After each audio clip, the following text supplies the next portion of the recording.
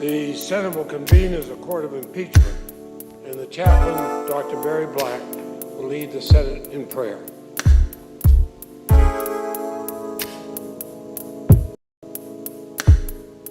Let us pray.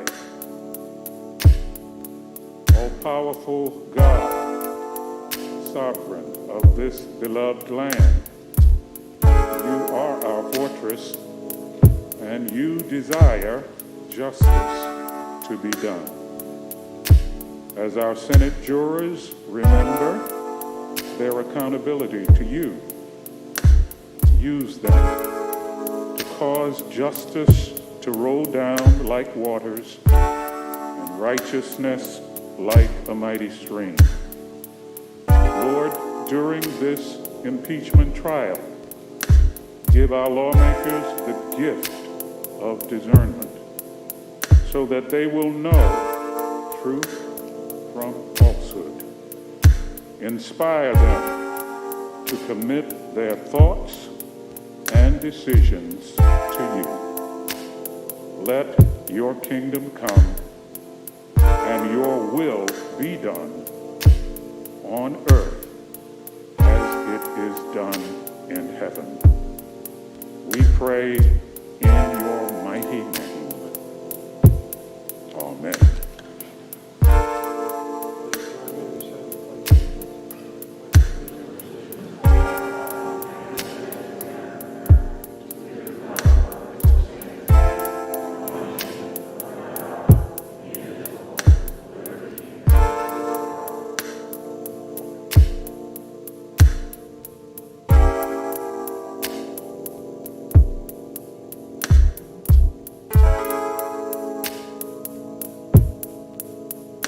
And Senators, will you please be seated?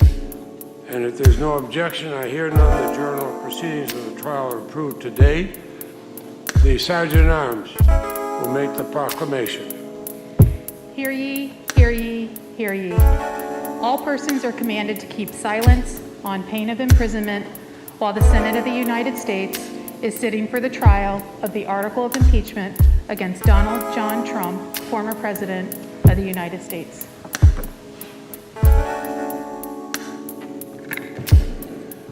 Mr. President. The majority leader is recognized.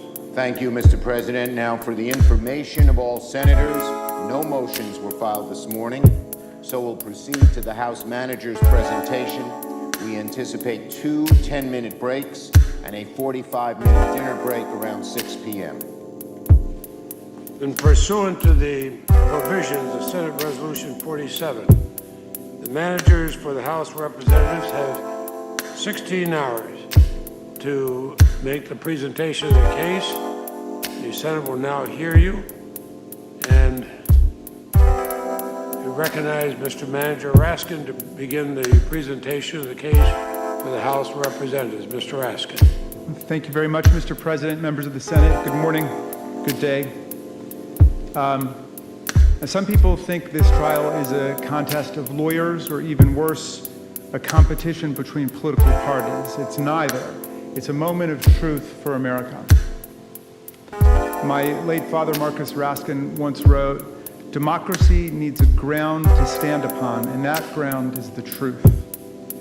America needs the truth about ex-President Trump's role in inciting the insurrection on January 6th because it threatened our government and it disrupted, it easily could have destroyed the peaceful transfer of power in the United States for the first time in 233 years.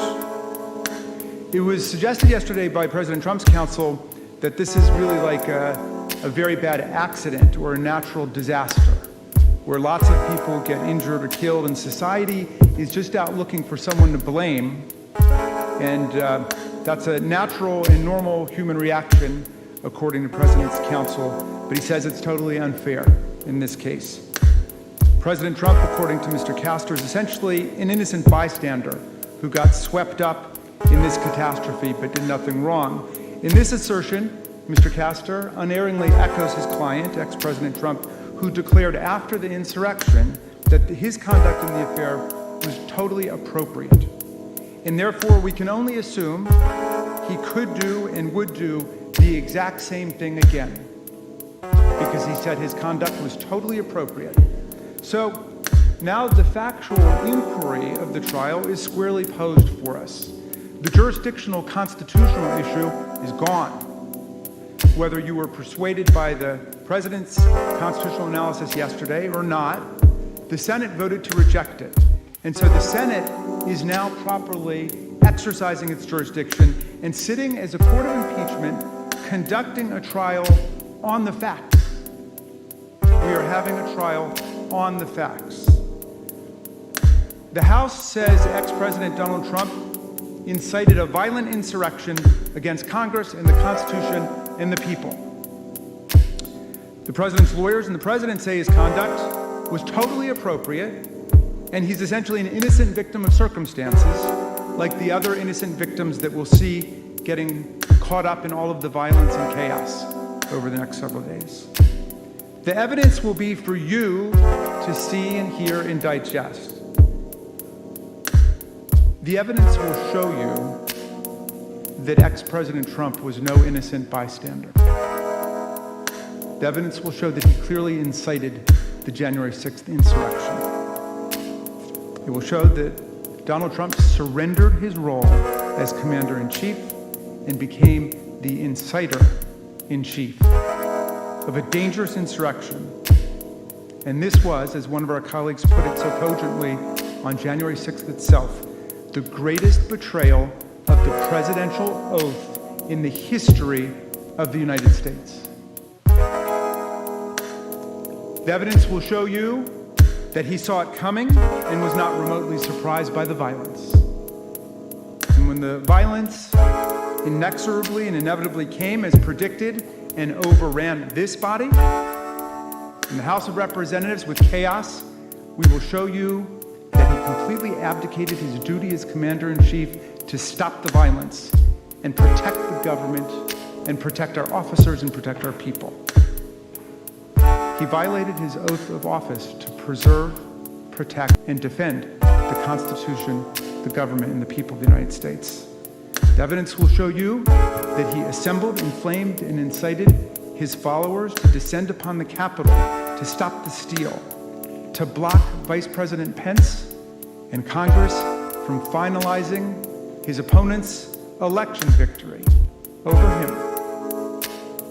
It will show that he had been warned that these followers were prepared for a violent attack, targeting us at the Capitol through media reports, law enforcement reports, and even arrests.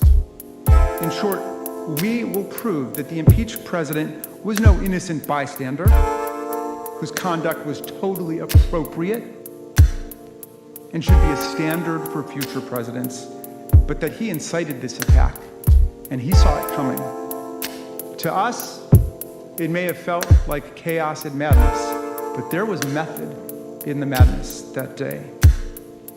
This was an organized attack on the counting of the Electoral College votes in joint session of the United States Congress under the 12th Amendment and under the Electoral Count Act to prevent Vice President Mike Pence and to prevent us from counting sufficient Electoral College votes to certify Joe Biden's victory of 306 to 232 in the Electoral College, a margin that President Trump had declared a landslide in 2016. When my colleague, Mr. Neguse, speaks after me, he will set forth in detail the exact roadmap of all the evidence in the case. My fellow House managers and I will then take you through that evidence step by step so everyone can see exactly how these events unfolded. But I want to tell you a few key reasons right now that we know this case is not about blaming an innocent bystander for the horrific violence and harm that took place on January 6th. This is about holding accountable the person singularly responsible for inciting the attack. Let's start with December 12th. You will see during this trial a man who praised and encouraged and cultivated violence. We have just begun to fight, he says, more than a month after the election has taken place.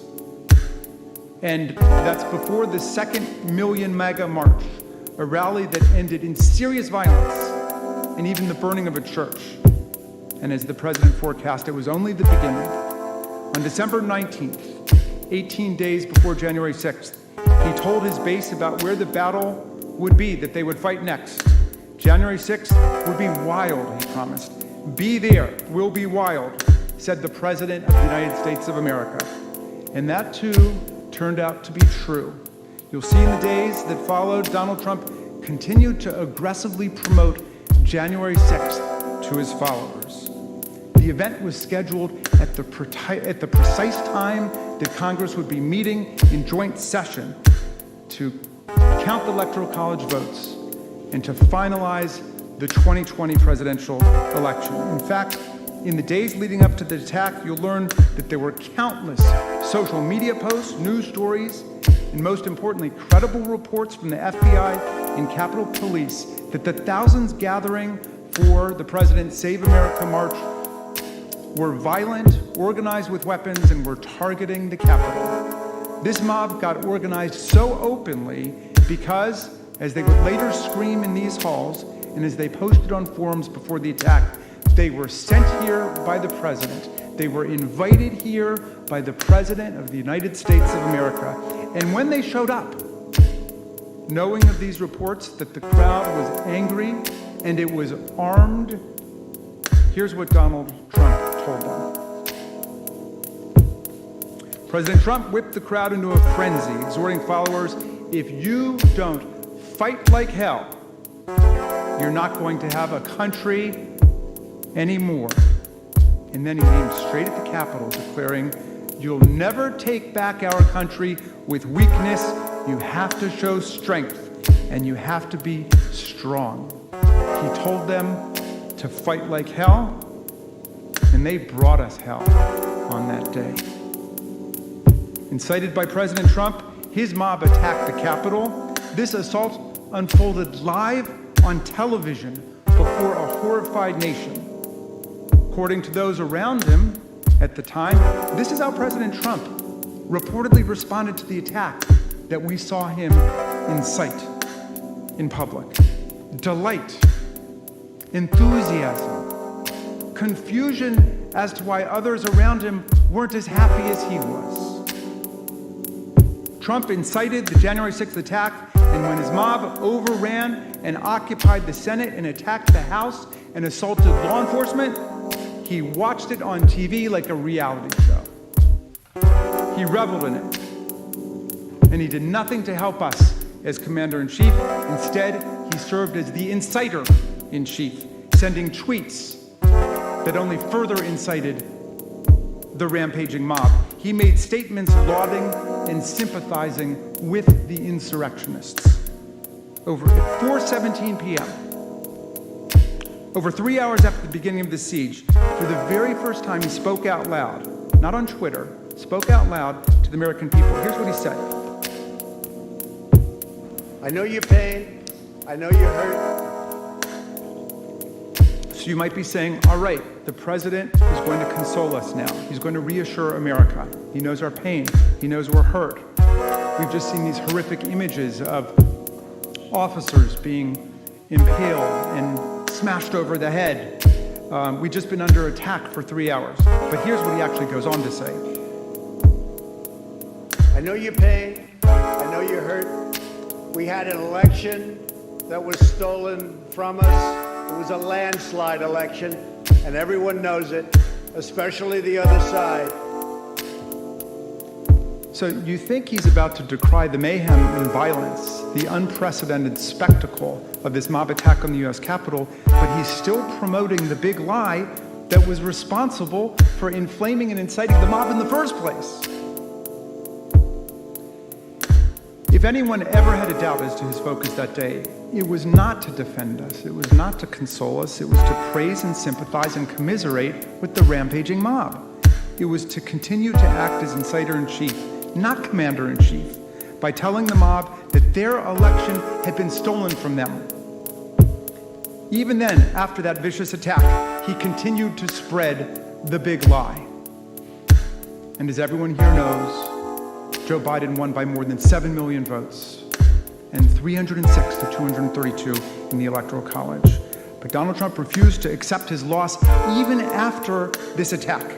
And he celebrated the people who violently interfered with the peaceful transfer of power for the first time in American history, and did that at his urging. And when he did, in this video, finally tell them to go home in peace, he added this message: "We love you. You're very special." Distinguished members of the Senate, this is a day that will live in disgrace in American history. That is, unless you ask Donald Trump, because this is what he tweeted before he went to bed that night at 6:01 p.m.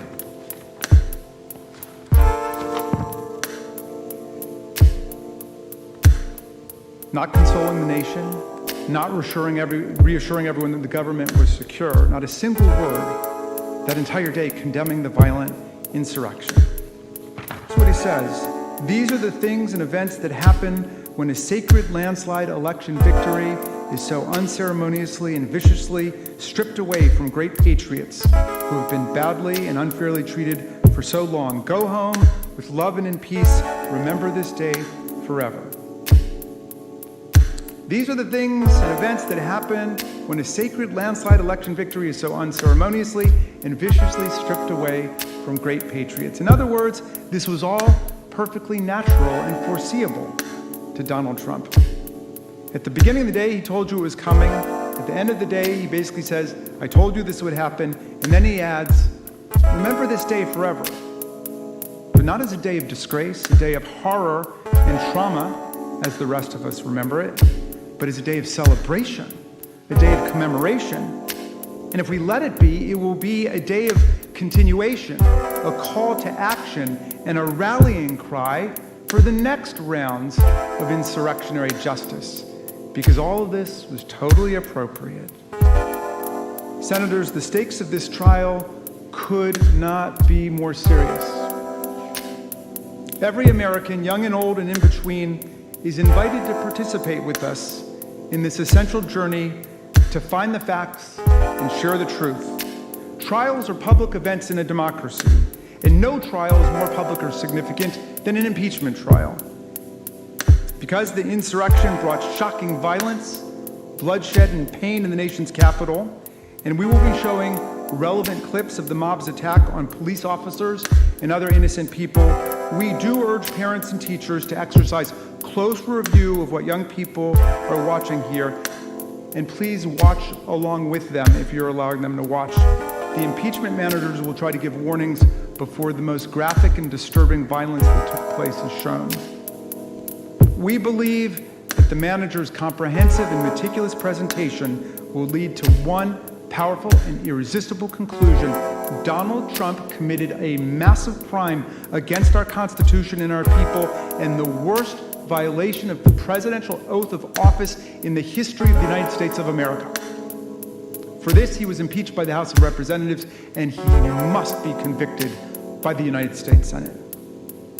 Before I close, I want to address a constitutional issue still lingering from yesterday's argument. The president obviously is still exploring ways to change the subject and talk about anything other than his responsibility for inciting the attack. We heard a lot yesterday about his claim that this incitement of the insurrection was perfectly appropriate because it's somehow protected by the First Amendment. And this little diversion caught my eye because I've been a professor of constitutional law and the First Amendment for decades. And as we'll demonstrate over the course of the trial, the factual premise and the legal underpinnings of that claim are all wrong. They present President Trump as merely like a guy at a rally expressing a political opinion that we disagree with, and now we're trying to put him in jail for it. That has nothing to do with the reality of these charges or his constitutional offense. The particular political opinions being expressed are not why we impeached the president and have nothing to do with it. It makes no difference what the ideological content of the mob was. And if we license and forgive incitement to violent insurrection by militant Trump followers this week, you can be sure there will be a whole bunch of new ideological flavors coming soon. as we'll demonstrate with overwhelming evidence, portraying Trump as a guy on the street being punished for his ideas is a false description of his actions, his intent, and the role that he played on January 6th when he willfully incited an insurrectionary mob to riot at the Capitol. Last week, 144 constitutional scholars, including Floyd Abrams, a ferocious defender of free speech, Charles Fried, President Reagan's Solicitor General, Stephen Calabrese, the co-founder of the Federalist Society, released a statement calling the president's First Amendment arguments legally frivolous, adding, "We all agree that the First Amendment does not prevent the Senate from convicting President Trump and disqualifying him from holding future office." They went on to say, "No reasonable scholar or jurist could conclude that President Trump had a First Amendment right to incite a violent attack on the seat of the legislative branch, or then to sit back and watch on television as Congress was terrorized and the Capitol sacked." Incitement to violence is, of course, not protected by the First Amendment. That's why most Americans have dismissed Donald Trump's First Amendment rhetoric simply by referring to Justice Oliver Wendell Holmes's handy phrase, "You can't shout fire in a crowded theater." But even that time-honored principle doesn't begin to capture how off-base the argument is. This case is much worse than someone who falsely shouts fire in a crowded theater. It's more like a case where the town fire chief, who's paid to put out fires, sends a mob not to yell fire in a crowded theater, but to actually set the theater on fire. And who then, when the fire alarms go off and the calls start flooding into the fire department, asking for help, does nothing but sit back, encourage the mob to continue its rampage, and watch the fire spread on TV with glee and delight. So then we say this fire chief should never be allowed to hold this public job again, and you're fired and you're permanently disqualified, and he objects. And he says, we're violating his free speech rights just because he's pro-mob or pro-fire or whatever it might be. Come on. I mean, you really don't need to go to law school to figure out what's wrong with that argument. Here's the key. Undoubtedly, a private person can run around on the street expressing his or her support for the enemies of the United States and advocating the overthrow of the United States government. You've got a right to do that under the First Amendment. But if the president spent all of his days doing that, uttering the exact same words, expressing support for the enemies of the United States and for overthrowing the government, is there anyone here who doubts that this would be a violation of his oath of office to preserve, protect, and defend the Constitution of the United States, and that he or she could be impeached for doing that? Look, if you're president of the United States, you've chosen a side with your oath of office, and if you break it, we can impeach, convict, remove, and disqualify you permanently from holding any office of honor, trust, or profit under the United States. As Justice Scalia once said, memorably, you can't ride with the cops and root for the robbers. And if you become inciter-in-chief to the insurrection, you can't expect to be on the payroll as commander-in-chief for the Union. Trump was the president of the United States, and he'd sworn to preserve, protect, and defend the Constitution. He had an affirmative, binding duty, one that set him apart from everyone else in the country, to take care that the laws be faithfully executed, including all the laws against assaulting federal officers, destroying federal property, violently threatening members of Congress and the vice president, interfering with federal elections, and dozens of other federal laws that are well known to all of you. When he incited insurrection on January 6th, he broke that oath. He violated that duty. And that's why we're here today. And that's why he has no credible constitutional defense. I'll tell you a final sad story in this kaleidoscope of sadness and terror and violence. One of our Capitol officers who defended us that day was a longtime veteran of our force, a brave and honorable public servant who spent several hours battling the mob as part of one of those blue lines defending the Capitol in our democracy. For several hours straight, as the marauders punched and kicked and mauled and spit upon and hit officers with baseball bats and fire extinguishers, cursed the cops, and stormed our Capitol, he defended us and he lived every minute of his oath of office. And afterwards, overwhelmed by emotion, he broke down in the rotunda. And he cried for 15 minutes.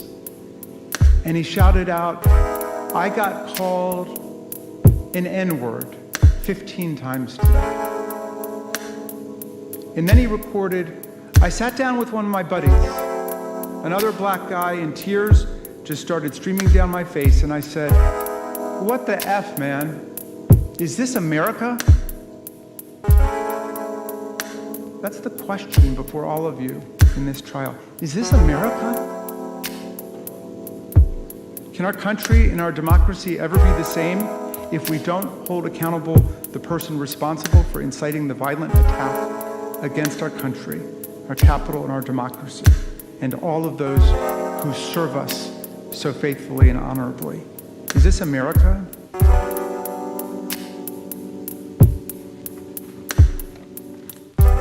Mr. Neguse will now provide a roadmap of our evidentiary case.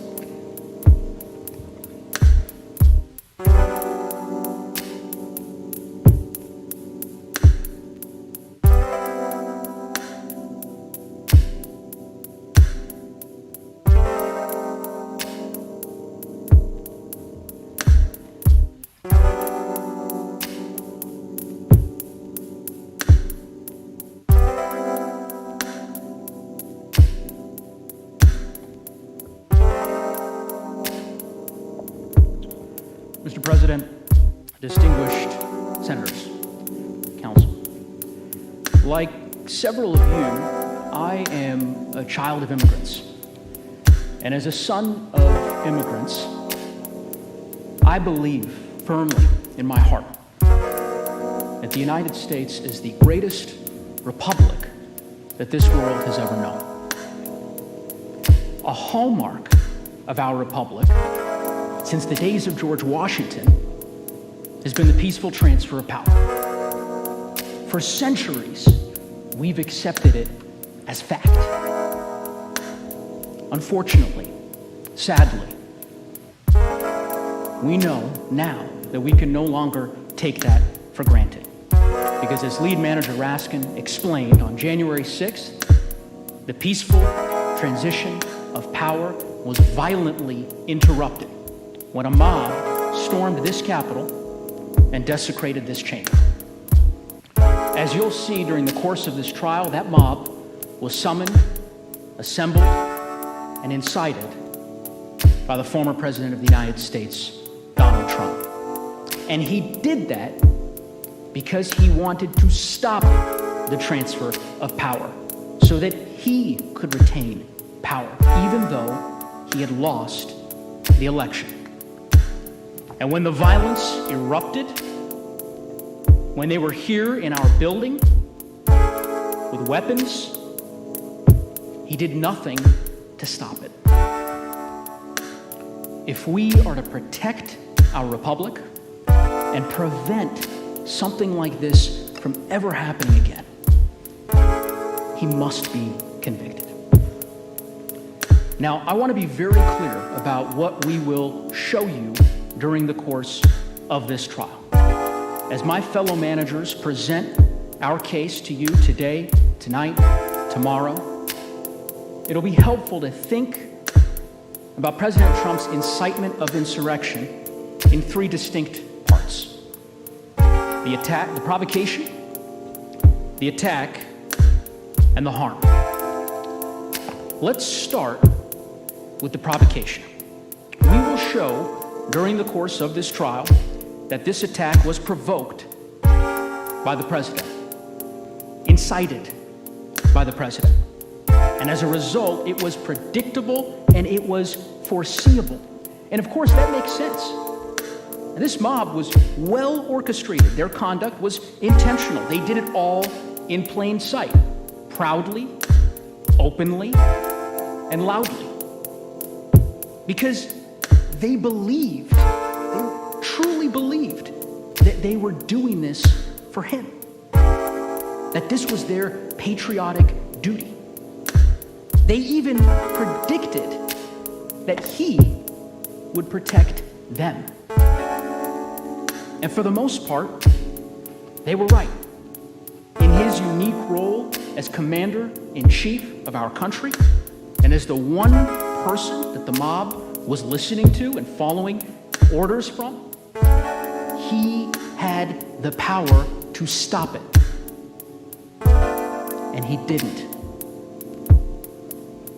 Now, some have said that President Trump's remarks, his speech on January 6th, was just a speech.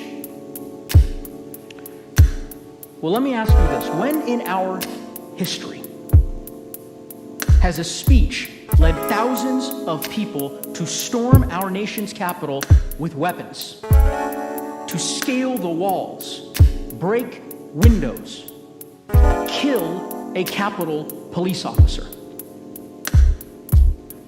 This was not just a speech. It didn't just happen. And as you evaluate the facts that we present to you, it will become clear exactly where that mob came from.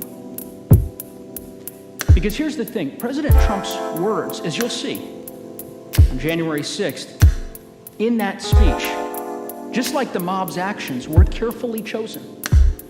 Those words had a very specific meaning to that crowd. And how do we know this? Because in the weeks prior to, during, and after the election, he used the same words over and over and over again.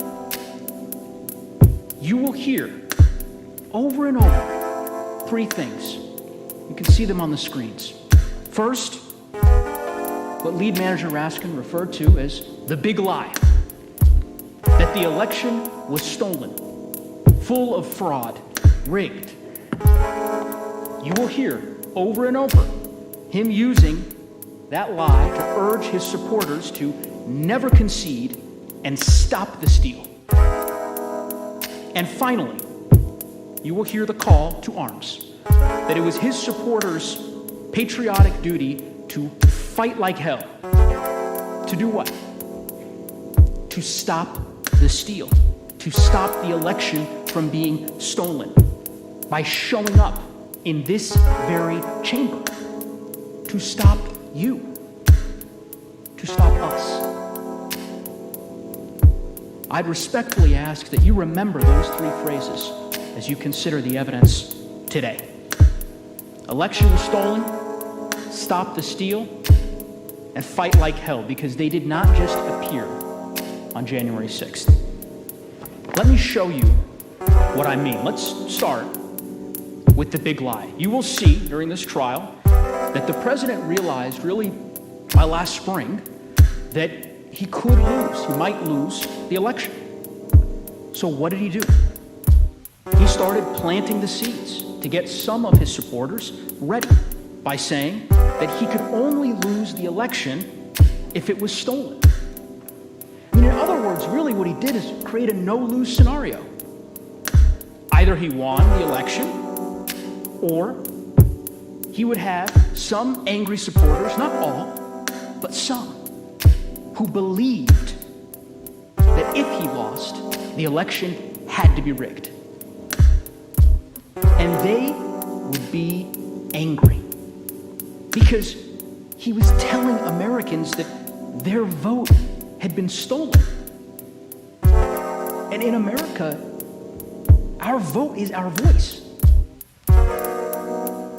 So his false claims about election fraud, that was the drumbeat being used to inspire, instigate, and ignite them, to anger them.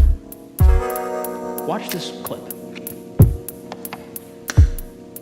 Because we're not going to let this election be taken away from us. That's the only way they're going to win it. We're not going to let it happen. It's the only way we can it's the only way we can lose, in my opinion, is massive fraud. We all know what happened after that. He lost. He lost the election. But remember, he had that no-lose scenario that I referenced earlier. He told his base that the election was stolen, as he had forecasted. And then he told them, your election has been stolen, but you cannot concede. You must stop the steal. You can't let another person steal that election from you. All over the country, people are together in holding up signs. Stop the steal. The Democrats are trying to steal the White House. You cannot let them. You just can't let them.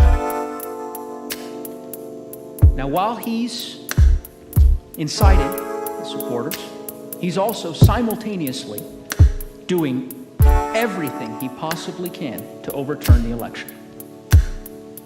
First, he begins with the courts, a legitimate avenue to challenge the election.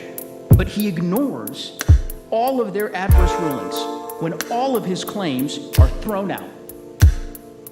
Then he moves on to trying to pressure state election officials to block the election results for his opponent, even though he'd lost in their states. You'll hear my fellow managers discuss that in detail.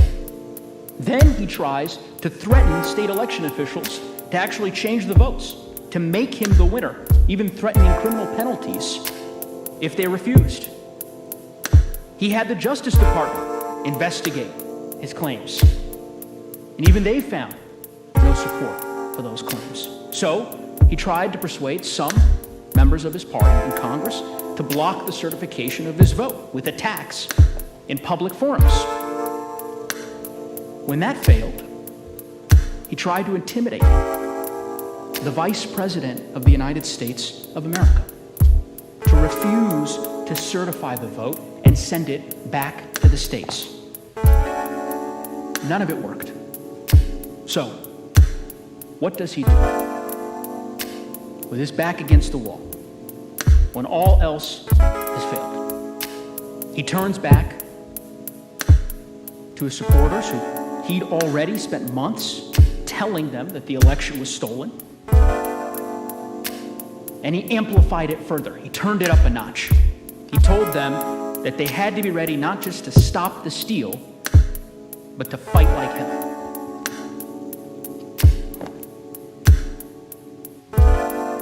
You will see that in the months the president made these statements, people listened.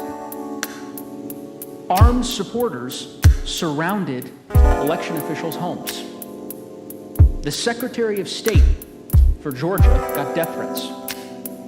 Officials warned the president that his rhetoric was dangerous and it was going to result in deadly violence. And that's what makes this so different, because when he saw firsthand the violence that his conduct was creating, he didn't stop it. He didn't condemn the violence. He incited it further. And he got more specific. He didn't just tell them to fight like hell. He told them how, where, and when. He made sure they had advance notice, 18 days advance notice. He sent his save the date for January 6th. He told them to march to the Capitol and fight like hell.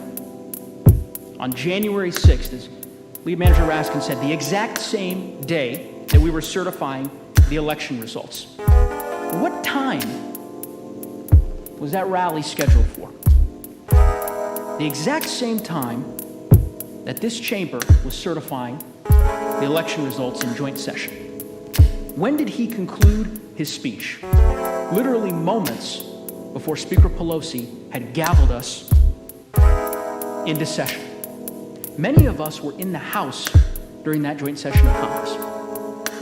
I was sitting 2 rows behind Leader Schumer and Leader McConnell. I remember it vividly. And as we were standing there, fulfilling our solemn oath to the Constitution, the president was finishing his speech just a couple of miles away. how did he conclude that infamous speech? With a final call to action. He told them to march down Pennsylvania Avenue, to come here. That it was their patriotic duty because the election had been stolen. And when they heard his speech, they understood his words and what they meant because they had heard it before. Let's take just a minute and really look at his words on January 6th as he spoke at the Save America rally. Now, remember, I told you, you'd hear three phrases: the election was stolen, stop the steal, and fight like hell. Let's start with that first phrase.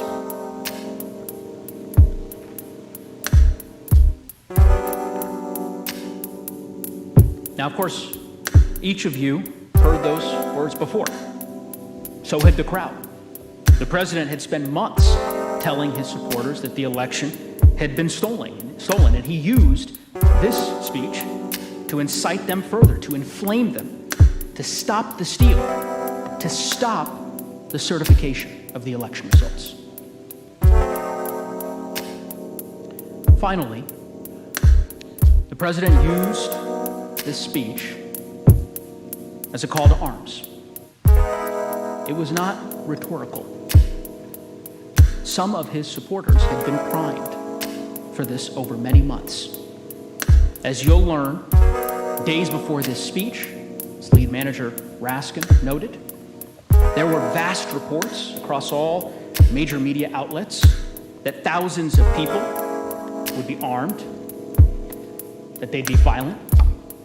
You'll learn that Capitol Police and the FBI reported in the days leading up to the attack that thousands in the crowd would be targeting the Capitol specifically, that they had arrested people with guns the night before the attack on weapons charges.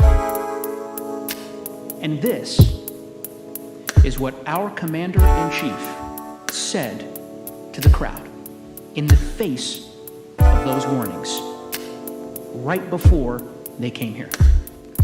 You have to get your people to fight. He told them.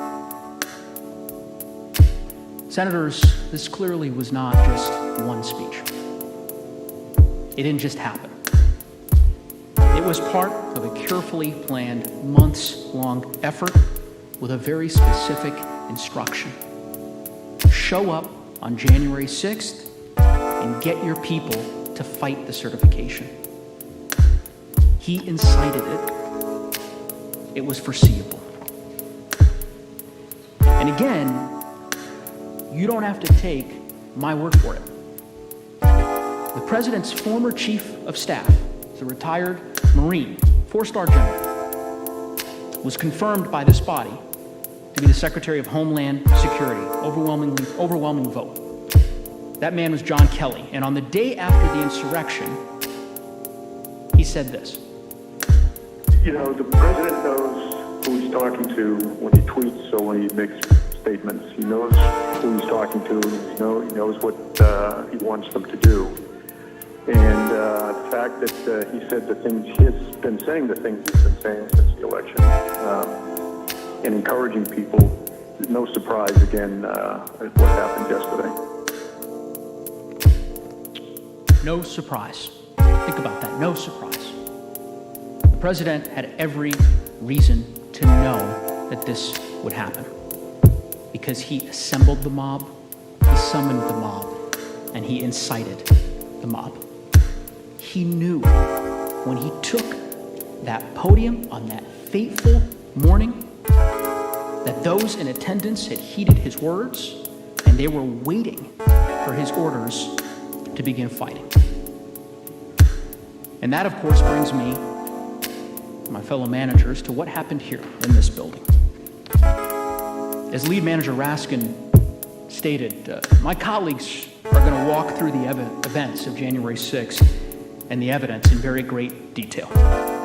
They are painful to watch and to recount, and I'm not going to repeat the evidence now. But I do want to be clear about what also happened during that terrible attack, and that is this, that President Trump once again failed us Because when the violence erupted, when we and the law enforcement officials protecting us, protecting you, were under attack, as each of you were being evacuated from this chamber from a violent mob, as we were being evacuated from the House, he could have immediately and forcefully intervened to stop the violence. It was his duty as commander-in-chief to stop the violence, and he alone had that power. Not just because of his unique role as commander-in-chief, but because they believed that they were following his orders. They said so. I thought I was following my president. I thought I was following what we were called to do. President Trump requested that we be in D.C. on the 6th.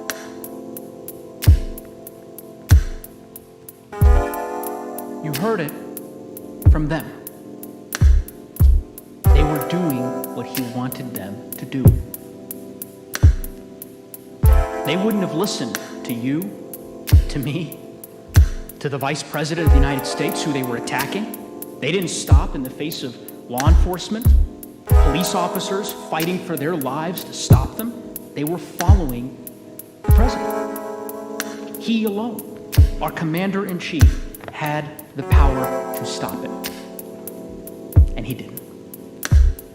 You will hear evidence tonight, tomorrow, throughout the trial, about his refusal as commander-in-chief to respond to numerous desperate pleas on the phone, across social media, begging him to stop the attack.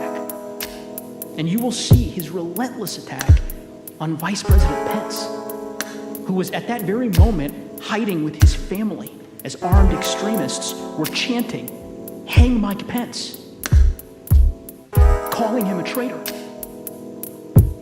You will see that even when he did, finally, 3.5 hours into the attack, tell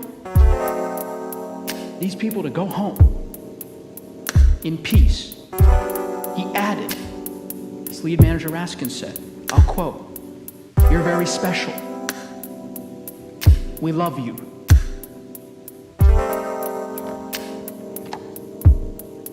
Think for a moment, just a moment, of the lives lost that day, of the more than 140 wounded police officers, and ask yourself if as soon as this had started, President Trump had simply gone onto TV, just logged onto Twitter and said, "Stop the attack."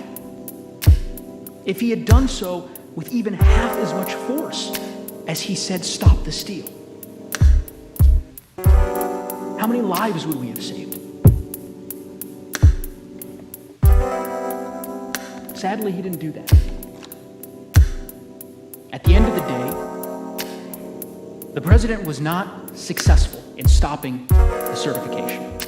That we know, thanks to the bravery of our law enforcement and to the bravery of the senators in this room. Each of you who still fulfilled your constitutional duty, even under the threat of mortal peril. But there can be no doubt of the grave harm that he caused.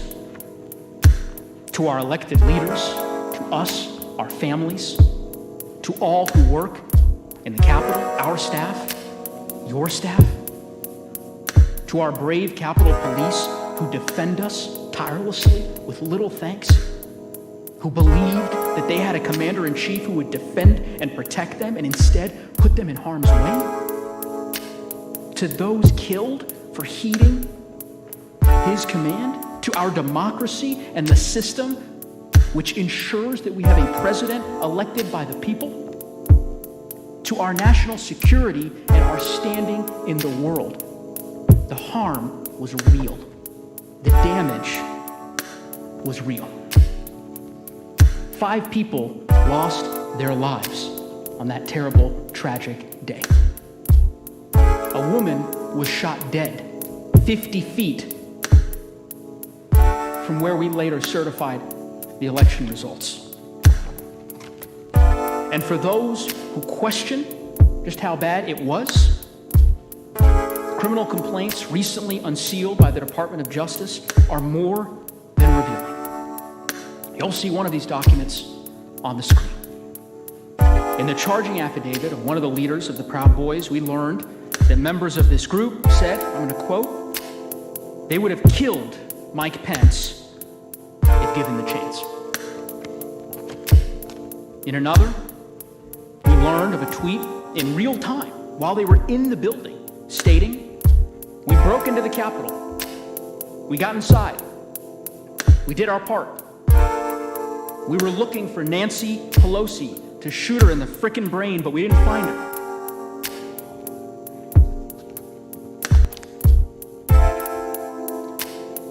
And for anyone who suggests otherwise,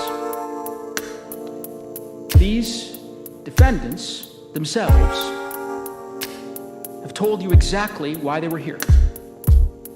You'll see this in the trial. That in the halls of the Capitol, on social media, in news interviews, and in charging documents, they confirm they were following the president's orders. You can see some of the statements on that screen. One who said, Trump wants all able-bodied patriots. Another, that President Trump is calling us to fight. This isn't a joke. Another one, I thought I was following my president. I thought I was following what we were called to do.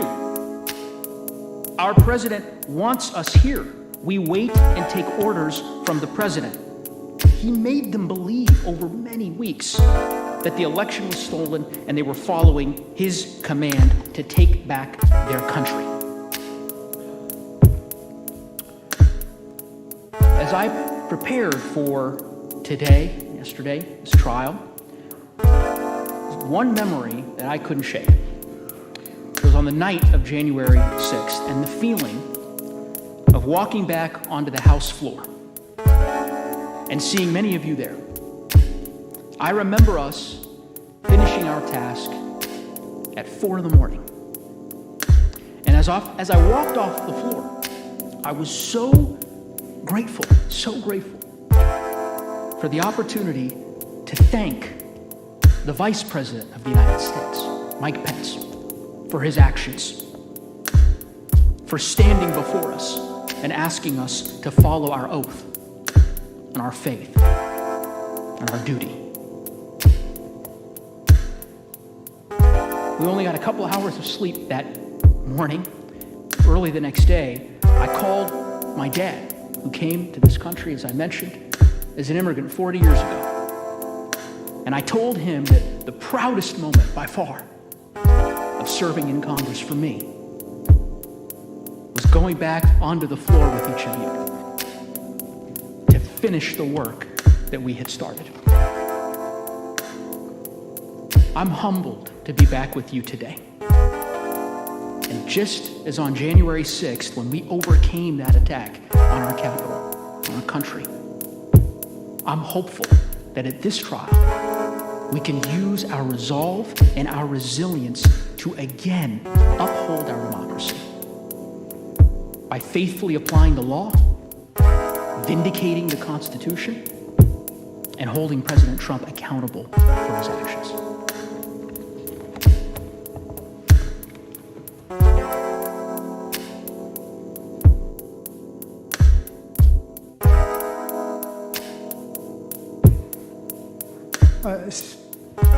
Senators, Representatives Joaquin Castro and Eric Swalwell will now show the evidence of President Trump's long campaign to delegitimize his electoral defeat and to galvanize his supporters to help him retain his power at any cost. So we're going to go at this point step by step and explain the progression all the way up until the attack.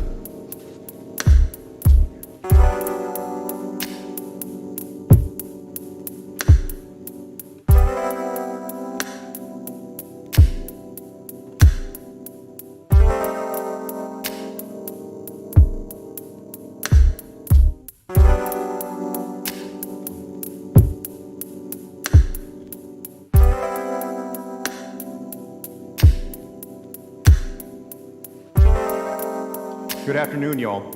My name is Joaquin Castro, and I represent San Antonio in the United States Congress. There's a saying that a lie can travel halfway around the world before the truth has a chance to put on its shoes.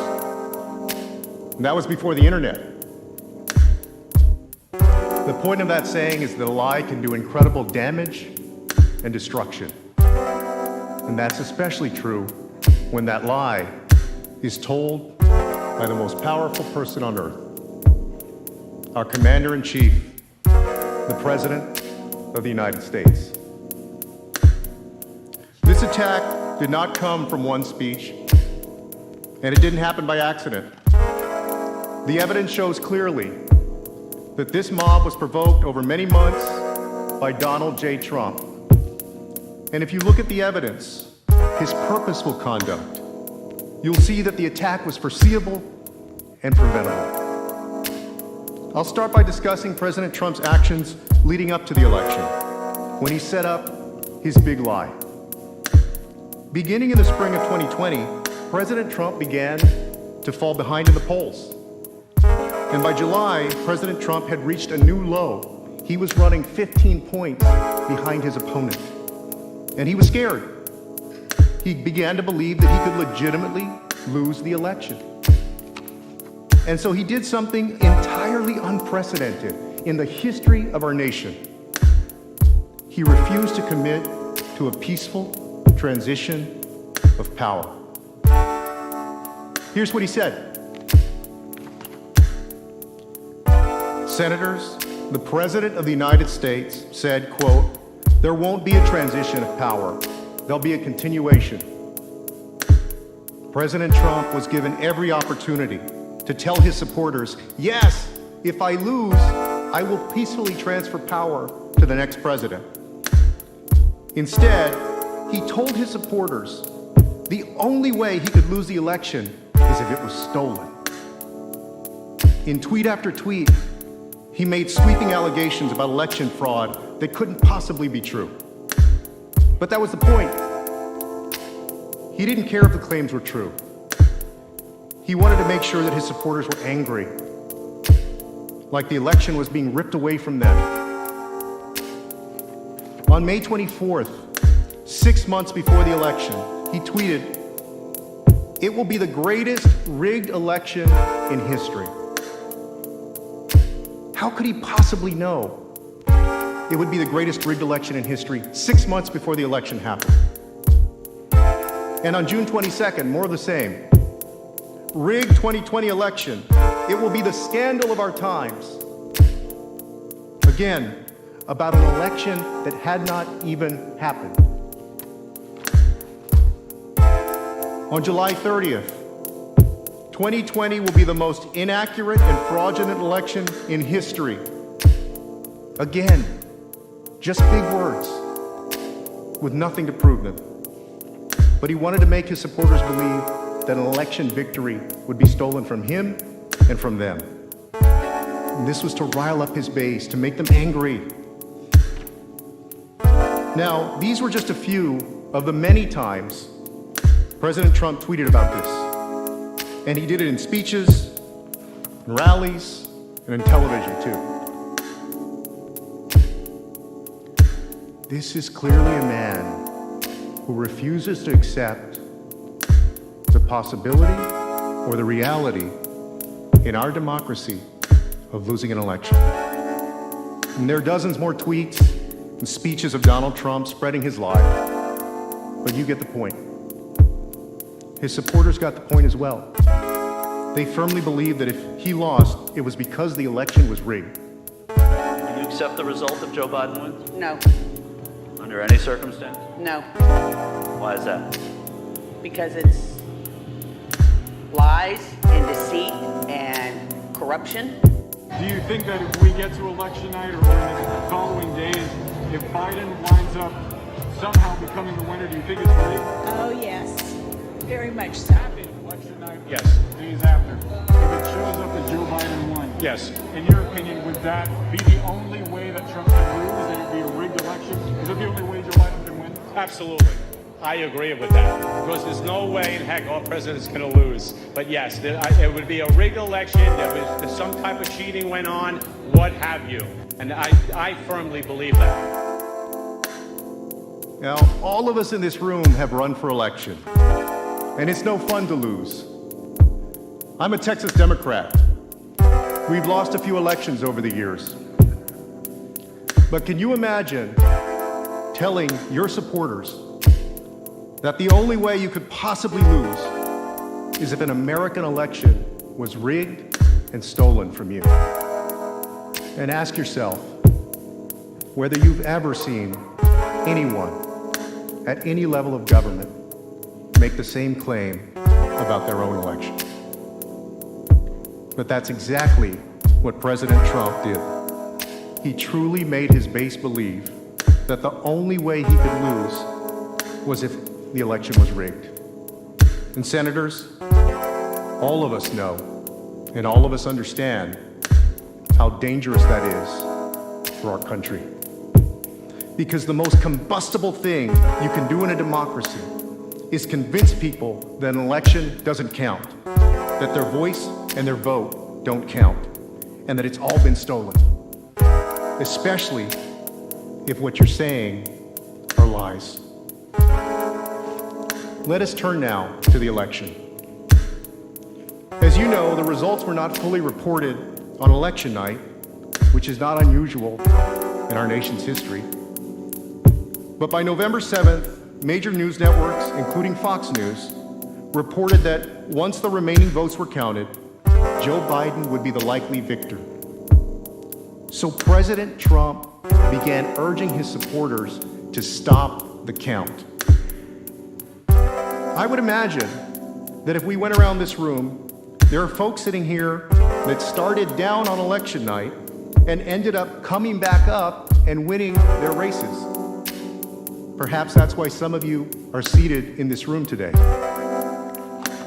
But imagine if you were behind and the results start coming in, and as you started pulling ahead, your opponent said, "That's not fair.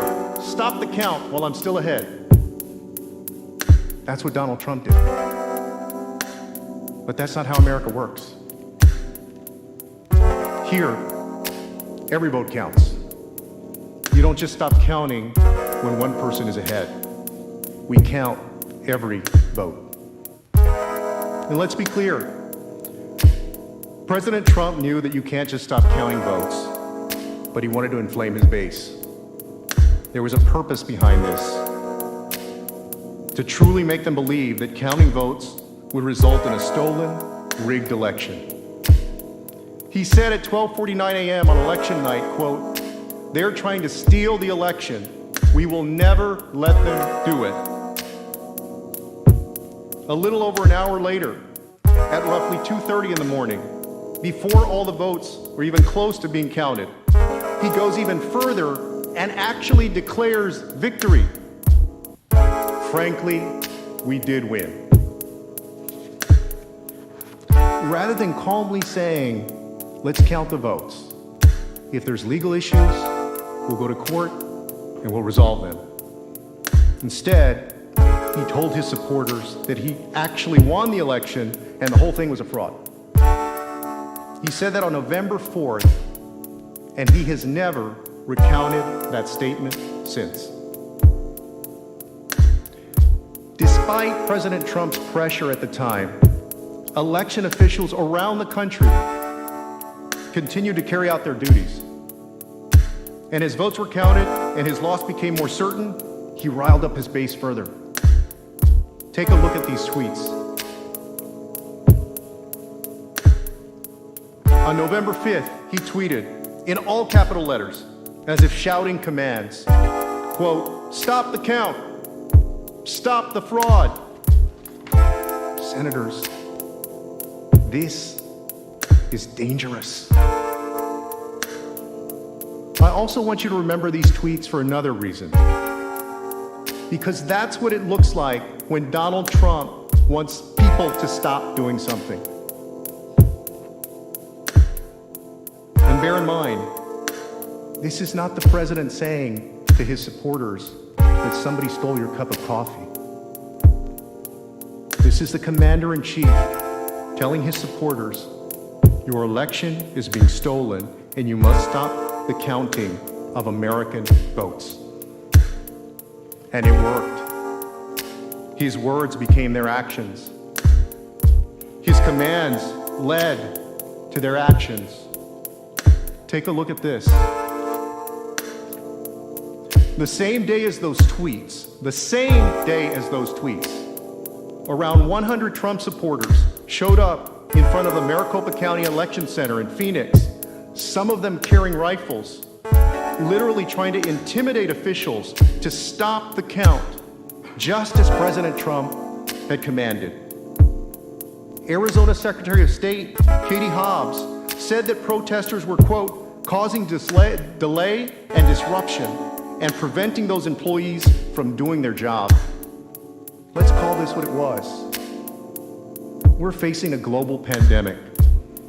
Workers were risking their health to ensure the integrity of our elections. And President Trump's supporters were encircling them, trying to prevent them from doing their own jobs. This was dangerous, it was scary, and it was a blatant act of political intimidation. In Philadelphia, that same day, police investigated an alleged plot to attack the city's Pennsylvania Convention Center, where votes were being counted. Police took at least one man into custody who was carrying a weapon. And this happened all over. In Atlanta, in Detroit, and in Milwaukee. His supporters used armed force to try to disrupt lawful counting of votes because they bought into Trump's big lie that the election was stolen from them. President Trump's months of inflaming and inciting his supporters had worked. They believed it was their duty to quite literally fight to stop the count, so they showed up at election centers across the country to do just that. And there it is. They had bought into his big lie. President Trump told his supporters over and over again, nearly every day, in dozens of tweets, speeches, and rallies, that their most precious right in our democracy, their voice, their vote, was being stripped away, and they had to fight to stop that. And they believed him, so they fought. And you may say, well, he didn't know that they'd take up arms. But when he did know, when it was all over the news, President Trump didn't stop. As Mr. Swalwell will show, after Donald Trump lost, he became even more desperate and incited his base even further. He urged them again and again with increasingly forceful language to fight to stop the steal. And even as the certification got closer and he grew even more desperate, he gave them specific instructions on how, where, and when to fight to stop the steal. He told them to show up on January 6th and march to the U.S. Capitol to stop the certification of the election results. And he told them to come here and fight like hell. You will see clearly that this violent mob that showed up here on January 6th didn't come out of thin air. President Donald John Trump incited this violence. And that's the truth.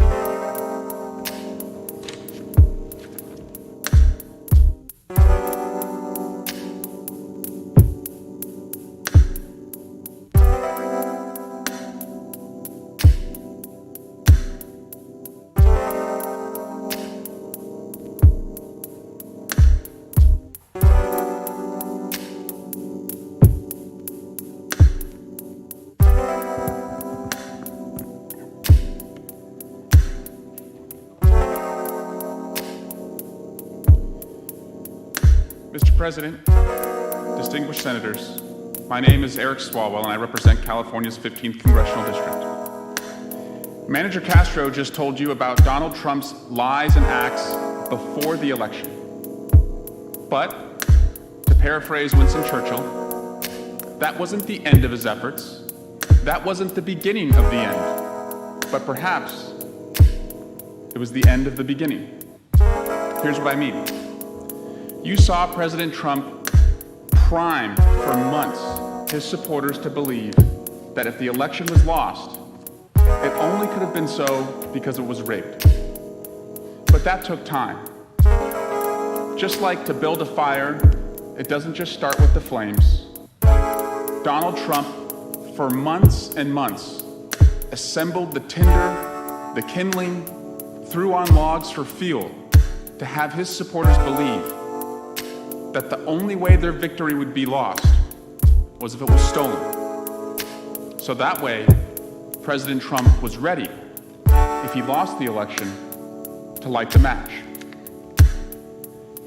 And on November 7, after all the votes were counted, President Trump did lose by 7 million votes. But for Donald Trump, all was not lost. He had a backup plan. Instead of accepting the results or pursuing legitimate claims, he told his base more lies. He doused the flames with kerosene. And this wasn't just some random guy at the neighborhood bar blowing off steam.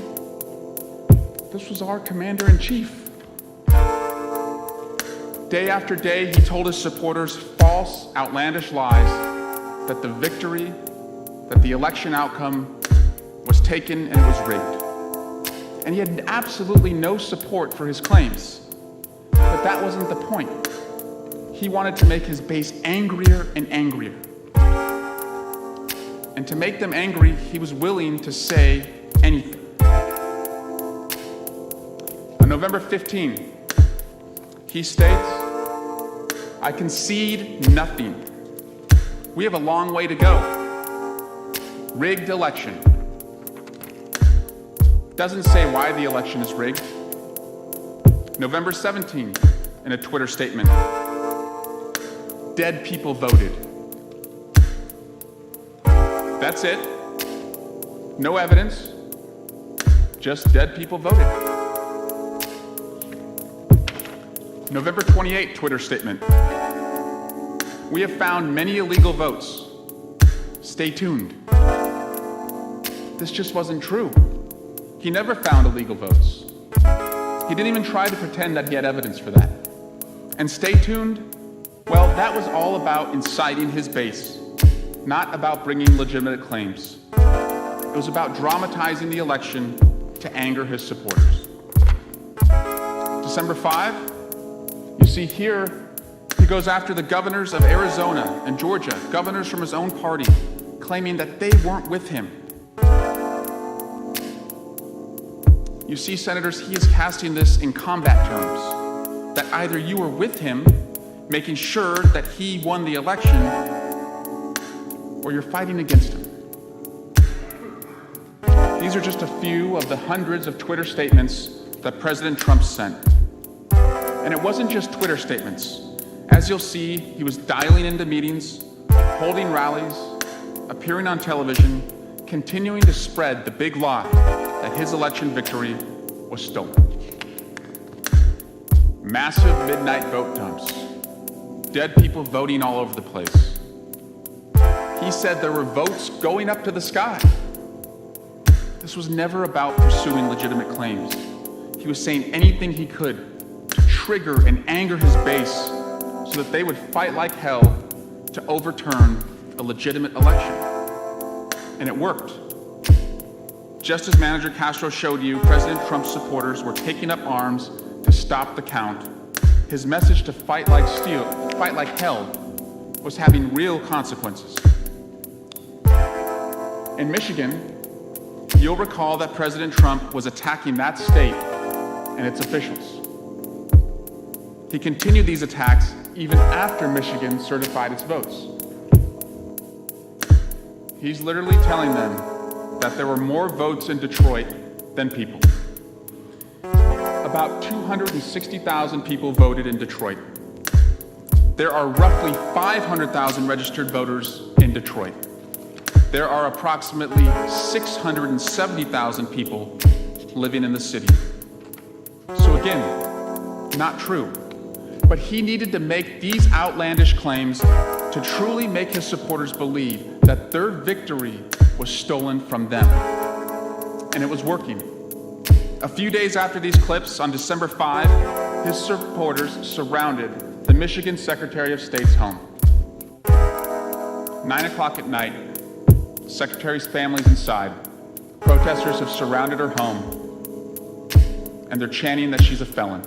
And as we saw, when armed protesters showed up to follow President Trump's direction to stop the steal, this was not the first time that President Trump's supporters used threats and intimidation.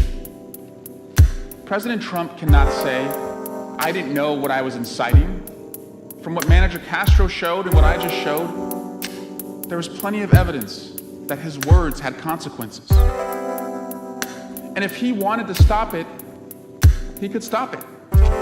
You saw Mr. Castro read statement after statement from our Commander-in-Chief saying, "Stop the count, stop the steal." President Trump was never shy about using his platforms to try and stop something. He could have very easily told his supporters, "Stop threatening officials, stop going to their homes, stop it with the threats." But each time, he didn't. Instead, in the face of escalating violence, he incited them further. The next phase in the certification of results was the certification on December 14 of the Electoral College votes. The night before, President Trump personally issued 14 Twitter statements with more false claims about the election being stolen and directing his supporters to make sure that, quote, "they cannot be certified." He states here, the rhinos that run the state voting apparatus have caused us the problem of allowing the Democrats to so blatantly cheat in their attempt to steal the election, which we won overwhelmingly. We will never give up. In the face of threats to elected officials, this is his message. And he calls them rhinos, Republicans in name only, and tells them to never give up. President Trump, to him, it was his supporters against anyone who would not overturn the election results so that President Trump could win. But on December 14, despite all of President Trump's efforts to stop, the electors cast their votes according to the will of the American people, and Joe Biden was certified as having won 306 Electoral College votes. The day after this occurred, Leader McConnell recognized this, stating, "Many of us hoped that the presidential election would yield a different result. But our system of government has processes to determine who will be sworn in on January 20th. The Electoral College has spoken." As Manager Castro said, no one here, no one among us wants to lose an election. Sometimes there's a reason to dispute an election. Sometimes the count is close. Sometimes we ask for a recount or we go to court. That's entirely appropriate. But what President Trump did was different. What President Trump did was the polar opposite of what any of us would do if we lost an election. Because once the outcome is clear and a judge rules, we concede. We recognize the will of the American people because we let the people decide. And that's what all of the courts, the Justice Department, and the 50 states that had counted the votes, they said it was time for a peaceful transition of power because that's what our Constitution and rule of law demands. Except President Trump. He directed all of the rage that he had incited to January 6th. That was his last chance to stop the peaceful transition of power. And that brings us to the attack.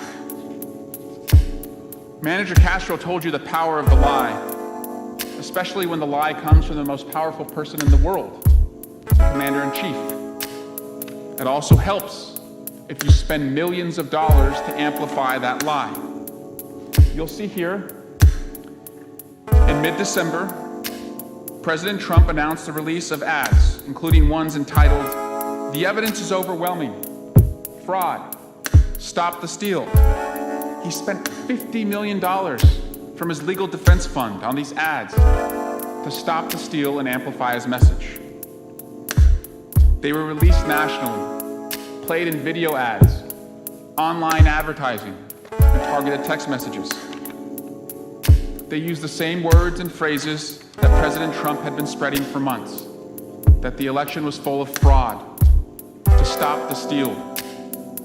But now they had a specific purpose. How do we know that purpose? These ads were designed to run all the way up to January 5, and then they stopped. This was purposeful and deliberate planning to target his base to rally around that day. And it wasn't just his ads. He continued to use his own platform. He told his supporters, who truly believed their victory had been stolen and who were ready to fight, when, where, and how to stop what he believed was a steal. Donald Trump would issue a deliberate call to action. And just like in his ads, that action centered around January 6th. On December 19, at 1:42 in the morning, our commander-in-chief tweeted, "Big protest in D.C. on January 6th. Be there. Will be wild. Will be wild." We know why he picked this day. It wasn't random. It was his last chance to stop a peaceful transition of power. And he gave his supporters plenty of time to plan. This was the save the date, sent out 18 days before the event on January 6th. And it wasn't a casual one-off reference or a single invitation. For the next 18 days, Donald Trump would make sure to remind them over and over and over to show up on January 6th. And he would tell them exactly what he wanted them to do. On December 26, he tweets, "If a Democrat presidential candidate had an election rigged and stolen, with proof of such acts at a level never seen before, the Democrat senators would consider it an act of war and fight to the death. Mitch and the Republicans do nothing, just want to let it pass. No fight." He's saying that the Republicans are doing nothing and have no fight because you are doing your job, taking on the constitutional process of certifying the Electoral College results. And he also suggests, President Trump, that if this was the reverse and the Democrats had lost, it would be an act of war. An act of war. That's how Donald Trump prepared his supporters for January 6th. He even stated again 14 minutes later to make sure his supporters understood, quote, "The Justice Department and the FBI have done nothing about the 2020 presidential election voter fraud, the biggest scam, all caps, in our nation's history, despite overwhelming evidence. They should be ashamed." And then he adds, "History will remember. Never give up. See everyone in D.C. on January 6th. That phrase, history will remember, was the first time Donald Trump had used it in his presidency. And he sent this to 70+ million Twitter followers the day they needed to show up and be ready to fight. On December 27, he reminds them again, don't miss it. Information to follow. A few days later, December 30, all caps, see you in D.C. This continues all the way up to January 6. On January 1, he states, the big protest rally in Washington will take place at 11 a.m. Locational details to follow. Stop the steal. You'll see that an hour later, President Trump retweeted one of his Twitter followers. That follower was Kylie Kremer, executive director of Women for America First, the group organizing the January 6th rally, and the creator of the Facebook group Stop the Steal. Kremer tweeted, quote, "The cavalry is coming, Mr. President," referring to the cavalry showing up on January 6th. She also added a website for supporters to RSVP and made clear what the message was. Hashtag Stop the Steal. And what did President Trump say in response to hearing that the cavalry was coming? "A great honor," he wrote back. This wasn't just a single tweet. He and his organizers would do this over and over repeatedly. On January 3, another supporter tweets, "We have been marching all around the country for you, Mr. President. Now we will bring it to DC on January 6 and proudly stand beside you. Thank you for fighting for us." When President Trump reposted her tweet, she wrote back, "Best day ever. Thank you for the retweet. It has been an honor to stand up and fight for you and our nation. We will be standing strong on January 6th in DC with you. We are bringing the cavalry, Mr. President. We are bringing the cavalry." That was the consistent message. This was not just any old protest. President Trump was inciting something historic. The cavalry was coming. And he was organized. In her post, Ms. Lawrence tagged Kylie Kremer, the organizer of the event, whose post we just saw President Trump retweet. Again, you see, this is all connected.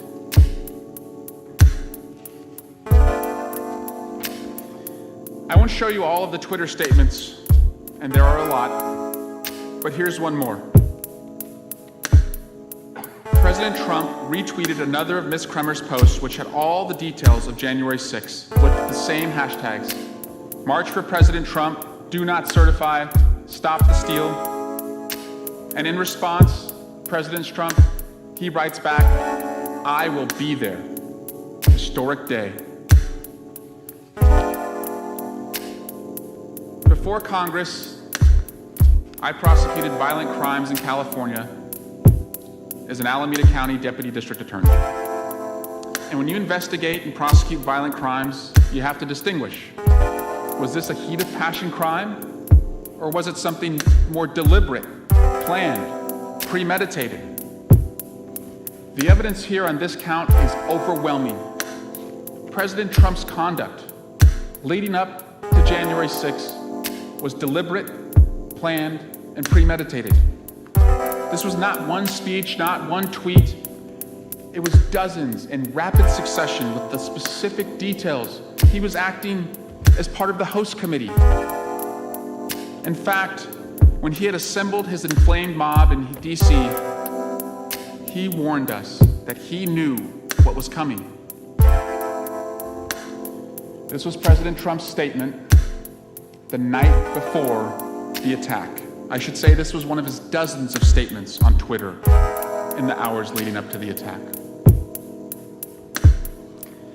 I hope the Democrats, and even more importantly, the weak and ineffective rhino section of the Republican Party, are looking at the thousands of people pouring into DC. They won't stand for a landslide victory to be stolen.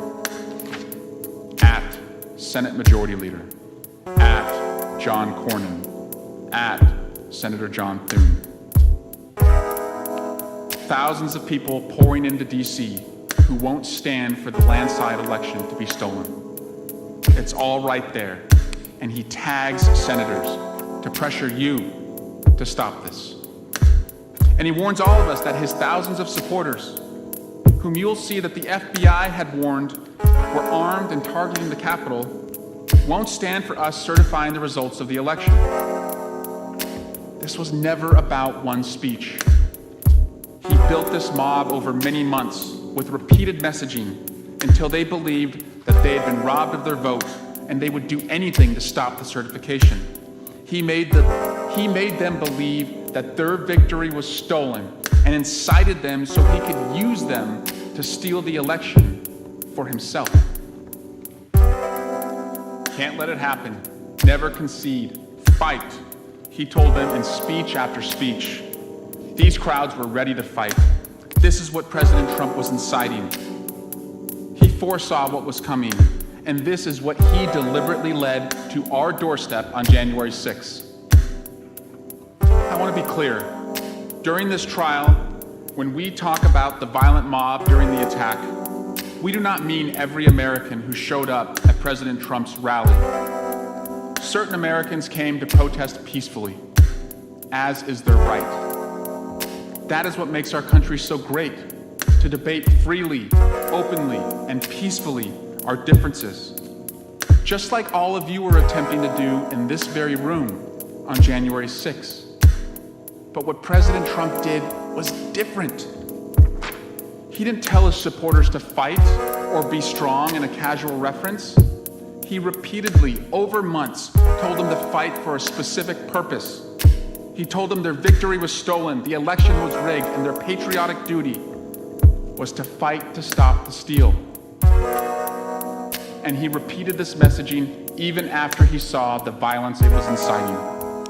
And when they were primed and angry and ready to fight, he escalated and channeled their rage with a call to arms. Show up on January 6th, at the exact time the votes of the American people were being counted and certified, and then march to the Capitol and fight like hell. He told this to thousands of people who were armed to the teeth, targeting us and determined to stop the Electoral College count. What our Commander-in-Chief did was wildly different from what anyone here in this room did to raise election concerns. This was a deliberate, premeditated incitement to his base to attack our Capitol while the counting was going on. And it was foreseeable, especially to President Trump, who warned us he knew what was coming. This is what the evidence has overwhelmingly shown and will show in this trial. And it's also the truth.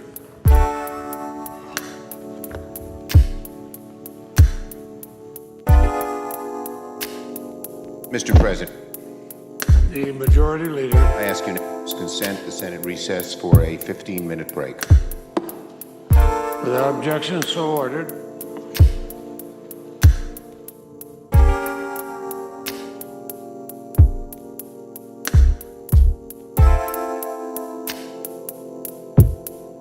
Order.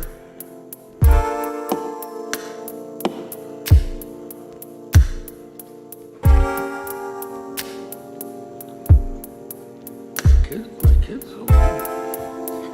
Mr. Raskin. Thank you, Mr. President. My colleagues, Madeline Dean and Ted Lieu, will now detail former President Trump's increasingly desperate attempts to stop the steal.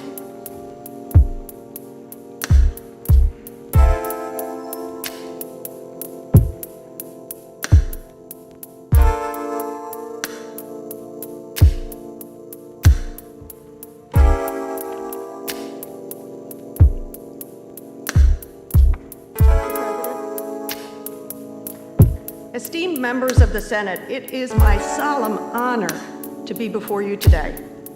I am Madeline Dean, Congresswoman from the 4th Congressional District of Pennsylvania. I'm a lawyer. I'm a former professor of writing. I'm a sister. I'm a wife. I'm a mother. I'm a grandmother to 3 with 4th on her way. I'm a person of faith. And I'm an American. Along with Manager Lieu, I will present the actions of a desperate president. And we will present evidence today of a class of public servants who, standing up to enormous pressure from the President of the United States, did the right thing and upheld their oaths.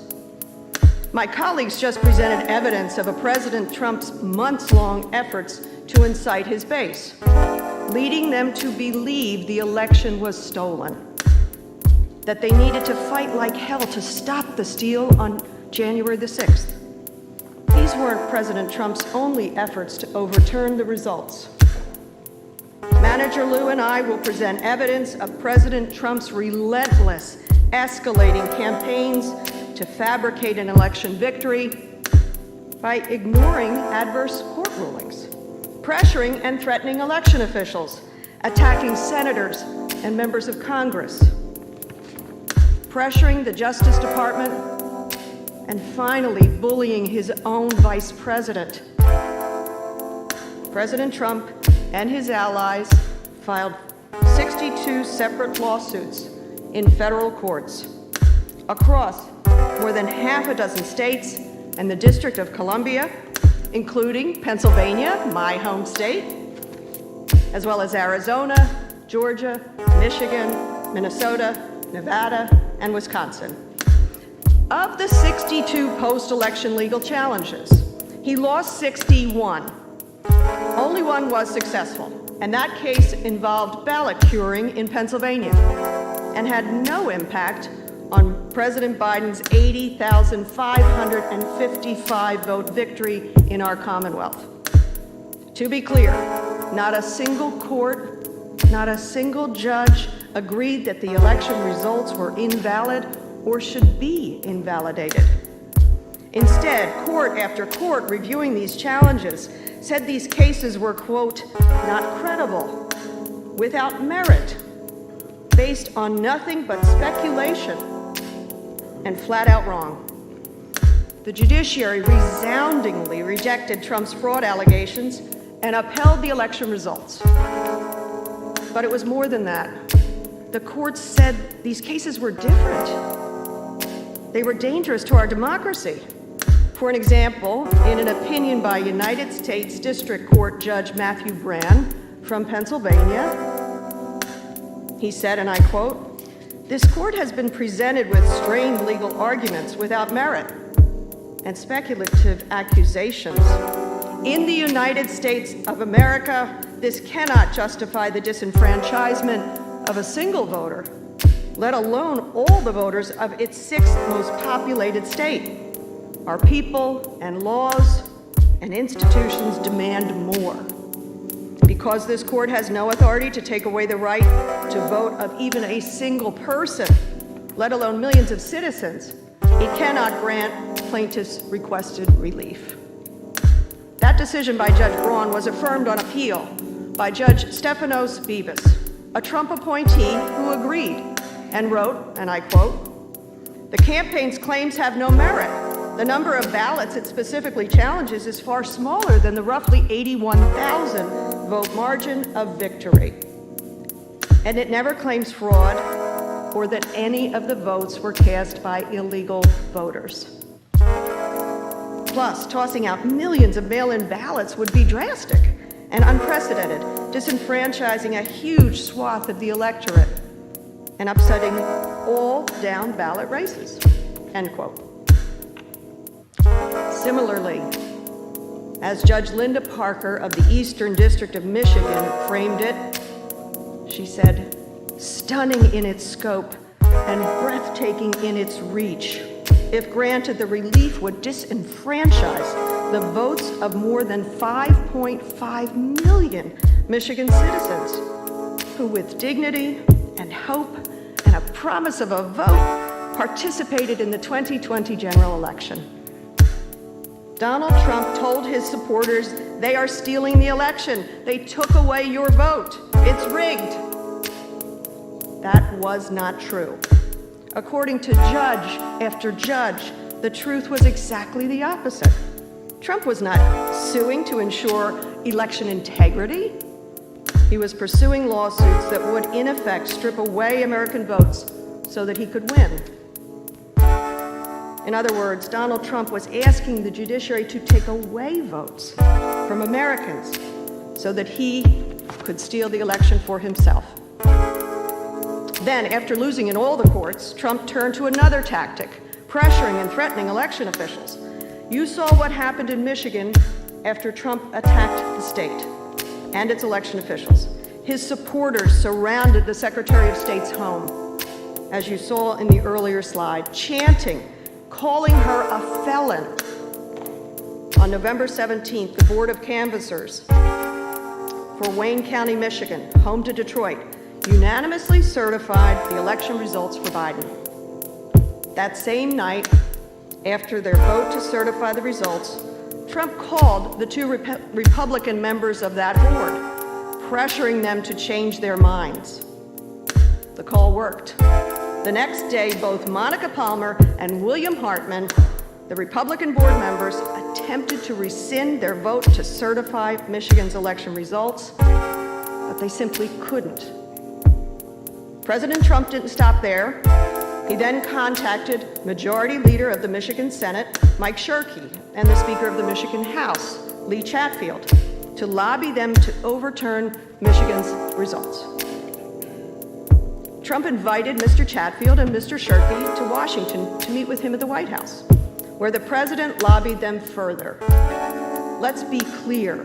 Donald Trump was calling officials, hosting them at the White House, urging them to defy the voters in their state and instead award votes to Trump. The officials held strong, and so Trump moved on to a different state, my home state of Pennsylvania. I am certain my senators, Casey and Senator Toomey, remember what happened there. In early December, as he did in Michigan, he began calling election officials, including my former colleagues in the Pennsylvania legislature, Republicans, Majority Leader Kim Ward and Speaker of the House, Brian Cutler.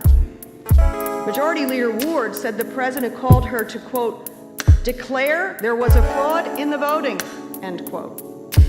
Then on November 25th, President Trump phoned into a Republican state Senate policy hearing trying to convince the Republican legislators, senators, and House members there had been a fraud in the vote. He even had his lawyer hold a phone up to the microphone in that hearing room so the committee could hear him. This was a gathering. I've attended many, I have to tell you, as a former state legislator, a lot of policy hearings. I have to say with some confidence that was likely the first time a president of the United States of America called into a state legislative policy hearing. And remember, here is the president saying he won Pennsylvania, and Pennsylvania had been certified that Biden had won by more than 80,000 votes. Less than a week after calling into that meeting, he invited multiple Republican members of the Pennsylvania legislature to the White House. The same scheme he had used on the Michigan legislators.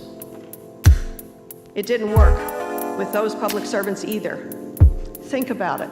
The President of the United States was calling public officials, calling from the White House, inviting them into the Oval Office, telling them to disenfranchise voters of their state, telling them to overturn the will of the American people. Also, he could take the election for himself.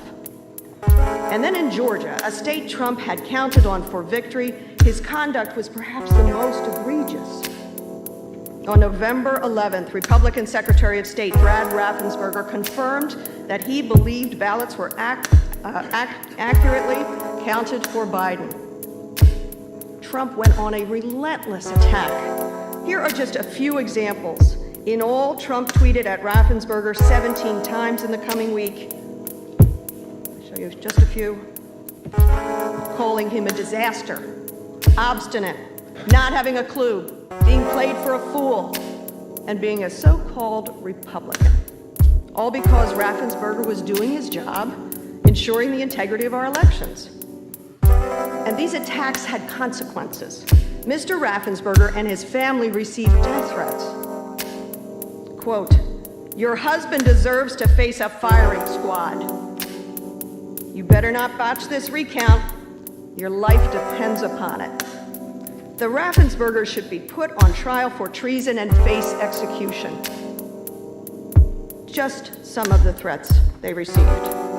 After these death threats, on November 25th, Mr. Raffensperger wrote an op-ed where he said, my family voted for Trump, donated to him, and are now being thrown under the bus by him. But he also noted, elections are the bedrock of our democracy. They need to be run fairly and perhaps more importantly, impartially. That's not partisan, that's just American. It's important to remember that this wasn't just a random attack. Trump wasn't just criticizing a politician over policy. We're saying he didn't agree.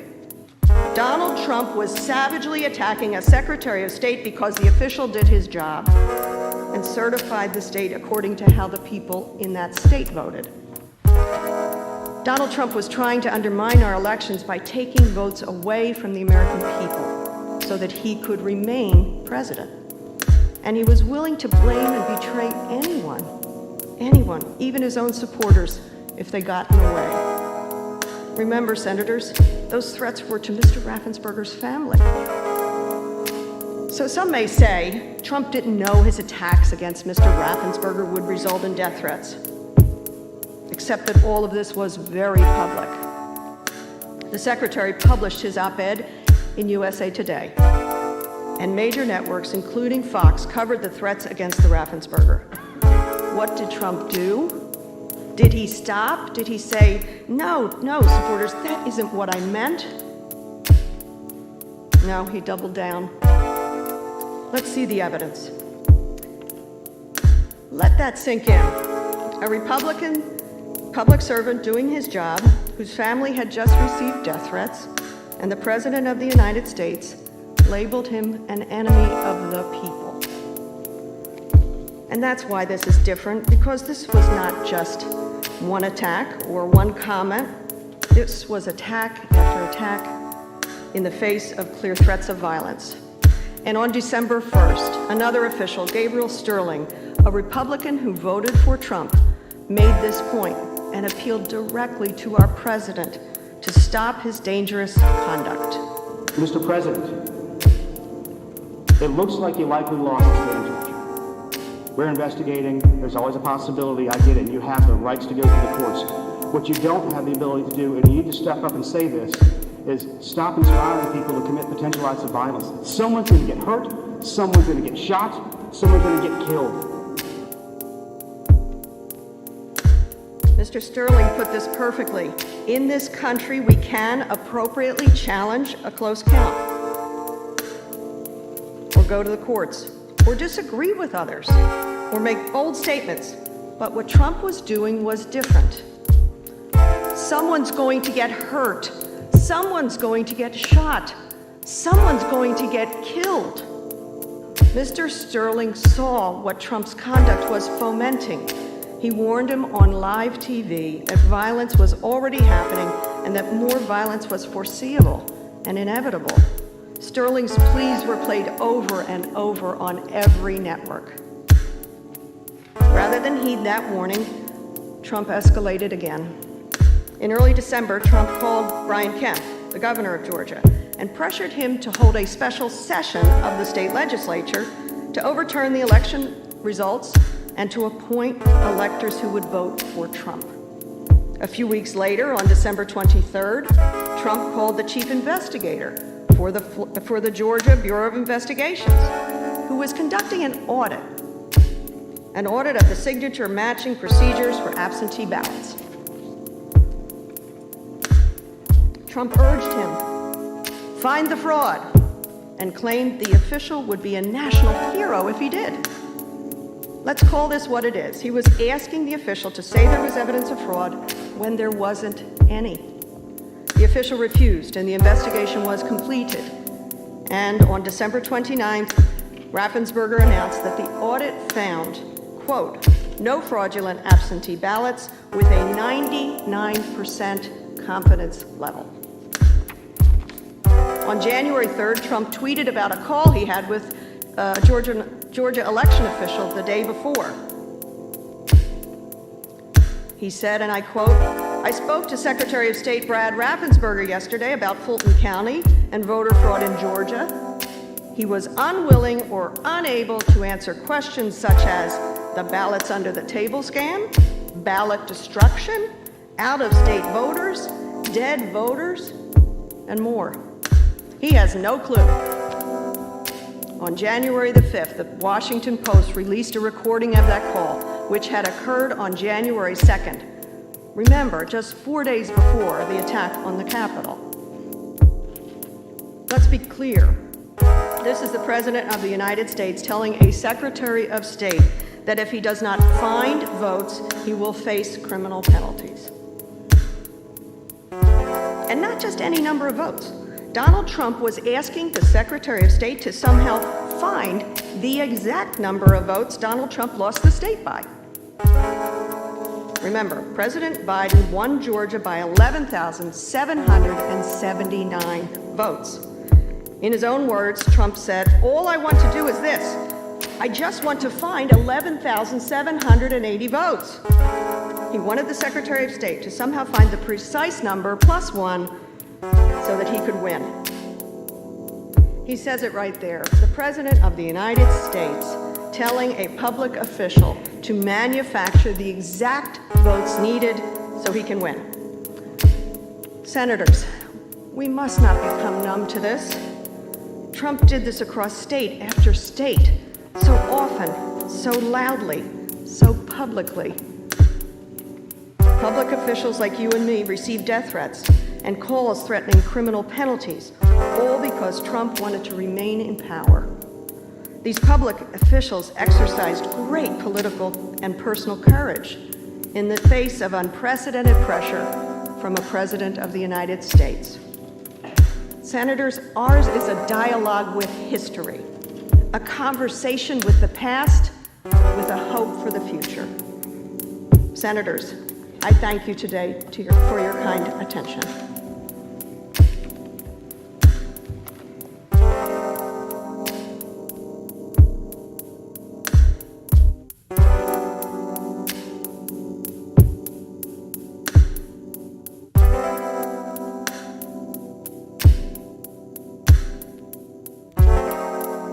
Good afternoon. I'm Congressman Ted Lieu. My colleague, Congresswoman Dean, went through President Trump's efforts to overturn the election through the courts, and when that started failing, his deeply disturbing attacks on state and local officials. I'm going to walk through President Trump's extraordinary efforts remaining until January 6th, when he tried again to overturn the election. I first want to highlight Representative Raskin's question to all of you today. Is this America? Like all of you, I love this country. I am an immigrant. My parents came to Ohio, and we started off living in the basement of a person's home. We were poor, and they went to flea markets to sell gifts to make ends meet. Over many years, they built a small business, opened 6 gift stores, and achieved the American dream. It's one reason I joined the United States Air Force on active duty. I believe America is an exceptional country. I was trained as a prosecutor at Maxwell Air Force Base in Alabama, and I remain in the reserves because we're the greatest country in the world. But how did our exceptional country get to the point where a violent mob attacked our Capitol, murdering a police officer, assaulting over 140 other officers? How did we get to the point where rioters desecrated, defiled, and dishonored your Senate chamber, where the very place in which you sit became a crime scene, and where National Guard troops still patrol outside wearing body armor? I'll show you how we got here. President Donald J. Trump ran out of non-violent options to maintain power. After his efforts in the courts and threatening officials failed, he turned to privately and publicly attacking members of his own party in the House and in the Senate. He would publicly bait senators, naming them in social media.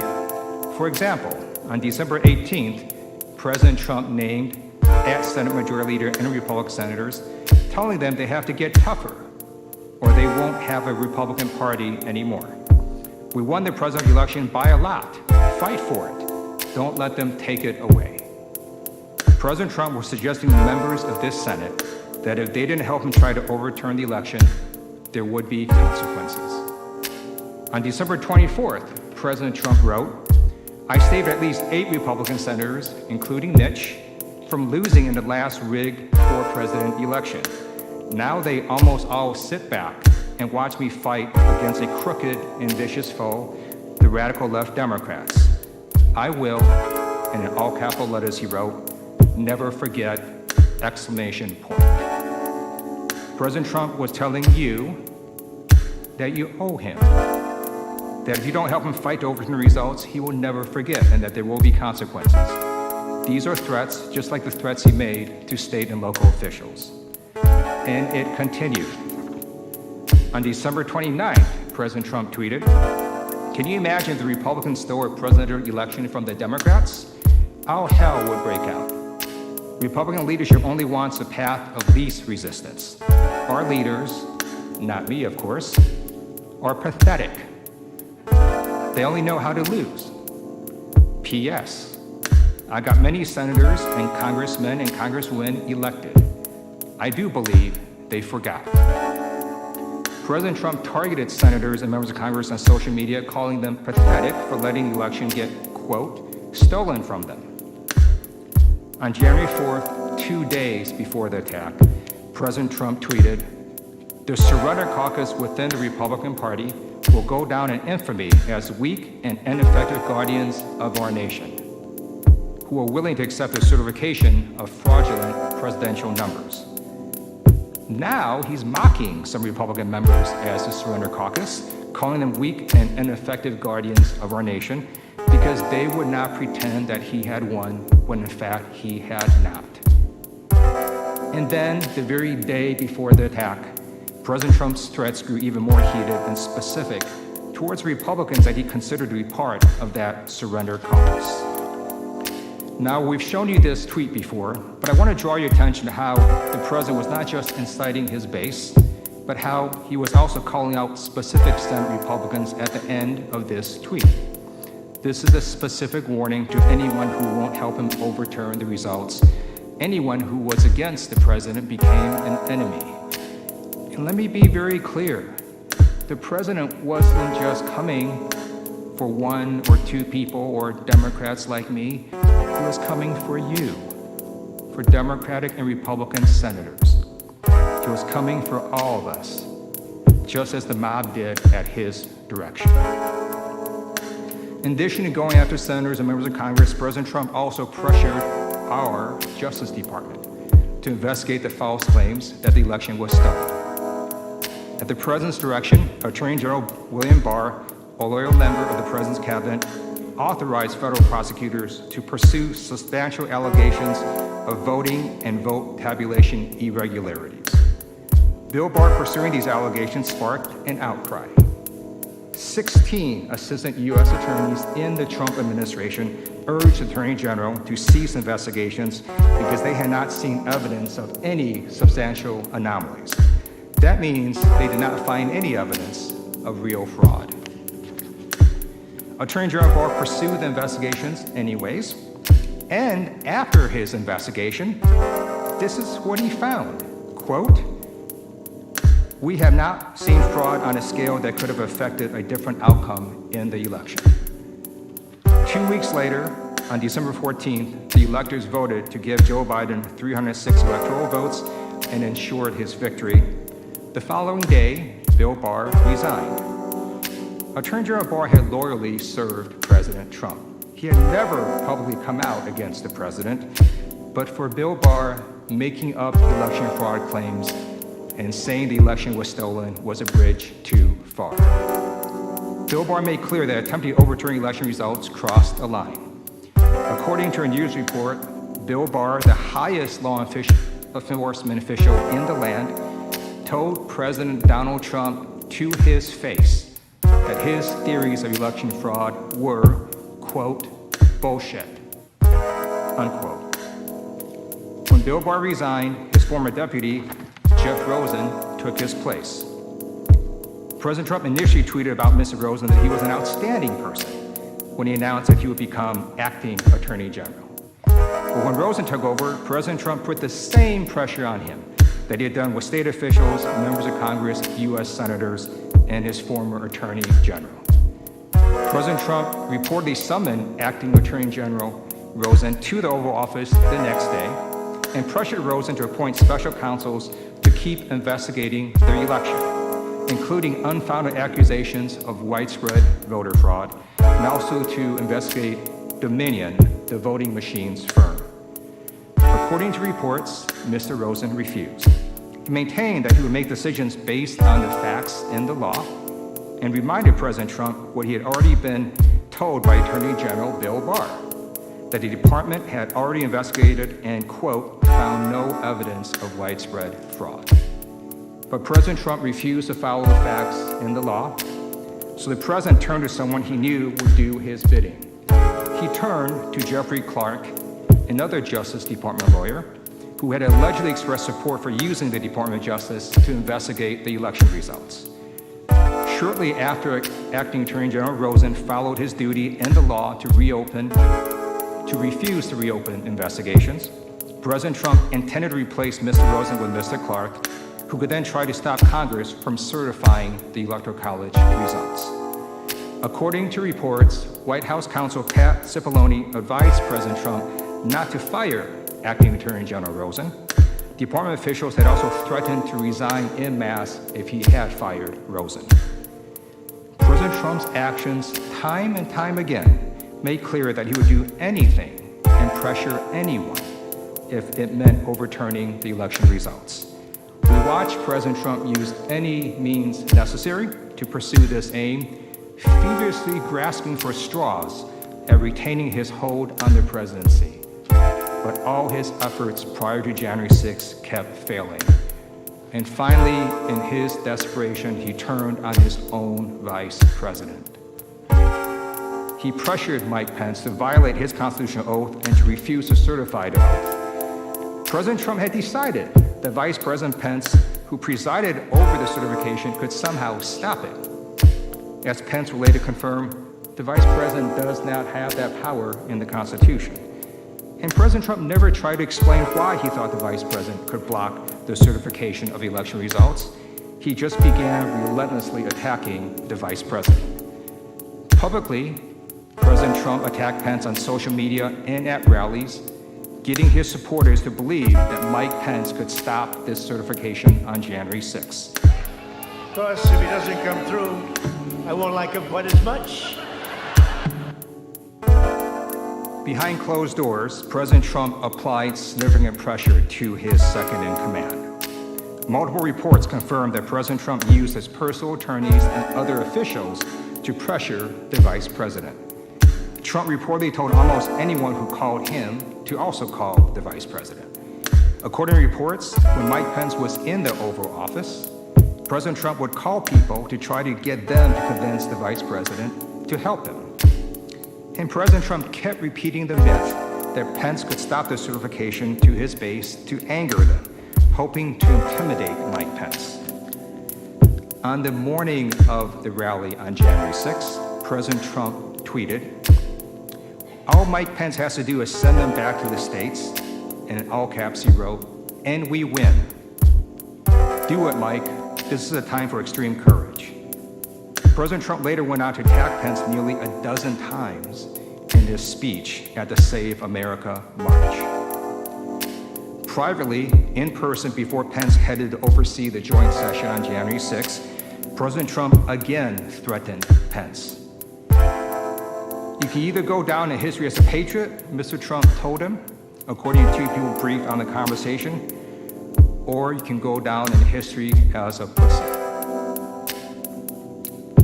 As a veteran, I find it deeply dishonorable that our former president and commander-in-chief equated patriotism with violating the Constitution and overturning the election.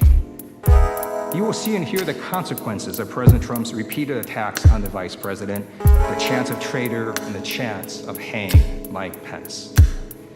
Thankfully, Vice President Pence stood his ground like our other brave officials stood their ground. He refused the president and fulfilled his duty on January 6th, even after the Capitol was attacked, even after he was personally targeted, even after his family was targeted.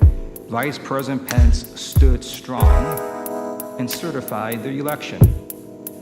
Vice President Pence showed us what it means to be an American, what it means to show courage. He put his country, his oath, his values, and his morals above the will of one man. The president had tried everything in his power to seize everything in his attempt to seize power from the rightful victor of the election. President Trump's extraordinary actions grew increasingly more desperate. You saw him go from pursuing claims in the courts to threatening state and local election officials, to then attacking members of Congress and the Senate, to compromising our Justice Department, and then to attacking the Republican vice president. These brave public servants were being pressured by our commander-in-chief to overturn the results. Some of them and their families got death threats. Thankfully, at every turn, our democratic processes prevailed and the rule of law prevailed. It was only because all of these people stayed strong and refused President Trump that our republic held fast and the will of the electorate was seen through. And at this point, President Donald J. Trump ran out of nonviolent options to maintain power. I began today by raising the question of how we got here. What you saw was a man so desperate to cling to power that he tried everything he could to keep it. And when he ran out of nonviolent measures, he turned to the violent mob that attacked your Senate chamber on January 6th. As you cast your vote after this trial, I hope each of you will think of the bravery of all these people who said no to President Trump because they knew that this was not right, that this was not America.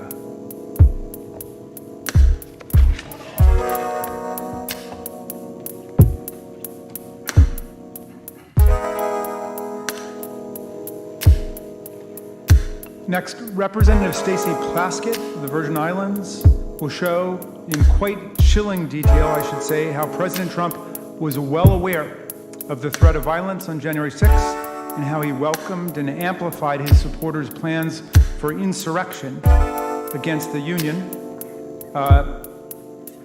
I should say, as lead manager, this is a moment of special pride for me because Representative Plaskett is not only the first delegate ever to be on a team of impeachment managers in American history, but she was also my law student at American University's Washington College of Law, and I hope I'm not violating any federal educational records laws when I say she was an A student then, and she's an A+ student now. Stacey Plaskett.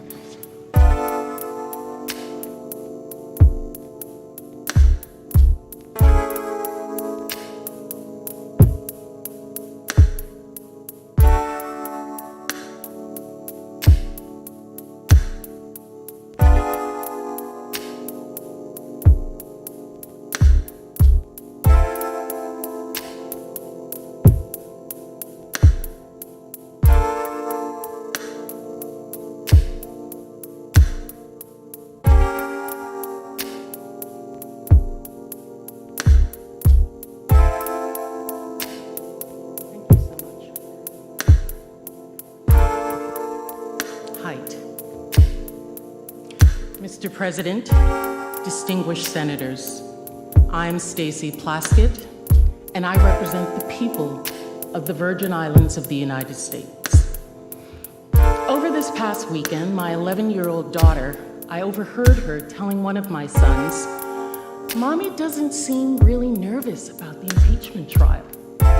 To which that son, sounding like an older brother, said, "Talia, you'll learn that most of the time, Mommy really seems to have it under control." Now, we know as parents, that's not always the case. But I've learned throughout my life that preparation and truth can carry you far, can allow you to speak truth to power. I've learned that as a young black girl growing up in the projects in Brooklyn, housing community on St. Croix, sent to the most unlikeliest of settings, and now as an adult woman representing an island territory speaking to the U.S. Senate. And because of truth, I am confident today speaking before you, because truth and facts are overwhelming that our president, the President of the United States, incited a mob to storm the Capitol to attempt to stop the certification of a presidential election. my fellow managers have shown and will continue to show clear evidence that President Trump incited a violent mob to storm our Capitol when he ran out of nonviolent means to stop the election. Once assembled, that mob, at the president's direction, erupted into the bloodiest attack on this Capitol since 1814. Some of you have said there's no way the president could have known how violent the mob would be. That is false, because the violence, it was foreseeable. I want to show you why this violence was foreseeable and why Donald Trump was different than any other politician just telling their fighters, their supporters, to fight for something. The violence that occurred on January 6th, like the attack itself, did not just appear. You'll see that Donald Trump knew the people he was inciting. He saw the violence that they were capable of, and he had a pattern and practice of praising and encouraging that violence, never, ever condemning it. And you'll see that this violent attack was not planned in secret. The insurgents believed that they were doing the duty of their president. They were following his orders. And so they publicized it openly, loudly, proudly, exact blueprints of how the attack would be made. Law enforcement saw these postings and reported that these insurgents would violently attack the Capitol itself. This was not just a comment by an official to fight for a cause. This was months of cultivating a base of people who were violent, praising that violence, and then leading that violence, that rage, straight at our door. The point is this: by the time he called the cavalry of his thousands of supporters on January 6th, and an event he had invited them to, he had every reason to know that they were armed, that they were violent, and that they would actually fight. He knew who he was calling and the violence they were capable of. And he still gave that marching orders to go to the Capitol and, quote, fight like hell and stop the steal. Make no mistake, the violence was not just foreseeable to President Trump. The violence was what he deliberately encouraged. As early as September, Trump set the precedent that when asked to denounce violence, he would do the opposite and encourage it.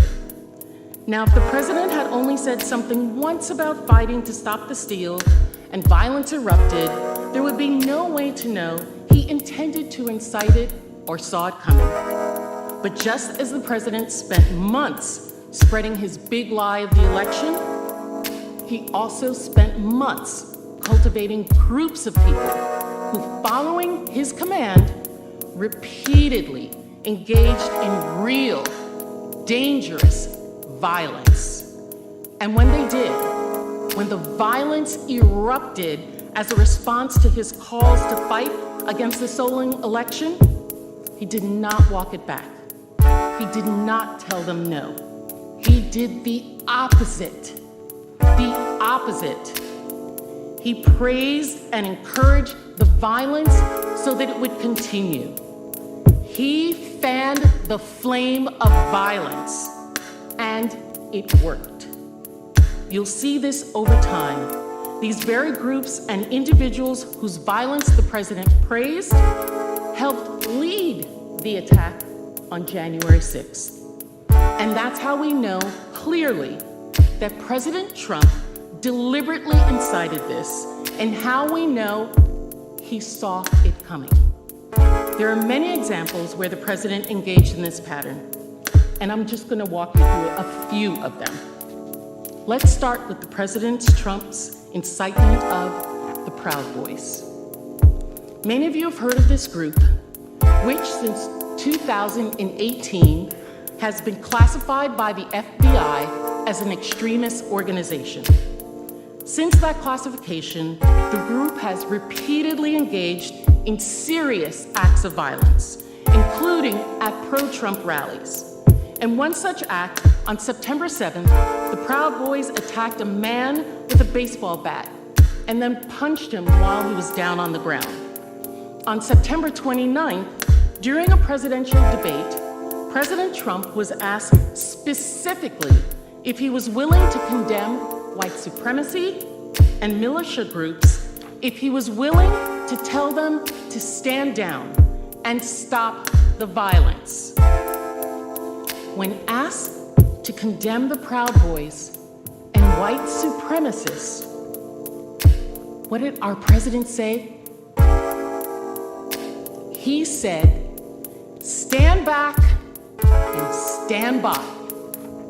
His message was heard loud and clear. The group adopted that phrase, "Stand back and stand by," as their official slogan. They created merchandise with their new slogan, which they wore proudly across their backs at Trump's rallies, and they followed the president's orders. You'll see more about this later in the trial. Two of the leaders of the group heading to the Capitol on January 6th. They were later charged with working together to obstruct law enforcement. As we go through this evidence, I want you to keep in mind these words by President Trump when asked to condemn violence. Stand back and stand by. And see example after example of the kinds of people like the Proud Boys who he had standing by on January 6th. By October, as my colleagues Mr. Castro and Mr. Swalwell showed you, Donald Trump was escalating his big lie that the only way he could lose the election was if it was rigged. So, as election day neared, his supporters were frustrated and they were angry. They were prepared to ensure his victory by any means necessary. One of these violent acts was on October 30th, sometime after 12:30 p.m.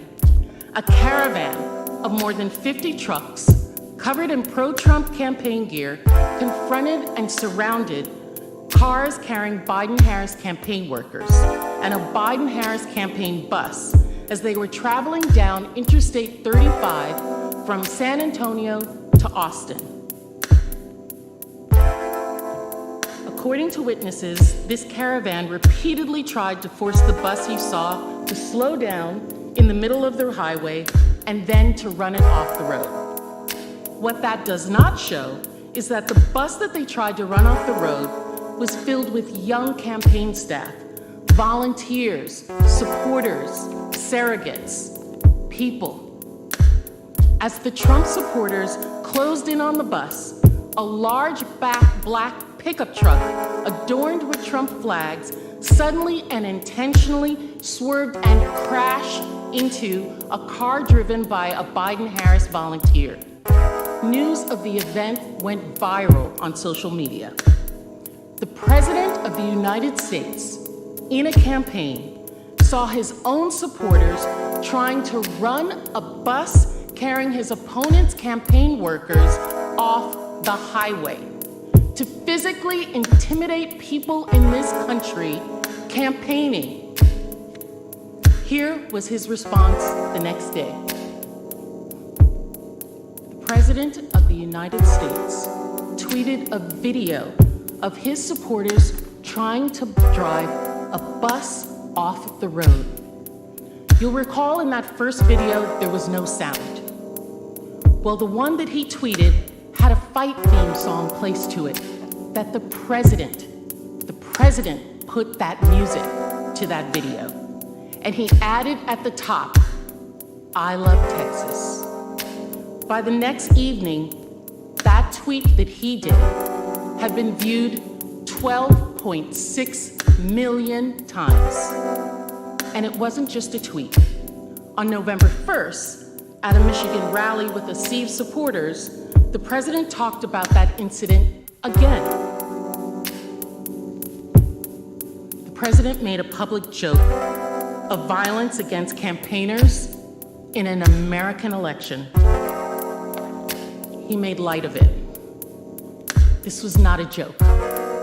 In fact, it was so violent, it put so many people in harm's way that the FBI investigated the incident and the criminal responsibility of those who attacked these campaign workers. Now, our President Donald Trump could have said, okay, I didn't realize how bad that was. This was very violent. Please stop.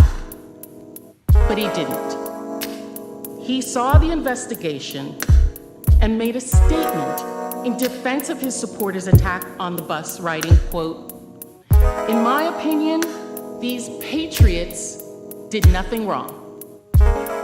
Engaging in violence for him made them patriots to Donald Trump."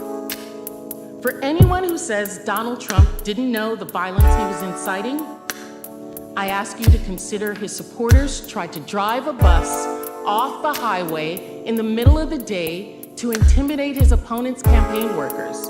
And his response was to tweet the video of the incident that had fight music, joke about it, and call those individuals in that incident patriots. And once again, Donald Trump's praise worked to incite them further. Emboldened by that praise, they remained ready to fight, ready to stand back and stand by. This link is not hypothetical. Just like we saw with the Proud Boys showing up in full force on January 6th, Donald Trump's encouragement of this attack made sure his supporters were ready for the next one. The caravan bus attack had been organized by a Trump supporter named Keith Lee. Leading up to the attack on our Capitol of January 6th, Mr. Lee teamed up with other supporters to fundraise to help to bring people to Washington, D.C. for that day. The morning of the attack, he filmed footage of the Capitol, pointed out the flimsiness of fencing, and then addressed his supporters before the attack saying, quote, "As soon as you all get done hearing the president, y'all get to the Capitol. We need to surround this place." During the attack, he used a bullhorn to call out for the mob to rush in. He later went to the rotunda himself and then back outside to urge the crowd to come inside. These are the people that President Trump cultivated, who were standing by. I'd like to look at another example. After the election on December 12th, Trump supporters gathered en masse to protest the stolen election in D.C. It was billed by his loyalists as the second Million MAGA March. The rally was organized by Women for America First. The same group that you'll see later secured the permit for the January 6th rally. And who else was there? The Proud Boys, standing by. Donald Trump did not attend that rally, but he made sure to make clear his supporters throughout the day how he felt about the event. At 8:47 a.m., he sent out a tweet. "We have just begun to fight." And then the rally began. And Donald Trump's allies, who spoke at the rally, carried on his message of the stolen election and the importance of fighting to stop the steal. Here's Nicholas Fuentes, a commentator who had organized a Stop the Steal rally in Michigan with Trump supporters. That was Trump's message. Destroy anyone who won't listen, who won't help them take the election for Trump. And as you will see, this was just the preview for Fuentes, who, like the Proud Boys and the Trump caravan organizers, would later heed the president's call and come to Washington and be there on January 6th. Later in the rally, a former Trump campaign spokeswoman, Katrina Pearson, also spoke, During her speech, she stated, quote, "This isn't over. This is just beginning," referring to the fight to stop the steal. And then she added, "We knew both Republican and Democrats were against we the people. We are the cavalry. No one's coming for us." It's clear that Trump and some of his supporters saw this as war, a fight against anyone who was unwilling to do whatever it took to keep Donald Trump in power. We are the cavalry. And President Trump continued to reinforce his support of these messages throughout the day. At 1:48 p.m., after both speeches, he retweeted his Deputy Chief of Staff's tweet showing his crowd that he had flown over on Marine One, and he tweeted, quote, "Thank you, patriots." These people were, as you can see, gathered in mass and being told by the president's allies that their election had been stolen. And they were told they were the cavalry. No one else could do it. And after hearing these speeches and seeing the president's support, this is what Donald Trump's cavalry was capable of. The Proud Boys, after that rally, engaged in serious acts of violence in downtown DC. Some Trump supporters and self-identified Proud Boys vandalized churches after that rally. If we look at these events, it's clear how we got here. Because what did the president do after that? He turned right around, and a little over a week later, he began coordinating the January 6th Save America rally with the same people who had planned the second Million MAGA March. You'll recall that the Women for America First had organized that second Million MAGA March. They had originally planned rallies for January 22nd and January 23rd, after the inauguration. But Donald Trump had other plans. On December 19th, President Trump tweeted his save the date for January 6th. He told his supporters to come to DC for a big protest, the day billing it as wild. Just days later, Women for America First amended their permit to hold their rally on January 6th, pursuant to the president's save the date, instead of after the inauguration.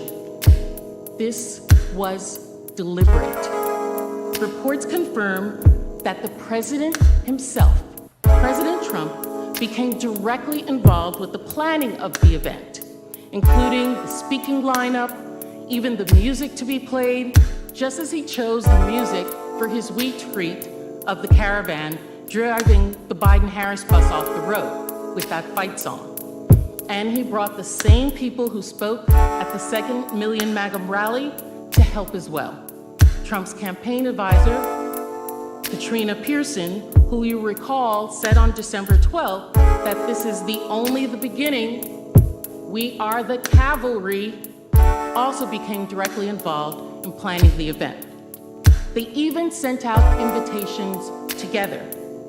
This is Amy Kremer, one of the founders of Women for America First, tweeting the invitation, tagging Donald Trump and other organizers, inviting the same supporters who had just engaged in serious violence at the second Million MAGA rally to show up to the largest rally to stop the steal. And President Trump seemed to have other plans for what was going to happen at that rally, too. Women for America First had initially planned for the rally-goers to remain at the ellipse until the counting of the state electoral slates was completed, just like they had remained at Freedom Plaza after the second Million MAGA March.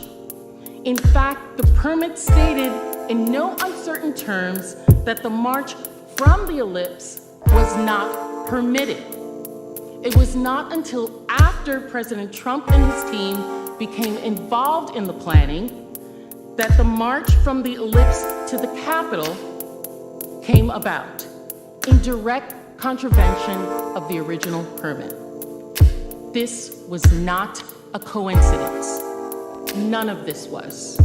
Donald Trump, over many months, cultivated violence, praised it, and then when he saw the violence his supporters were capable of, he channeled it to his big, wild, historic event. He organized January 6th with the same people that had just organized a rally, resulting in substantial violence, and made absolutely sure this time these violent rally-goers wouldn't just remain in place. He made sure that those violent people would literally march right here to our steps, from the ellipse to the Capitol, to stop the steal. His cavalry. This was deliberate. And because the President of the United States incited this, because he was orchestrating this, because he was inviting them, the insurgents were not shy about their planning. They believed they were following the orders of the commander-in-chief. They were, as the tweet we just saw, quite literally his cavalry. So they posted exact blueprints of the attack, openly, loudly, proudly.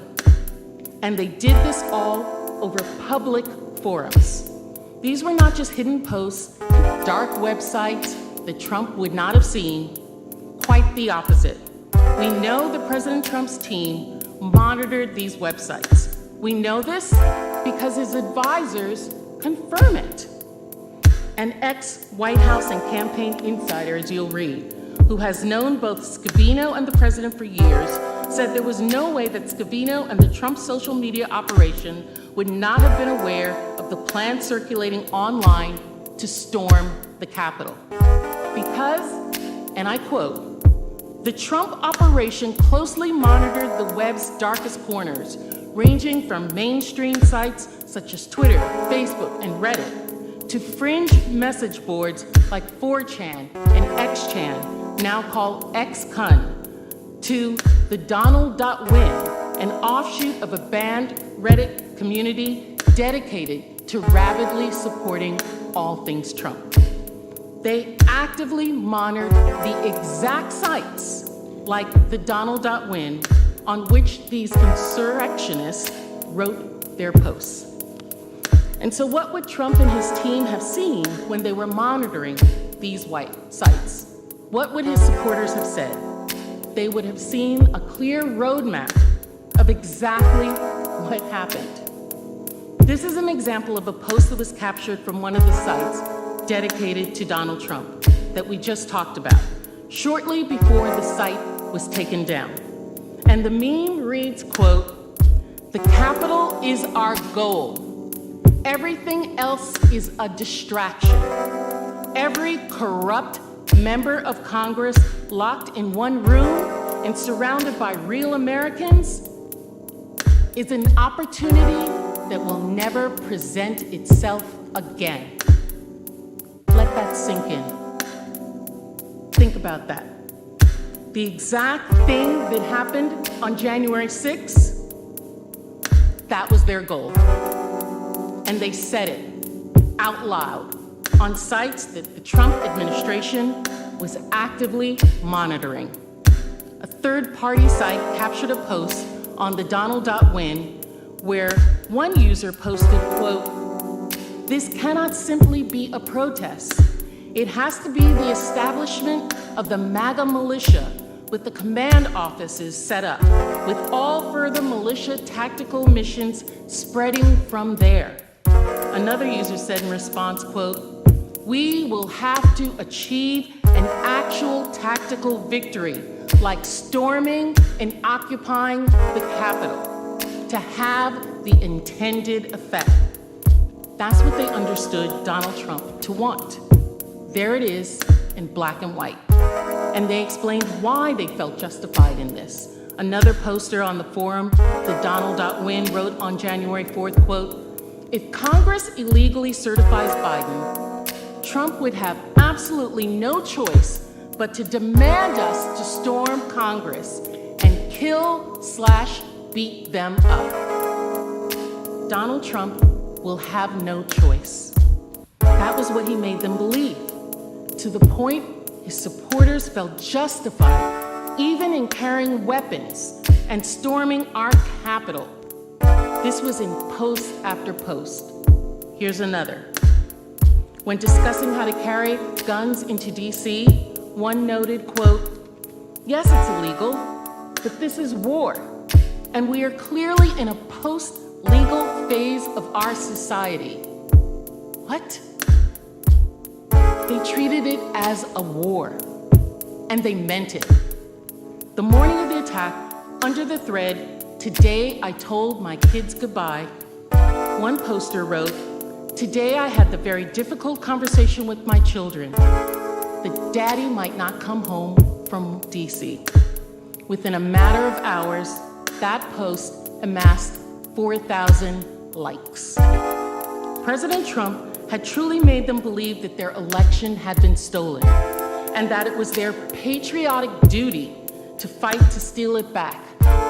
Patriotic, a term he gave those who used violence for him, and they were willing to say goodbye to their children for this fight.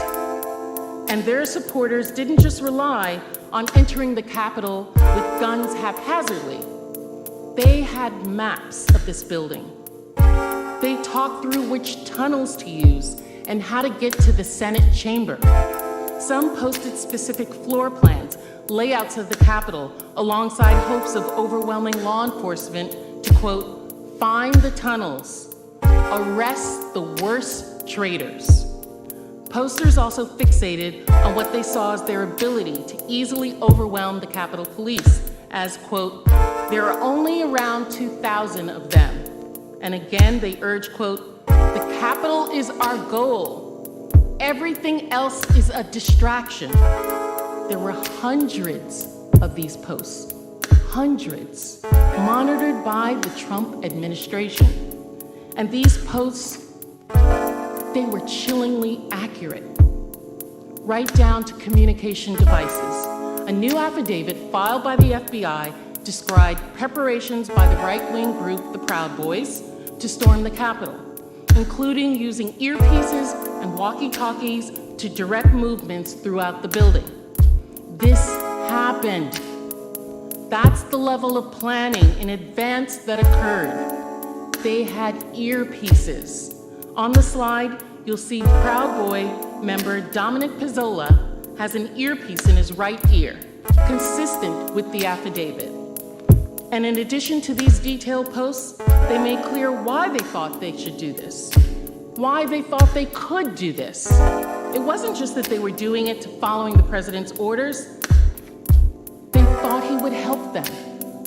A third-party site captured a post on the Donald.win again, the site monitored by Trump's team, and he wrote, quote, "He," meaning Donald Trump in this instance, "can order the Nat Guard to stand down if needed. Unfortunately, he has no control over the Capitol Police, but there are only around 2,000 of them, and a lot are useless fat asses or girls."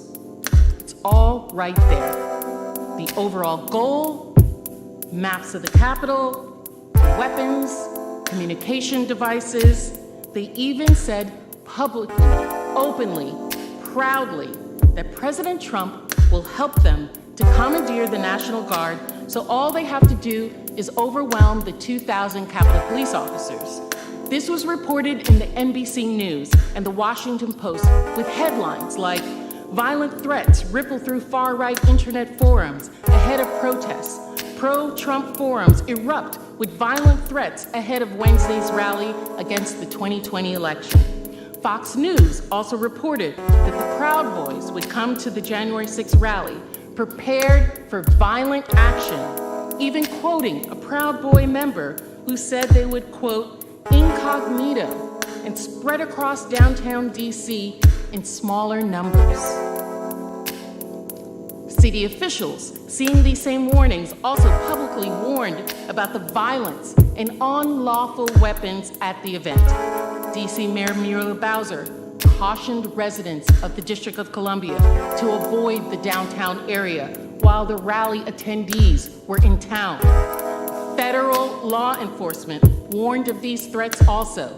On January 3rd, a Capitol Police intelligence report warned of a violent scenario in which Congress itself could be the target of the angry supporters of President Trump on January 6th. According to that report, obtained by the Washington Post, supporters of the current president see January 6, 2021, as the last opportunity to overturn the results of the presidential election. This sense of desperation and disappointment may lead to more incentive to become violent. Unlike previous post-election protests, the targets of the pro-Trump supporters are not necessarily the counter-protesters as they were previously, but rather Congress itself is the target for January 6th. The day before the rioters stormed the Congress, an FBI office in Virginia also issued an explicit warning that extremists were preparing to travel to Washington to commit violence and, quote, war, according to internal reports.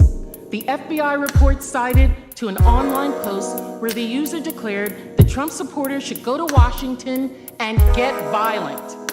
The supporter said, quote, "Stop calling this a march or a rally or a protest. Go there ready for war. We get our president or we die." These threat warnings were not just hypothetical. Actual arrests occurred in the days leading to the attack. On January 4th, 2 days before the rally, one extremely well-publicized arrest was of a Proud Boy leader who destroyed a church's Black Lives Matter banner a month earlier during the December 12th Second Million MAGA March. Report emphasized that when he was arrested, he was carrying high-capacity firearm magazines, which he claimed were meant to be supplied to another rally attendee for January 6th. By the night of January 6th attack, DC police had already made 6 arrests in connection with the planned protests on charges of carrying weapons, ammunitions, assaulting police. This is all in public view. All of it. The truth is usually seen and rarely heard. Truth is truth, whether denied or not. And the truth is, President Trump had spent months calling his supporters to a march on a specific day, at a specific time, in specific places to stop the certification. And leading up to the event, there were hundreds of posts online showing that his supporters took this as a call to arms to attack the Capitol. There were detailed posts of plans to attack online. Law enforcement warned that these posts were real threats and even made arrests days leading up to the attack. And yet, in the face of all this, these credible warnings of serious, dangerous threats to our Capitol, when those thousands of people were standing in front of President Trump, ready to take orders and attack, this is what he said. "We're going to the Capitol, and we fight. We fight like hell. And if you don't fight like hell, you're not going to have a country anymore." And that's why this is different.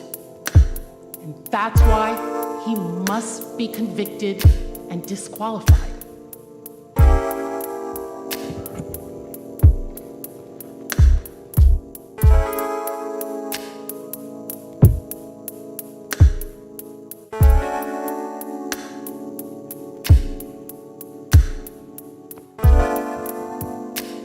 Representative Dean will now return to the events of January 6th itself. She will demonstrate President Trump's repeated incitement of the crowd that morning as he directed them to the Capitol in his last-ditch effort to retain his hold on power.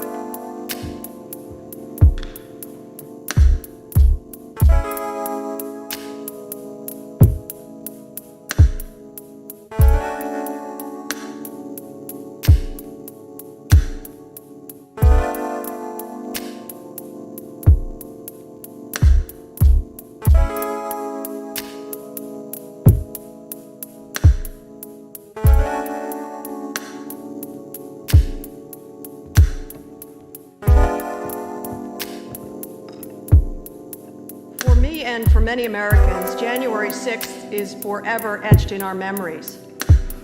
I went to work with a sense of excitement. The start of my second term in Congress and the first time I would participate in the certification of a presidential election.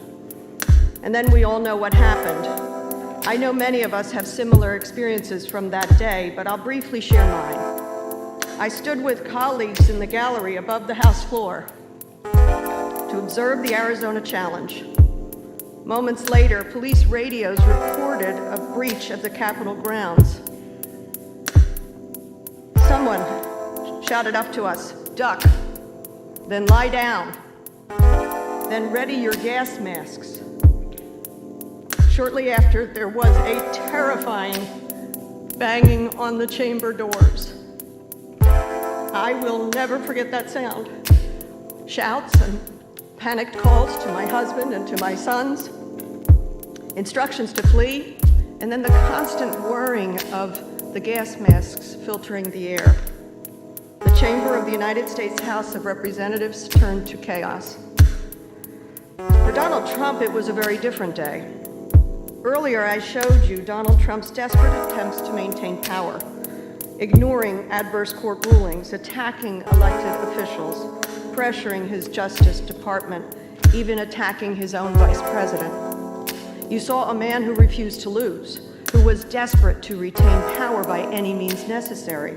You saw a man willing to attack anyone and everyone who got in his way. And you saw a man who thought he could play by different rules.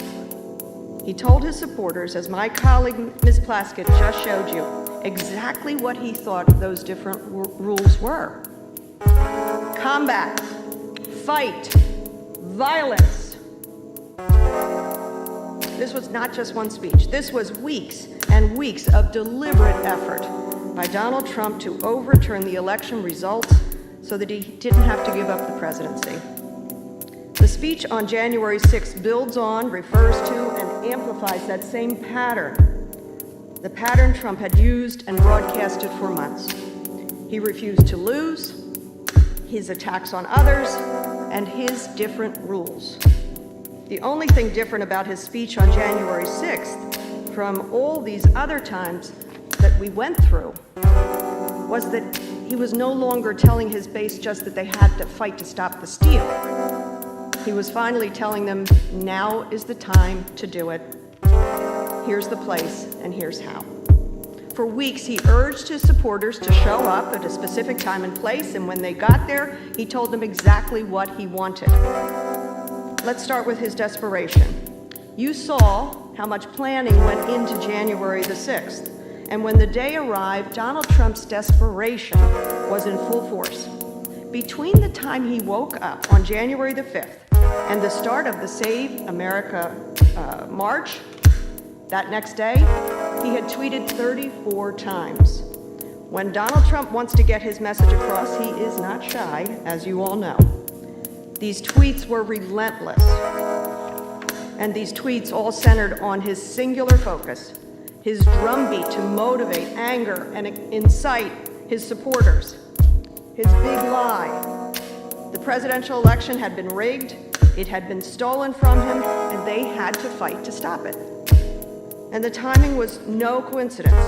He sent 34 tweets because this was his last chance to rile up his supporters before the big, historic, wild event he had planned. Now, I won't go through all of these tweets, but let me just highlight a few. At 1 in the morning, he tweeted, "If Vice President Mike Pence comes through for us, we will win the presidency. Mike can send it back." This will look familiar to you because Mr. Liu just showed you how Trump had privately, he was pressuring and publicly attacking his vice president to stop the certification. And when Vice President Pence refused, when he explained that the Constitution simply does not allow him to stop certification, Donald Trump provoked his base to attack him. The late in the evening tweet was no different. It just got more forceful. Let's be clear, what Donald Trump was saying, that Vice President Pence could send back the certification, was not true. For one thing, all 50 states had ratified this election. And for another, Vice President Pence explained to him that he does not have the power to unilaterally overturn states' votes and just send the certification back. And Donald Trump knew this, but this was his last chance to get his vice president to stop the certification, and so he was willing to say or do just about anything. These tweets attacking the election as fraudulent, attacking his vice president, and urging his supporters to fight continued throughout the morning. Here's another example. At 8:17 a.m., he tweeted, "All Mike Pence has to do is send it back to them and back to the states, and we win." And we win. That's what he said, even though by then he had clearly lost. As Trump continued tweeting, the Save America March at the White House was now in full swing. The speakers who warmed up the crowd for Trump were members of his inner circle, family members, his personal attorney, people President Trump had deputized to speak on his behalf. Some of the speakers also spoke at the Second Million MAGA March, which resulted in serious violence. The warm-up acts on January 6th focused on promoting Donald Trump's big lie. They stoked the same fears: a stolen election, of fraud, of ripping victory away from them. And the speakers told them what to do about it. As the crowd erupted in "Fight for Trump," chants throughout that morning, Donald Trump Jr. urged, "That's the message. These guys better fight for Trump." The speakers lasted 3 hours repeating President Trump's message, and finally, at about noon, Donald Trump took the stage with the seal of the presidency on his podium and the White House as his backdrop. President Trump spoke for more than 70 minutes. His narrative was familiar. It was the same message he had spent months spreading to his supporters. The big lie: the election was stolen, that they should never concede, and that his supporters should be patriots and fight much harder to stop the steal, to take back our country. The same phrases he'd spread for weeks, but now the message was immediate. Now it was just no longer just fight, it was fight right now. That set the tone. Our country has had enough and we will not take it anymore. He told them and us right at the beginning that the only way to take back the country was to fight. Ms. Plaskett showed you example after example of Donald Trump, when confronted with violence, praising it.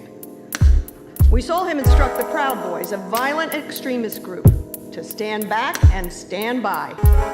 That group was there on January the 6th. We saw him praise a caravan of his supporters after they tried to drive a bus belonging to the Biden campaign off the road. The organizer of that attack was there on January the 6th.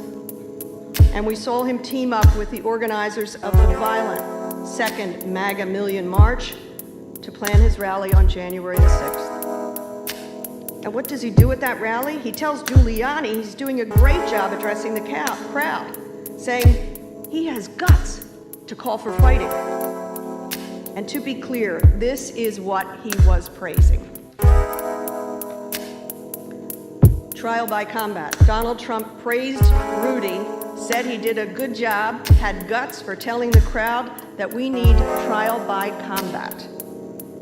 Next, more attacks. This attack, like the tweets he sent that morning, had a purpose: convincing his supporters that the future of our country, of our democracy, hinged on whether Vice President Pence would overturn the election, something he knew Pence could not and would not do. He called out Vice President Pence 9 times that day, and each time he got more forceful. Here's what he said at 12:15. "We're going to have to fight much harder, and Mike Pence will have to come through for us." That's what he said. And he told the crowd what he meant and exactly what to do, literally commanding them to confront us at the Capitol. He even told them he'd walk there with them, which of course was not true. And then he told them exactly what to do when they got to the Capitol. You'll never take your country back with weakness. You have to show strength. And don't forget who is standing there. The same people Ms. Plaskett described to you. Many people violent. Violent people law enforcement had warned would be armed and would be targeting us. One of President Trump's key defenses focus on what he said for a few seconds, 15 minutes into the speech. In a speech spanning almost 11,000 words, yes, we did check, that was the one time, the only time President Trump used the word peaceful or any suggestion of nonviolence. The implication of the president's tweets, the rally, and the speeches were clear. President Trump used the word fight or fighting 20 times, including telling the crowd they needed to fight like hell to save our democracy. We know how the crowd responded to Donald Trump's words, and he knew how they responded to his speech. Storm the Capitol. Invade the Capitol. Fight, fight, fight, fight. Take the Capitol right now. These were the words of the crowd. Trump was telling them to fight, and he would keep telling them to fight throughout the rest of his speech. These are not only words of aggression, they are words of insurrection. And if you have any doubt, the Commander-in-Chief points to Congress and tells those assembled, I'm going to be watching, history is going to be made. This was clearly not just some rally or march or protest. This was about Donald Trump trying to steal the election for himself, claiming that the election was fraudulent, illegitimate, so that his supporters would fight to take it back. In fact, after stoking the crowd's anger for nearly 40 minutes, after repeating false election conspiracy after false election conspiracy, he said this in no uncertain terms. Any outcome besides him keeping the presidency would be illegitimate. This was building on the big lie of a rigged and stolen election. And here's what he said a little later in the speech. When you catch somebody in a fraud, you're allowed to go by very different rules. We told you that context matters. Here's the context. This was not just one reference or a message to supporters by a politician to fight for a cause. He'd assembled thousands of violent people. People he knew were capable of violence. People he had seen be violent. They were standing now in front of him. And then he pointed to us, lit the fuse, and sent an angry mob to fight the perceived enemy, his own vice president and the members of Congress, as we certified an election.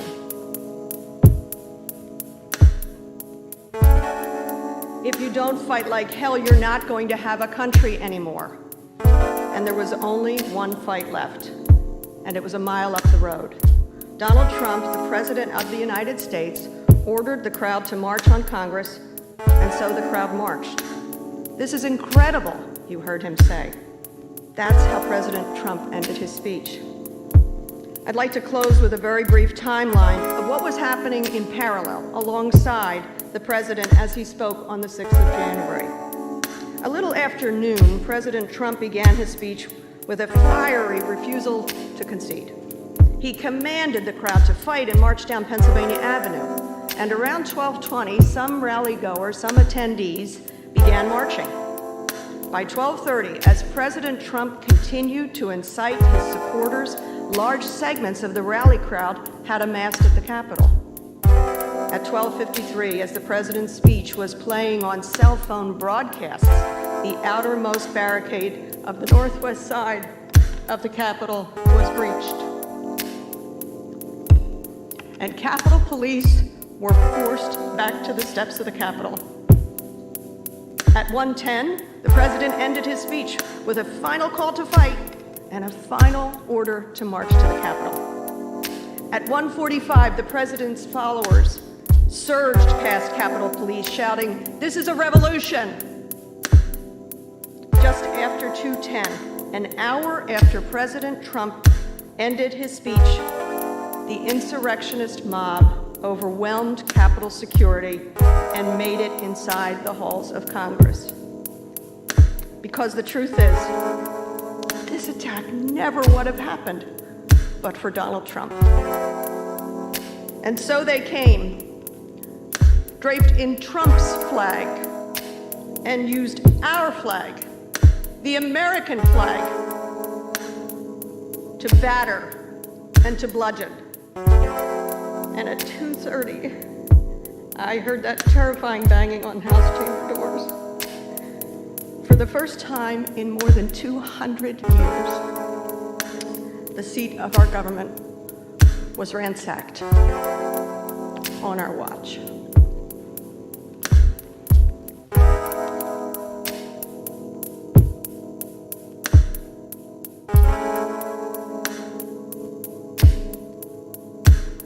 Mr. President, I think this would be a good time for a break, if that's okay.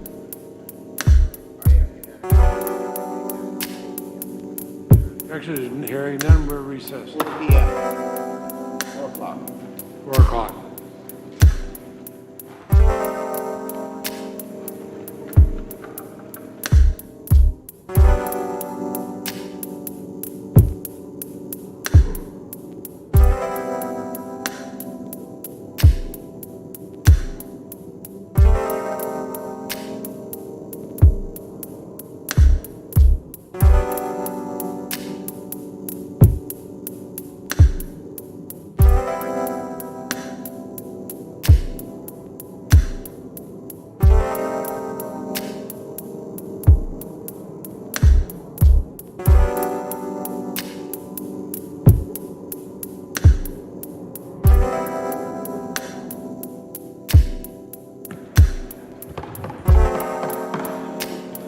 We have order in the Senate, please.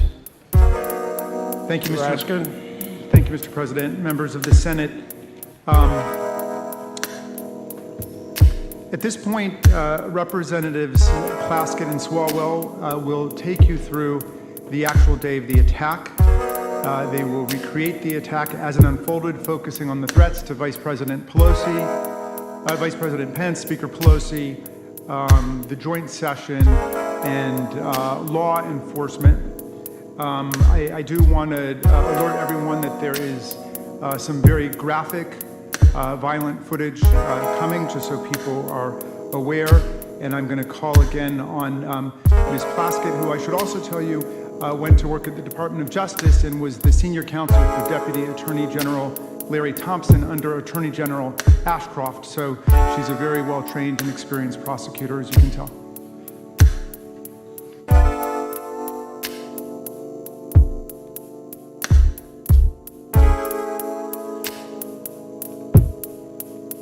Mr. President, Senators, almost all of us were here on January 6th, and we all have our individual experiences, what we felt, what we saw, what we heard. We've seen clips and reports in the media, but I have to tell you, it was not until preparing for this trial that I understood the full scope and learned the information that you're going to see, that I understood the effort to attack our seat of government in order to carry out President Trump's mission to prevent the certification of a presidential election. It was an attack to our republic, to our democratic process. My colleagues, Manager Swalwell and I, are going to walk you through the attack on the Capitol that day and the danger that it posed to the Vice President, to the Speaker of the House, to you all as senators, my colleagues in the House, Capitol Police, and everyone who works in and around this Capitol. As you have heard, President Trump have been telling his supporters and his millions of Twitter followers that Pence had the ability to secure the presidency for Trump, that Mike Pence alone had the power to overturn the election results, if he would just do it. But at 12:55 p.m. on January 6th, Vice President Pence formally refused the president's demand. He wrote, and I quote, "It is my considered judgment that my oath to support and defend the Constitution constrains me from claiming unilateral authority to determine which electoral votes should be counted and which should not." Pence ended his letter with a passage including the words, "I will do my duty." Even though the count resulted in the defeat of his party and his own candidacy, Vice President Pence had the courage to stand against the president, tell the American public the truth, and uphold our Constitution. That is patriotism. That patriotism is also what put Vice President in so much danger on January 6th by the mob sent by our president. To the president and the mob he incited, that duty to our Constitution was an all-out betrayal. And the vice president was the direct target of that rage. At 12:53 p.m., senators, members of Congress, Vice President Pence were in their respective chambers. Outside, rioters, including some linked to the Proud Boys, broke through the outer barricade surrounding the lawn of the Capitol. 12 minutes later, Vice President Pence began presiding over the joint session of Congress to certify the results of the presidential election. You can see Vice President Pence gaveling in the joint session here. Madam Speaker, members of Congress, pursuant to the Constitution and the laws of the United States, the Senate and House of Representatives are meeting in joint session to verify the certificates and count the votes of the electors of the several states for President and Vice President of the United States. While Vice President Pence presided over the joint session, Trump supporters began their assault on our Capitol.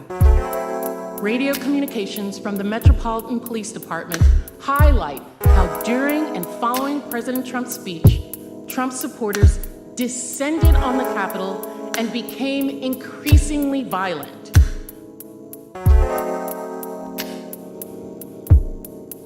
After attempting to dismantle the outermost perimeter, the rioters did everything in their power to storm past the police and into the Capitol.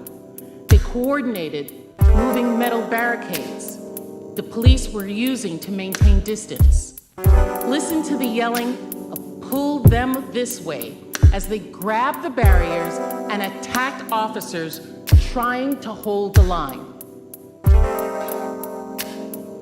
At about 1:10 and 1:23 p.m., respectively, Capitol Police sent out the first evacuation alerts of the day, telling people to evacuate the Madison Building and the Cannon Building, respectively. Shortly after, at 1:45 p.m., Trump supporters surged past Capitol Police, protecting the Capitol's west steps, the side that is facing the White House. In another radio communication between Metropolitan Police officers, you can hear an officer declare that there is a riot at the Capitol at 1:49 p.m. We're going to give riot warnings. As soon as the apparatus here, we're going to give riot warnings. We're going to try and get compliance, but this is now effectively a riot. 49 hours declaring it a riot. The next video, as well as several videos that follow, have a model of the Capitol complex. The video is from the west front of the Capitol on the Senate side, the side facing the White House. Watch the red dot, which moves up the lower steps of the Capitol, indicating the approximate location of the rioters as they surge past the police. While the mob that Donald Trump sent to stop the certification came closer and closer to breaching the Capitol just one floor below where we are now, Vice President Pence continued to preside over the session in the Senate chamber above. At about 2:12 p.m., Secret Service quickly and suddenly evacuated Vice President Pence from the Senate floor. While the Vice President Pence was being evacuated from the Senate chamber, rioters were at that time breaking into the Capitol.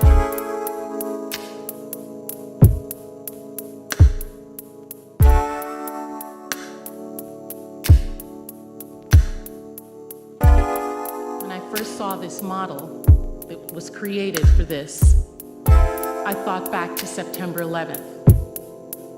I know a lot of you senators were here. Some of you might have been members on the House side. I was also here on September 11th. I was a staffer at that time. My office was on the west front of the Capitol. I worked in the Capitol, and I was on the House side. This year is 20 years since the attacks of September 11th. And almost every day, I remember that 44 Americans gave their lives to stop the plane that was headed to this Capitol building. I thank them every day for saving my life and the life of so many others. Those Americans sacrificed their lives for love of country, honor, duty, all the things that America means. The Capitol stands because of people like that. This Capitol that was conceived by our founding fathers, that was built by slaves, that remains through the sacrifice of service men and women around the world. And when I think of that, and I think of these insurgents, these images incited by our own President of the United States, attacking this Capitol to stop the certification of a presidential election, our democracy, our republic. At the same time that that breach of this Capitol building occurred, at approximately 2:13 p.m., just one floor up, while Senator Lankford was speaking on the Senate floor, Senator Grassley, who had taken over for Vice President Pence, called an unscheduled, immediate recess of the Senate. A Senate aide approached Senator Lankford and informed him that the Capitol had been breached. Senator Grassley is immediately escorted out of the Senate chamber.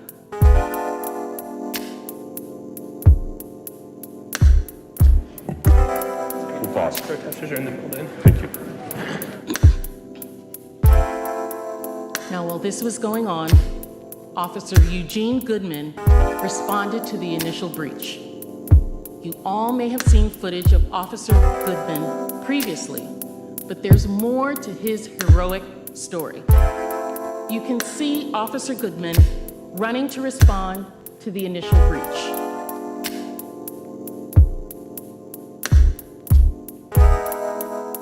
Officer Goodman passes Senator Mitt Romney and directs him to turn around in order to get to safety. On the first floor, just beneath them, the mob had already started to search for the Senate chamber. Officer Goodman made his way down to the first floor, where he encountered the same insurrectionists we just saw watch breach the Capitol. In this video, we can see the rioters surge toward Officer Goodman. Although they were shouting that they did not have any weapons, we know from the earlier video that that's not true. The second assailant through that breach was the one carrying a metal baseball bat. We know there were other weapons there that day. Did you hear the other shouts? We're here for you. He's one person, we're thousands. And where do they count the votes?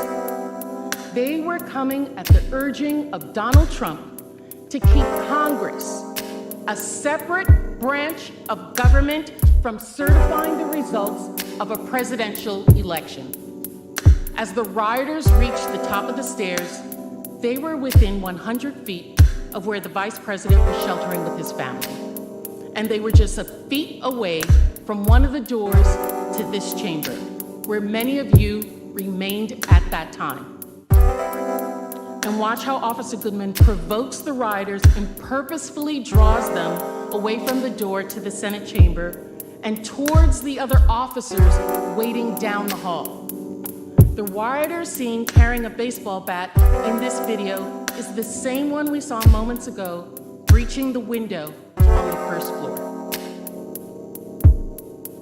While all of this was going on, Vice President Pence was still in the room near the Senate chamber. It was not until 2:26 that he was evacuated to a secure location. You can see Vice President Pence and his family quickly move down the stairs. The Vice President turns around briefly as he's headed down.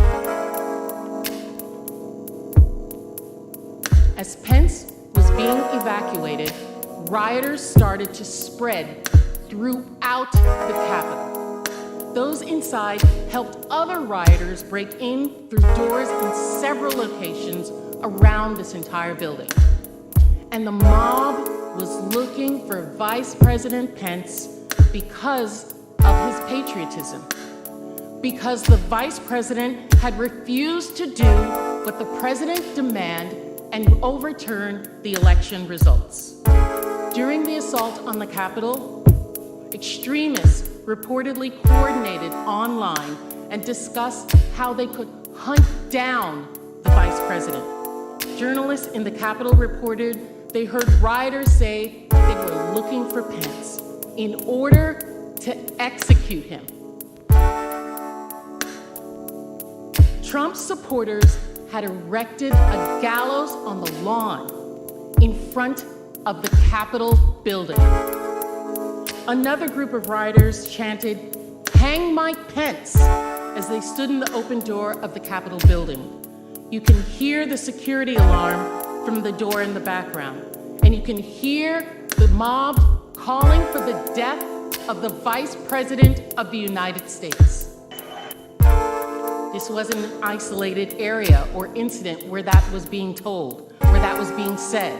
It was going on everywhere. Here's another example of the crowd outside yelling, "Bring out Pence! Bring him out!" After President Trump had primed his followers for months and inflamed the rally-goers that morning, it is no wonder that the Vice President of the United States was the target of their wrath after Pence refused to overturn the election results. Several insurrectionists described what they had planned to do if they encountered the Vice President or other lawmakers. One of them, Dominic Pizzola, also known as Spaz, is a member of the Proud Boys, as we discussed. Pizzola came to the Capitol on January 6th with deadly intentions. He commandeered a Capitol police shield, used it to smash a glass window, entered the Capitol, and paved the way for dozens of insurrections. Pizzola was one of the first wave of rioters to breach the building. On the left, you can see Pizzola in the mob chase Capitol Police Officer Eugene Goodman through the building. Pizzola has since been charged with 8 federal crimes for his conduct related to January 6th. According to an FBI agent's affidavit submitted to the court, the group that was with him during the sack of the Capitol confirmed that they were out to murder, quote, anyone they got their hands on. Here's what the FBI said, and I quote, other members of the group talked about things they had done that day, and they said that anyone they got their hands on, they would have killed, including Nancy Pelosi, and that, quote, they would have killed Vice President Mike Pence if given the chance.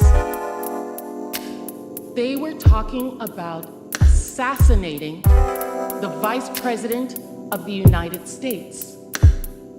During the course of the attack, the Vice President never left the Capitol, remained locked down with his family inside the building. Remember that as you think about these images and the sounds of the attack.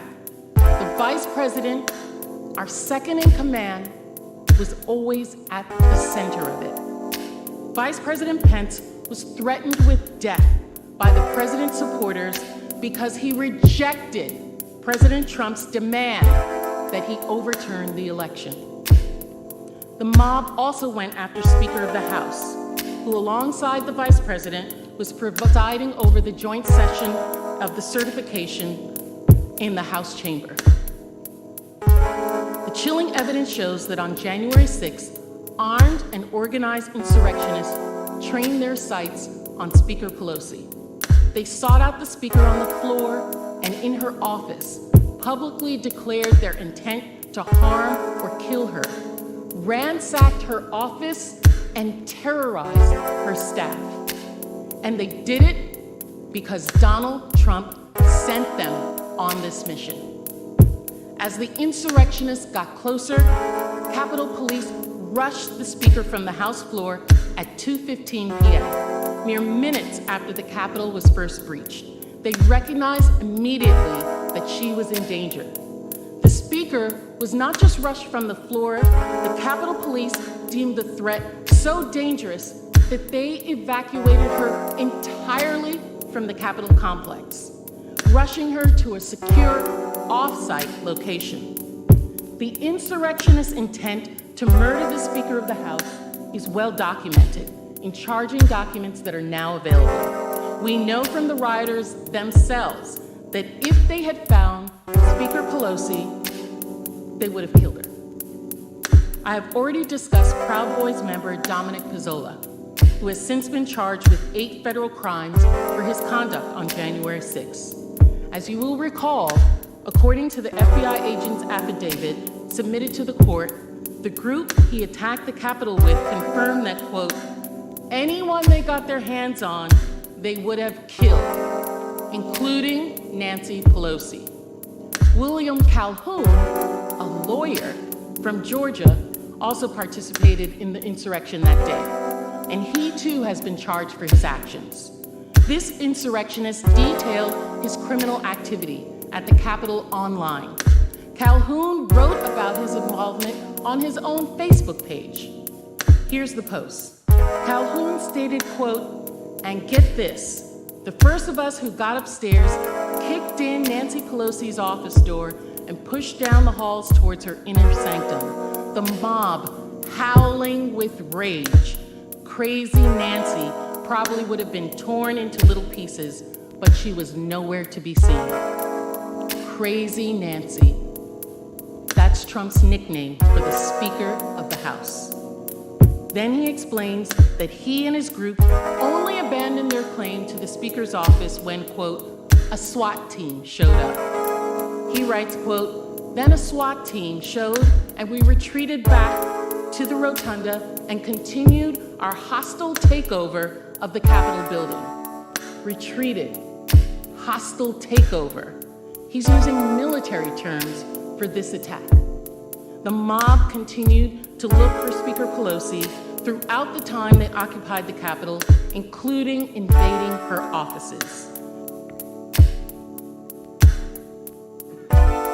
During the siege, the Speaker's staff took cover in her office, hiding in fear for their lives for hours as rioters broke in and ransacked her office. As the rioters were breaking into the Capitol, her staff retreated into an interior room. 8 of them gathered in a conference room. About the same time, Capitol Police announced that Capitol had been breached. Speaker Pelosi's staff heeded the call to shelter in place. On our model, you can see the rioters in the rotunda in red and the Speaker's office again in orange. So this is a security video, so there is no sound. The staff moves from their offices through the halls and then enters a door on the right-hand side. That's the outer door of a conference room, which also has an inner door that they barricaded with furniture. The staff then hid under a conference room table in that inner room.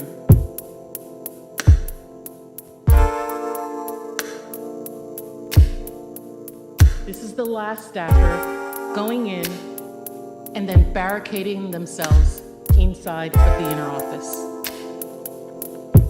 After just 7 minutes of them barricading themselves, a group of rioters enter the hallway outside. And once inside, the rioters have free reign in the Speaker of the House's offices. One of the rioters you can see is throwing his body against the door 3 times until he breaks open that outer door. Luckily, when faced with the inner door, he moves on. Another rioter later tried, unsuccessfully, to break through that inner door. At this point, the mob had already broken into the Speaker's formal conference room that is in the back of the hall at the top of the video of the Speaker's staff with the rioters at the door that day. You can hear the terror in their voice as they describe what's happening to them as they are barricaded in that conference room. You can hear the pounding in the background as that staffer is speaking. One of those staffers explained later that they could hear the mob going through her offices, breaking down the door and yelling, "Where are you, Nancy?" The mob also pillaged and vandalized the Speaker's office and documented their crimes on social media. They stole objects, desecrated the office of the Speaker of the House of Representatives of the United States. As you can see in these photos, rioters broke down a door. They also shattered a mirror. At 2:50 p.m., several rioters, including Richard Big O Barnett, entered Speaker Pelosi's office. The world is all now too familiar with the images from these slides. If you look closely, however, at the now infamous pictures of Barnett with his feet on the desk, you might see something that you didn't notice previously. Here's a better look. As this photo highlights, he's carrying a stun gun tucked into his waistband. The FBI identified the device as a 950,000 volt stun gun walking stick. The weapon could have caused serious pain and incapacitated anyone Barnett had used it against. Richard Barnett bragged about his actions. He was proud of the way he desecrated the Speaker of the House's office. He left a note: "We will not back down."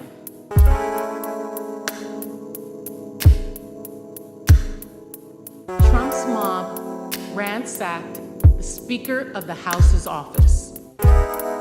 They terrorized her staff. Again, that is a mob that was sent by the President of the United States to stop the certification of an election. The Vice President, the Speaker of the House, the first and second in line to the presidency, were performing their constitutional duties, presiding over the election certification, and they were put in danger because President Trump put his own desires, his own need for power over his duty to the Constitution and our democratic process. President Trump put a target on their backs, and his mob broke into the Capitol to hunt them down.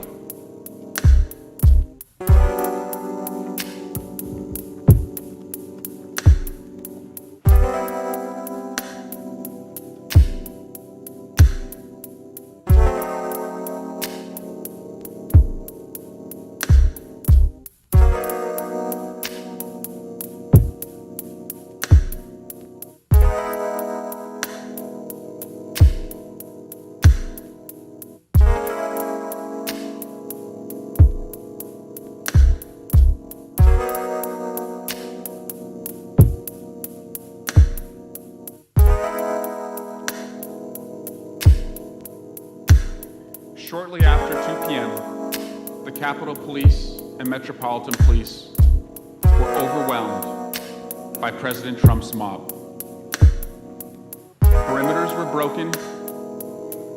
The Capitol had been breached.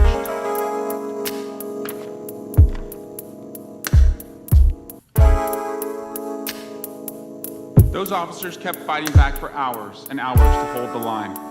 They fought to defend the Capitol building and all of us within it. But they weren't there just to protect us, and they did, and our staff, and the custodial staff, and all the people who work so hard in this building. They were there to protect the votes of the American people that were being counted that day. I will show you more later about what that day was like for those brave officers. But first, let's go back to what was happening where Manager Plaskett left off in the House chamber. Rioters who had entered the building through the Senate quickly spread out through the Capitol. Many headed towards the House and Senate chambers.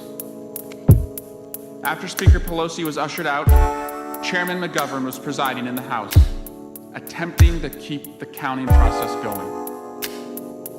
On our phones, members were receiving security updates and watching social media to see the horror that was going on outside. We never thought it would make its way in. By 2:25 p.m., rioters who were already in the building opened the east side doors of the Capitol Rotunda to let more of the mob in. They quickly flooded through the doors, overwhelming the officers. At the same time, just one floor below, the mob violently pushed through a line of Capitol Police officers and overtook the area. We all know that area in the Capitol is the crypt. This is directly beneath the rotunda, at the very center of the Capitol. Inside the House chamber, a security officer suspended the floor debate to update members.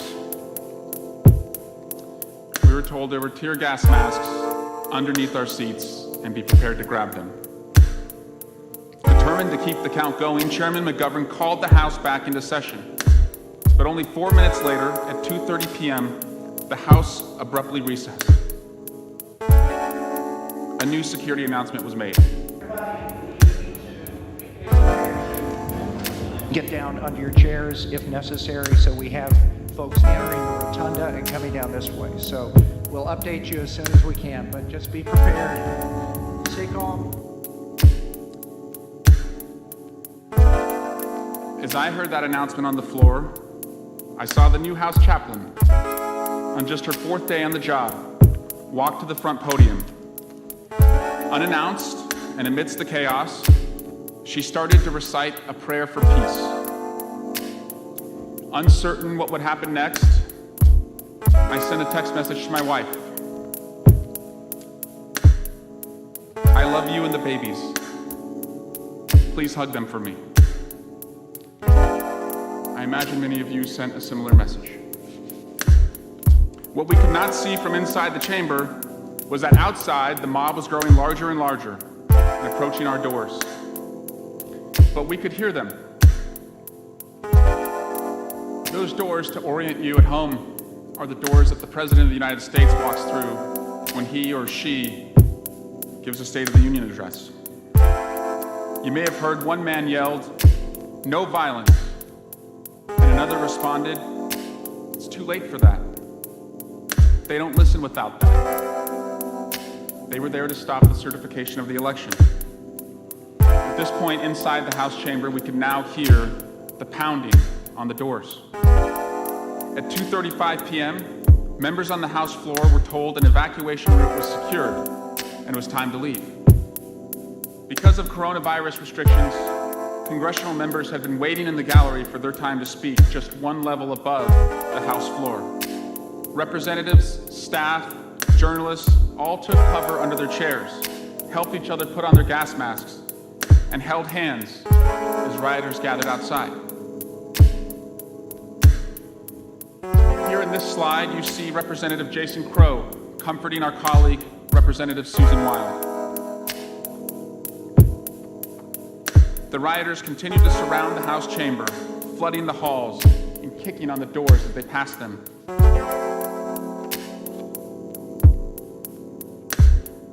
Chairman McGovern was one of the last members to leave the floor. As he left through the House lobby just after 2:40 p.m., he was spotted by the mob.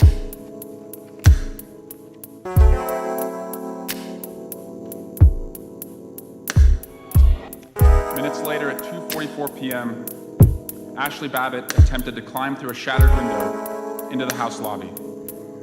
To protect the members in the lobby, an officer discharged his weapon, and she was killed.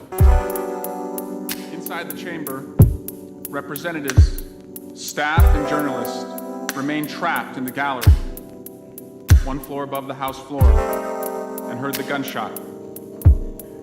Out of fear that they'd be seen or taken by the mob, my colleagues were telling each other to take off their congressional pins. That buzzing sound that you hear in the background of these videos was the sound of the gas masks.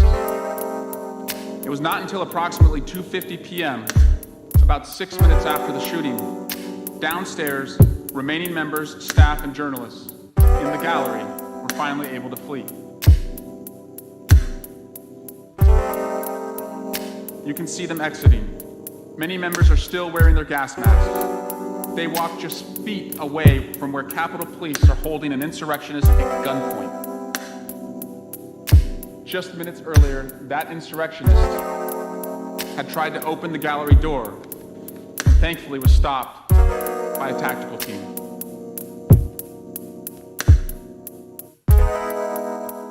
Although members were now being moved to another location, the mob continued to fight, to stop the count, to find the members, to engage with the police. The building was not yet secure. Insurrectionists who are still inside the building are fighting with the police, who are overwhelmed and trying to get them out.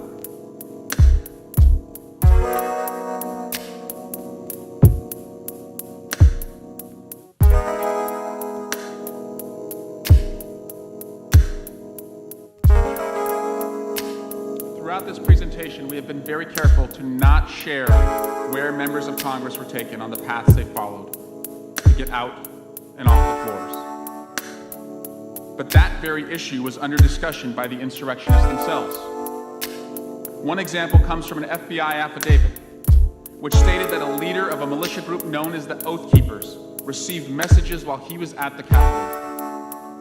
The leader was given directions to where representatives were thought to be sheltering, and instructions to, quote, turn on gas, seal them in.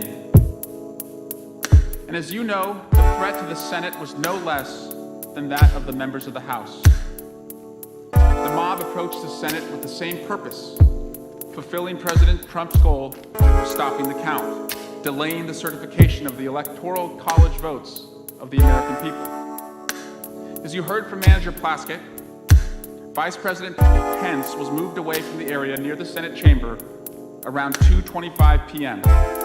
By that time, rioters had breached several areas close to this chamber, and they were flooding the hallways just outside and nearby. The Senate chamber was not evacuated until 2:30 p.m. The mob had been in the building for more than 15 minutes. But quick-thinking Senate floor staff grabbed and protected the electoral ballots that the mob was after.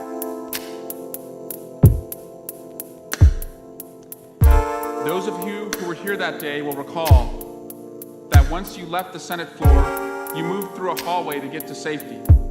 That hallway was near where Officer Goodman had encountered a mob and led them upstairs and away from the Senate chamber. You know how close you came to the mob. Some of you, I understand, could hear them, but most of the public does not know how close these rioters came to you.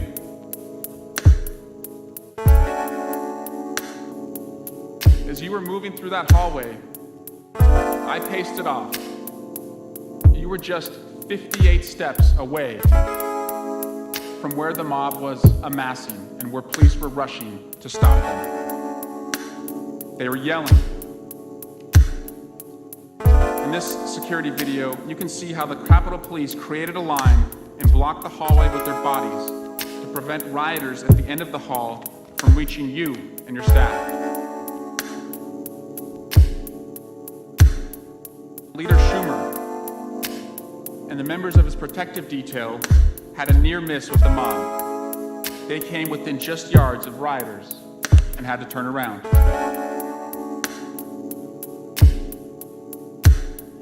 At 2:45 p.m., shortly after senators were ushered to safety from the Senate floor, insurrectionists reached this Senate gallery. Minutes later, the insurrectionists invaded and desecrated the Senate floor. These vandals shouted and rifled through the desks in this room. They took pictures of documents and of themselves, celebrating that they had taken over the floor and stopped the counting of Electoral College votes.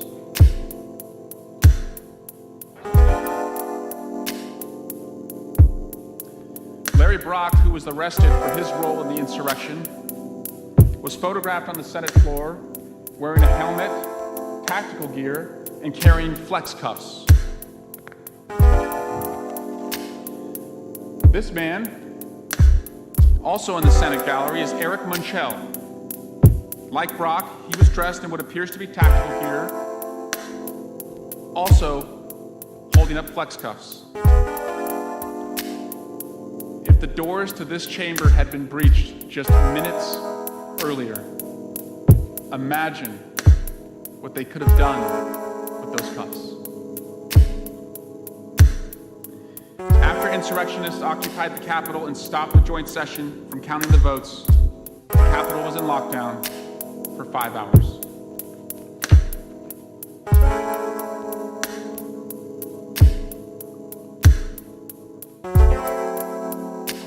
As long as it took to get back to the Capitol, to get back to the certification of the election, it could have been so much longer. Or we might not have been able to have resumed at all. As horrific as it was, 140 officers injured, 3 officers who ultimately lost their lives. We all know that awful day could have been so much worse. The only reason it was not was because of the extraordinary bravery of the men and women of the Capitol Police and the Metropolitan Police Departments. For hours and hours, these insurrectionists were in hand-to-hand combat with these brave men and women. Like some of you, I come from a law enforcement family. My dad was a cop. My 2 brothers, my little brothers, are cops who walk the beat today. I'm proud of them. And like in every law enforcement family, when we hang up the phone, we don't only say, "I love you," we say, "Be safe." So let's focus now on the attack and what it was like for the officers defending the Capitol that day. And again, I want to warn you that the following audio and videos are graphic and are unsettling. But it's important that we understand the extent of what occurred. You hear the officer describe they're using munitions. The rioters, are using munitions against us. In a separate Metropolitan Police Department radio traffic reporting, you can hear an officer when he realizes that the insurrectionists had overtaken the police line.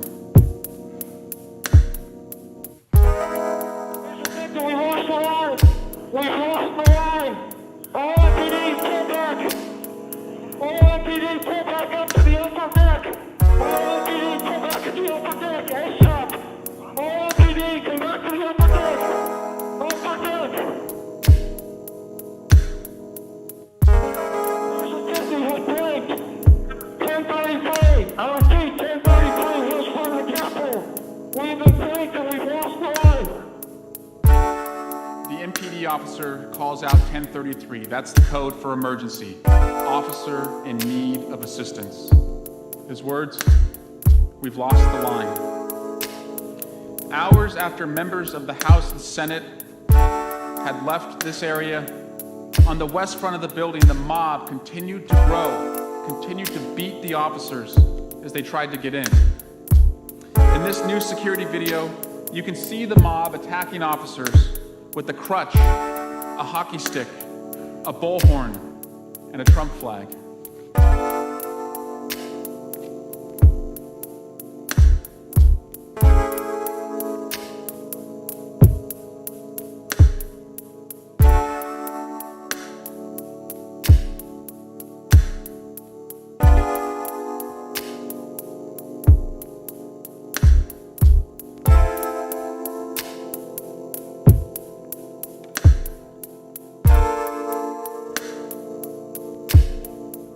Metropolitan Police Officer Michael Fanone, a 20-year police veteran with 4 daughters, was part of a line of officers protecting the Capitol.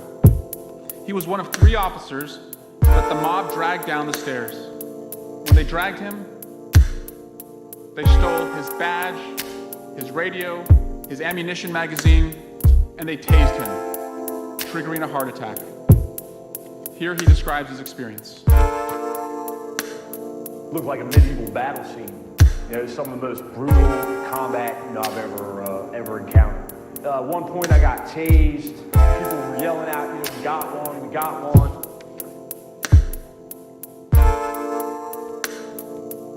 Officer Christina Lowry, who regularly serves in MPD's Narcotics and Specialized Investigation Division, also protected the front Capitol entrance.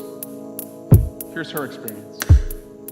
I mean, I can't say enough about the officers that were there, the officers that were on the front line. And when I say the front line, I mean literally officers that were in a line, stopping these people that were beating them with metal poles. They were spraying them with bear mace. I mean, they did everything in their power to not let those people in.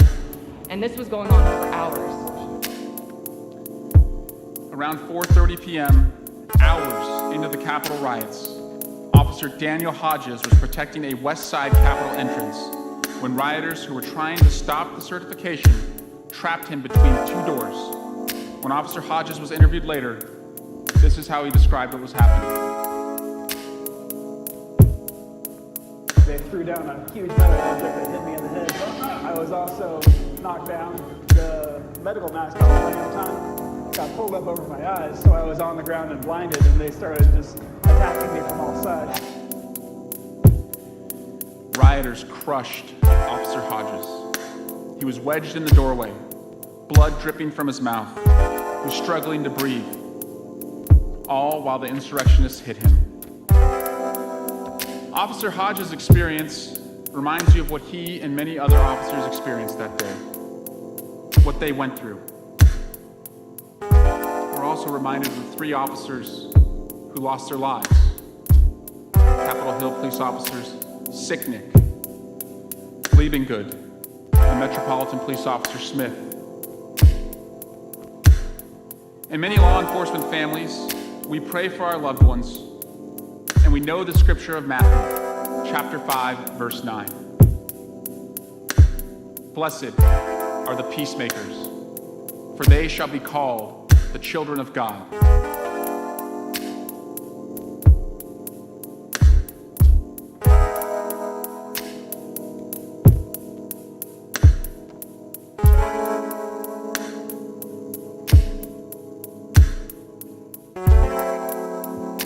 President, we'll now have a recess for dinner and we'll resume at 6:15. The Senate will stand in recess.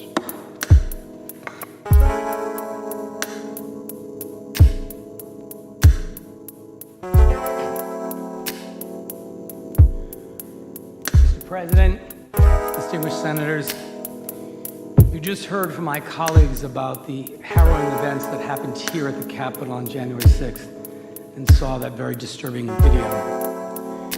I'd now like to turn your attention to what was happening on the other end of Pennsylvania Avenue at the White House.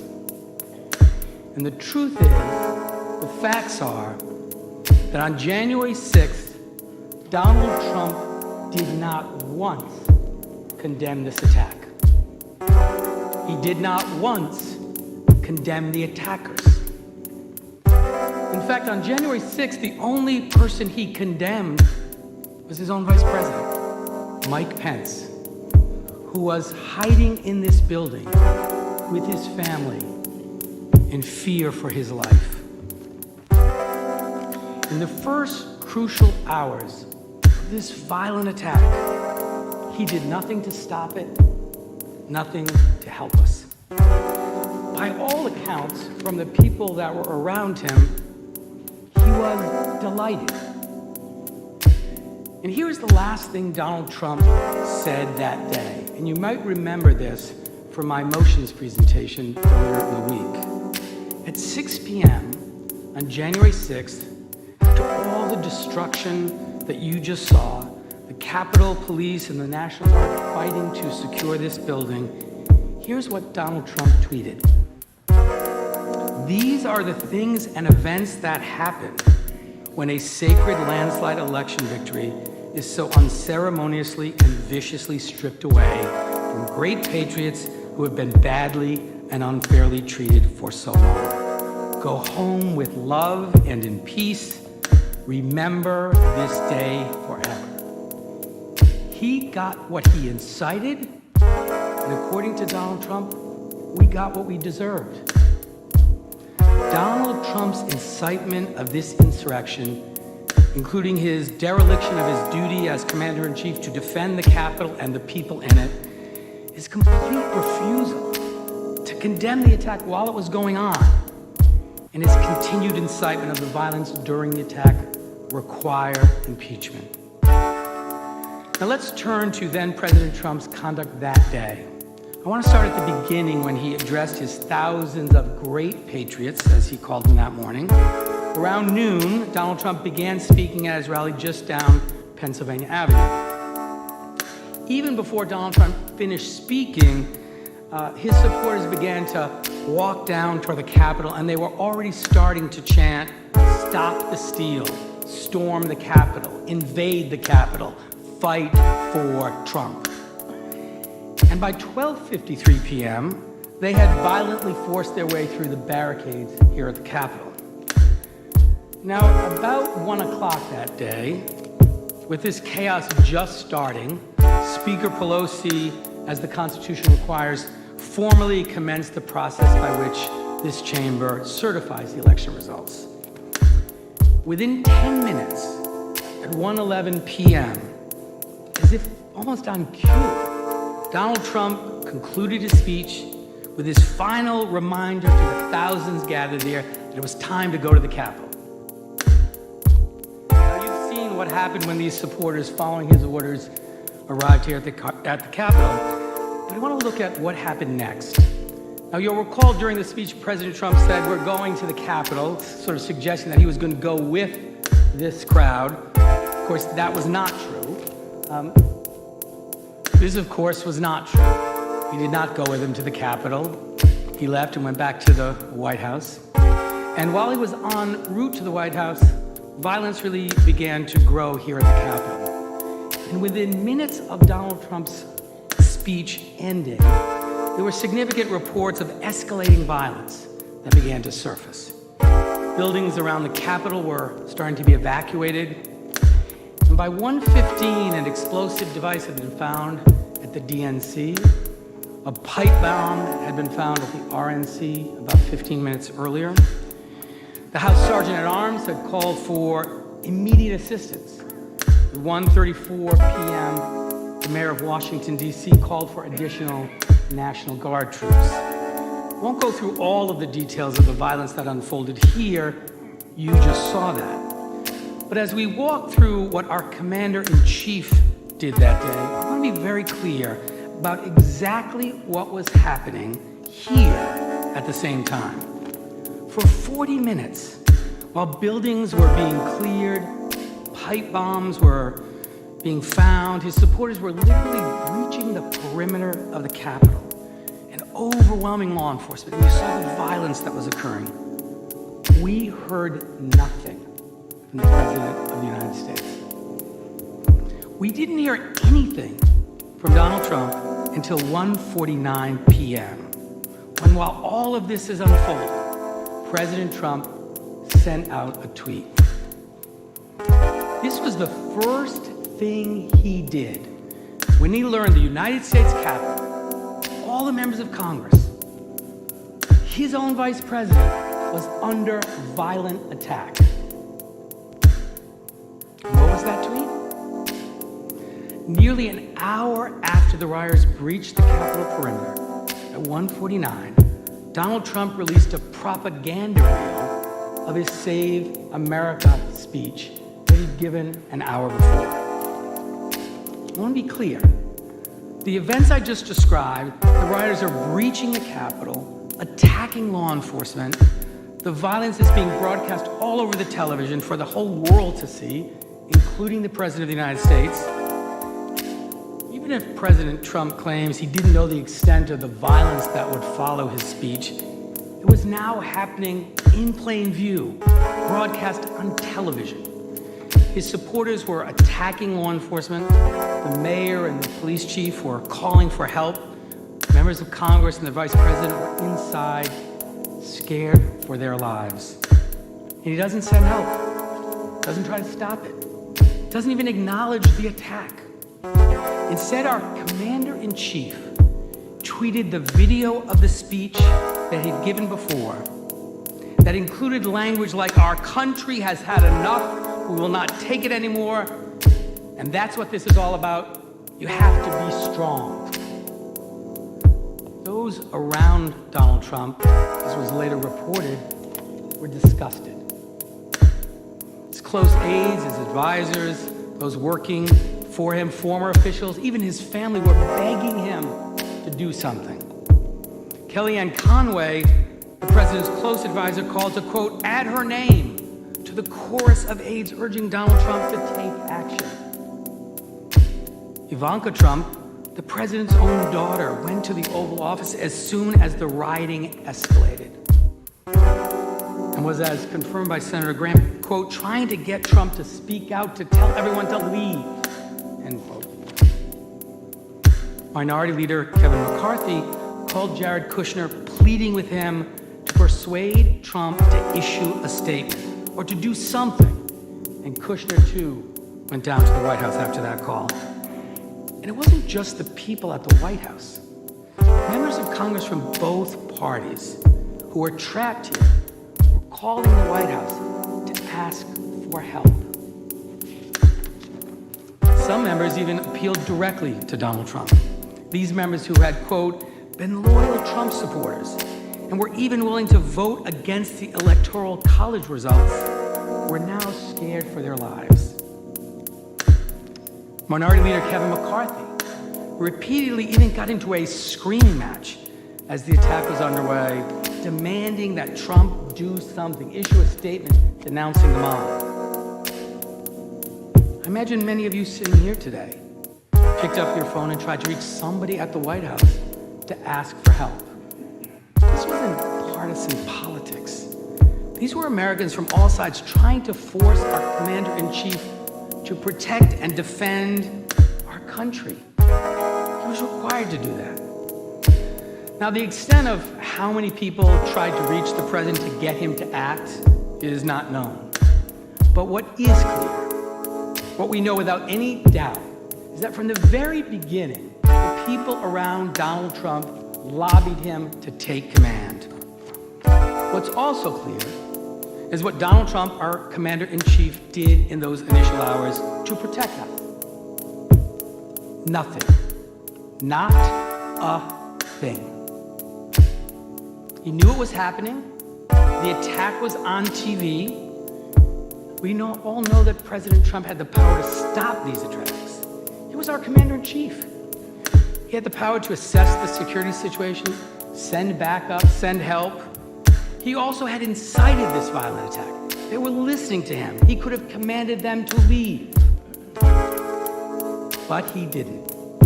The first critical hour and a half of this bloody attack, Donald Trump tweeted his rally speech and did nothing else. And we know why. We know his state of mind that prompted his utter, complete refusal to defend us. It was reported by those around him. The president, as reported by sources, at the time was delighted. As he watched the violence unfold on television, President Trump was reportedly, and I quote, borderline enthusiastic because it meant the certification was being derailed, end quote.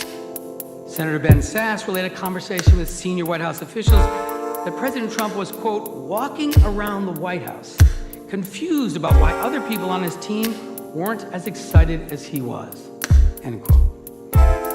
Trump's reaction to this attack reportedly genuinely freaked people out. I understand why. We just suffered a very serious attack on our country. And we saw it and the people around him do it. But when Donald Trump saw it, he was delighted. Now, what President Trump did next confirms why he was so delighted, why he wanted this. Because it shows that his singular focus that day, the day we were attacked, was not protecting us, was not protecting you, was not protecting the Capitol. It was stopping the certification of the election results. The evidence is clear. Shortly after 2 p.m., as the siege was fully underway, then President Trump made a call. This is the first call that we are aware he made to anyone inside the Capitol during the attack. Didn't call the vice president to ask how he could help defend the Capitol. Didn't call the next two in line to succession of the presidency to check on their safety or well-being. Instead, he attempted to call Senator Tuberville. He dialed Senator Lee by accident. Senator Lee describes it. He had just ended a prayer with his colleagues here in the Senate chamber. And the phone rang. It was Donald Trump. And how Senator Lee explains it is that the phone call goes something like this. Hey, Tommy, Trump asks. And Senator Lee says, this isn't Tommy. And he hands the phone to Senator Tuberville. Senator Lee then confirmed that he stood by as Senator Tuberville and President Trump spoke on the phone. And on that call, Donald Trump reportedly asked Senator Tuberville to make additional objections to the certification process. That's why he called. Let's be clear, at roughly 2 p.m., when Donald Trump was walking around the White House, watching the TV delighted, and spent 5 to 10 minutes talking to Senator Tuberville, urging him to delay the election results, this is what was happening in the Capitol.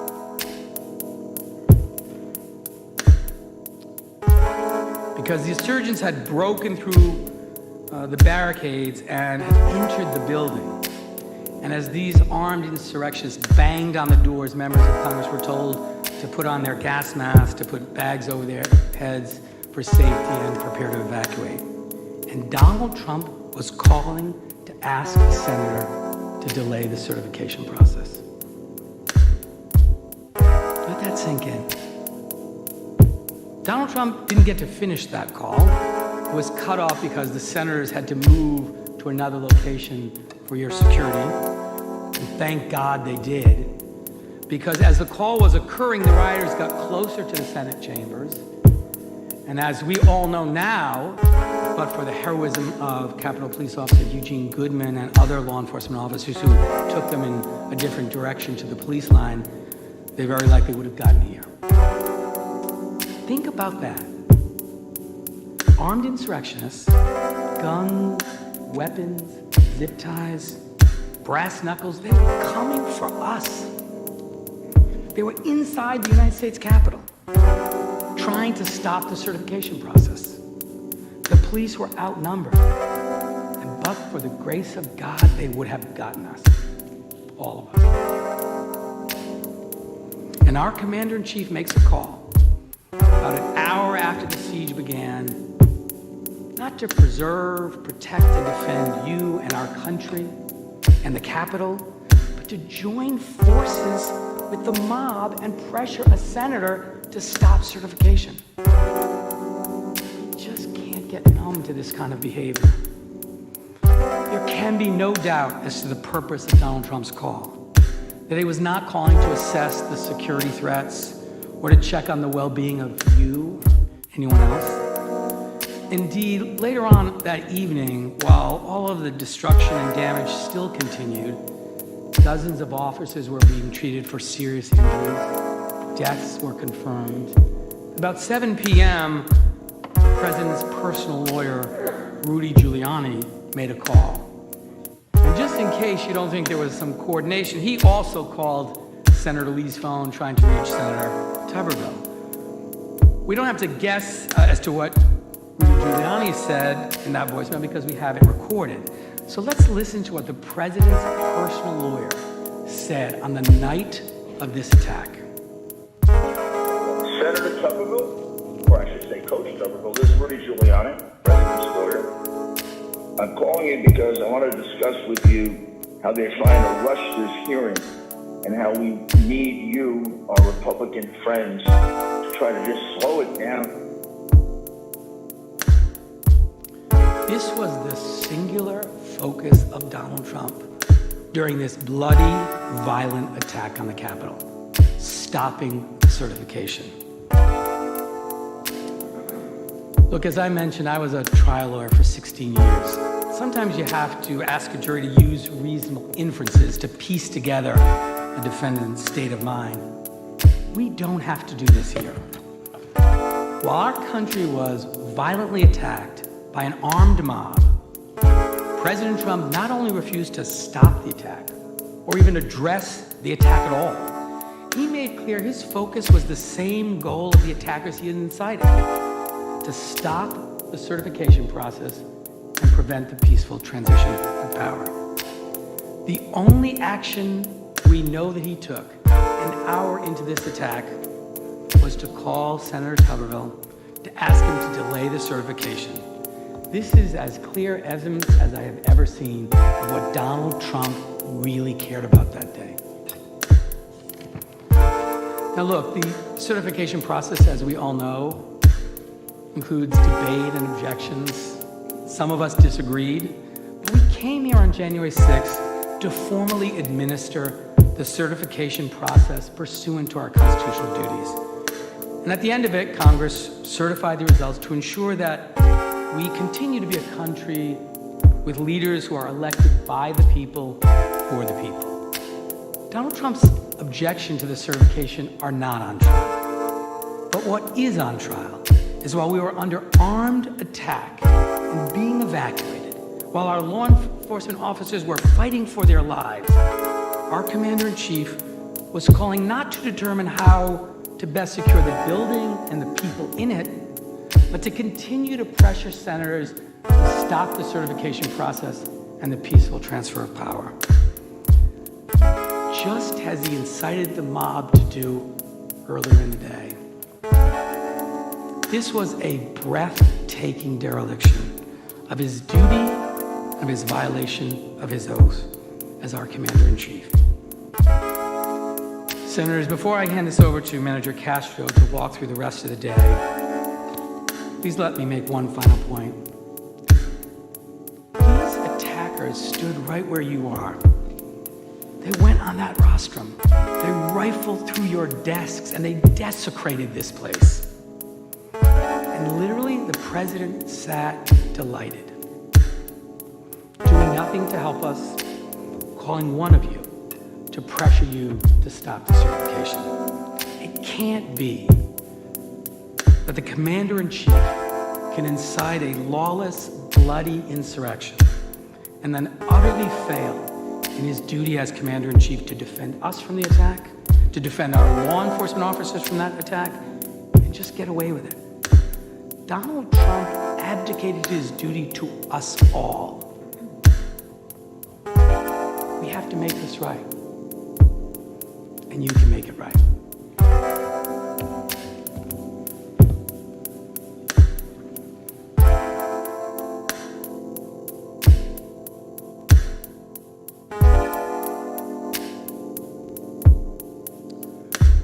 My fellow manager, David Cicilline, showed you what President Trump did and did not do in those first critical hours of the attack. He sent a tweet at 1:49 p.m. where he reposted a video of the speech that incited the attack. And he called a senator to ask him to delay the certification as the senator was being evacuated for his own safety. We left off around 2:15 p.m. At this point, insurgents were inside the Senate and the House, and the Senate had been evacuated for everyone's safety.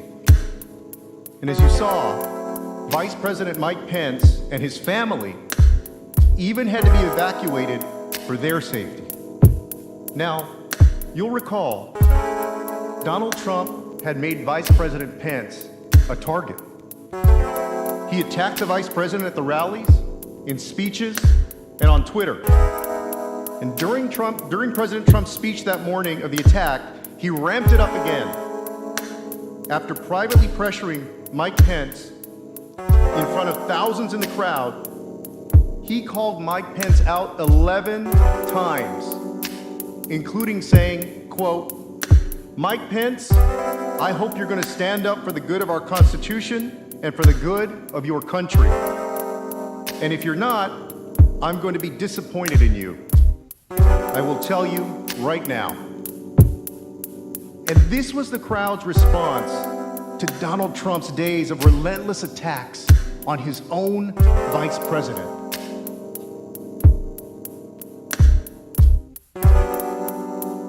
By 2:15 p.m., the crowd was chanting in unison, "Hang Mike Pence," outside the very building he'd been evacuated from with his family.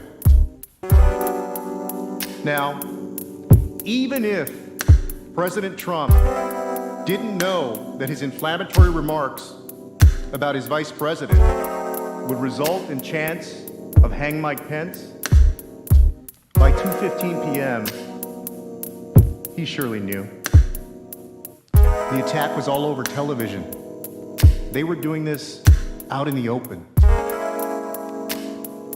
This was a vice president whose life, whose family's life, was being threatened by people whom the president had summoned to the Capitol.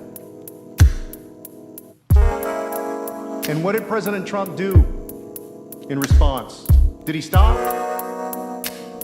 Did he tell his base, "No, don't attack my vice president"? Even when President Trump knew what his words were causing, he didn't do any of those things to stop the crowd. In fact, he did the opposite. He fueled the fire. At 2:24 p.m., he tweeted, quote, "Mike Pence didn't have the courage to do what should have been done to protect our country and our Constitution. USA demands the truth." Over an hour and a half into the attack, and this is what he tweeted.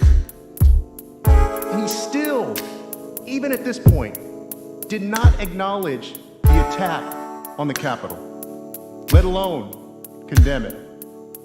Instead, he further incites the mob against his own vice president, whose life was being threatened. Well, some of you may say, well, who was paying attention anyway? Well, that mob was paying attention.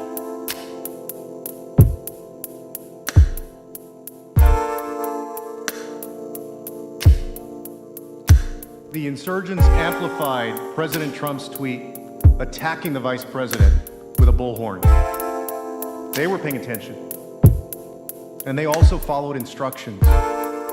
In fact, The insurgents were at one point, as you saw, 60 feet away from the vice president and the vice president's family.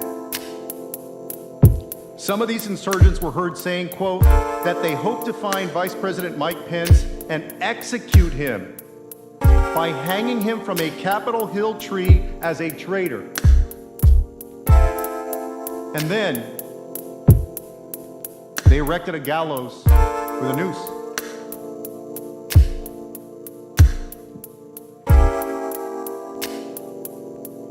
This is what Donald Trump incited. Please take a close look at that picture. It harkens back to our nation's worst history of lynching. A president's words have the power to move people to action. These were the results. And why did the president incite such rage against the vice president? He was fulfilling his constitutional duty, as we all were that day. Vice presidents in this country have been carrying out this constitutional duty, overseeing the certification of the election results without incident, without contest, without a word, for the entirety of our nation. It's part of our peaceful transition of power in the United States. And the vice president said he reviewed the Constitution and he could not block certification as President Trump wanted him and was pressuring him to do. He told the president in a letter that morning, a few hours before President Trump's tweet, quote, I will approach this moment with a sense of duty and an open mind, setting politics and personal interests aside, and do my part to faithfully discharge my duties, our duties, under the Constitution. I also pray that we will do so with humility and faith. And the president's response to that statement was to attack Mike Pence while he was with his family under the threat of a violent mob. The vice president was following his faith, his duty, and his oath to our nation.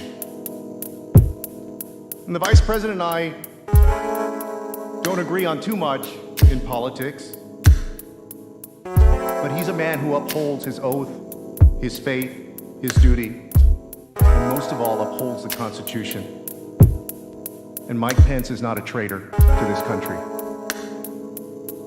He's a patriot. And he and his family, who was with him that day, didn't deserve this. Didn't deserve a president unleashing a mob on them.